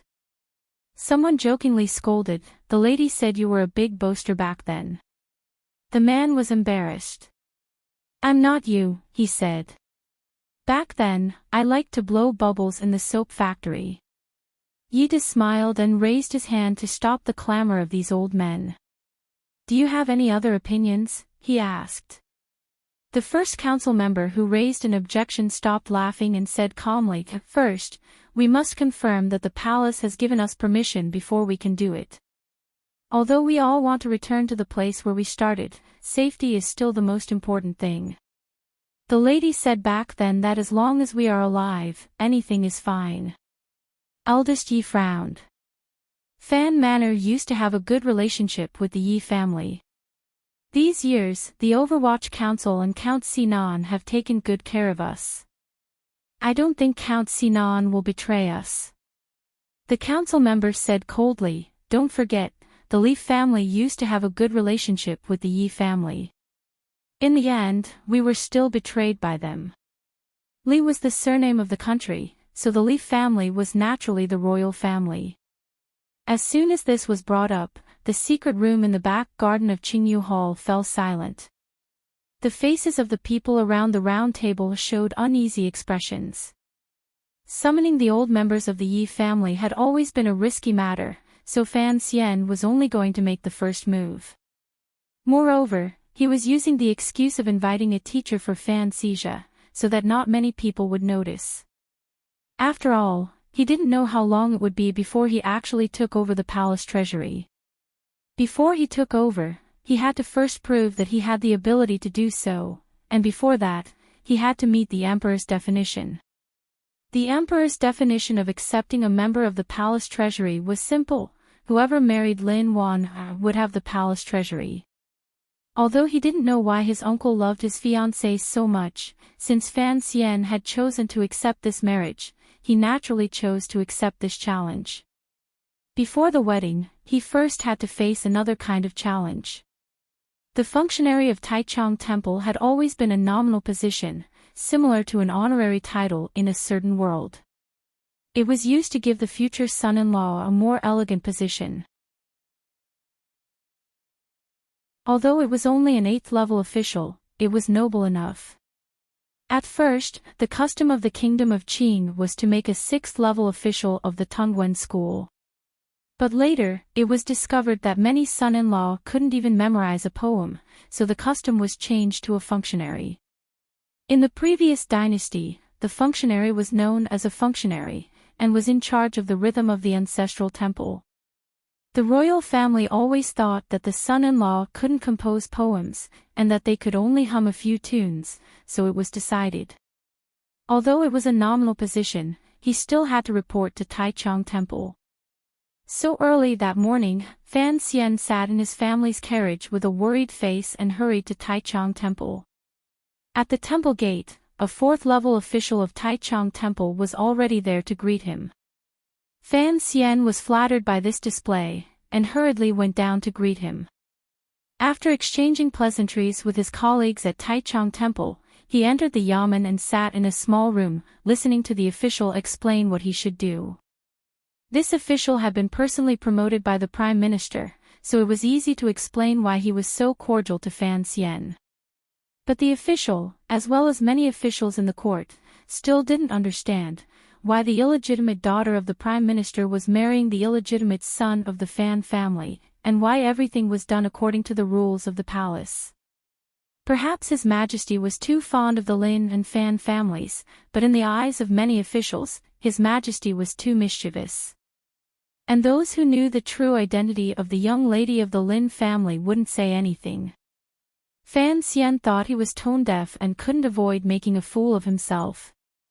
He didn't know that after sitting there for a whole morning and drinking a bellyful of warm tea, he found that most of his colleagues were the same, only reading the newspaper issued by the palace. His stomach was bloated from drinking too much tea. He sighed, took a newspaper, and entered the latrine. The newspaper was still full of gossip, but now that Chen Pingping had returned to the capital, the palace no longer dared to fabricate stories about the director's first love. Holding up his pants and coming out of the latrine, he unconsciously stuffed the newspaper deep into his underwear. Only then did he come to his senses and laugh. This was a habit he had developed in Danzhou years ago, and all the money he had saved up had been plundered this way. Just as he was about to go back to drinking tea, he suddenly heard a burst of exclamations from the room. Victory! Victory! God bless the Qin kingdom! Fan Xian's heart trembled. He knew that the struggle between the imperial court and northern Qi had ended with the imperial court's victory. After this small-scale battle between the puppet kingdoms, it was likely that more land in the north would be included in the Kingdom of Qing's sphere of influence. You're tuning in to the LoveLore Library YouTube channel. We're so grateful for your support, and don't forget to subscribe to join us on this incredible journey through captivating stories. Your generosity through donations truly makes a world of difference, as it's the primary source of revenue that allows me to expand and enhance this channel for you. Thank you from the bottom of my heart for being a part of this adventure.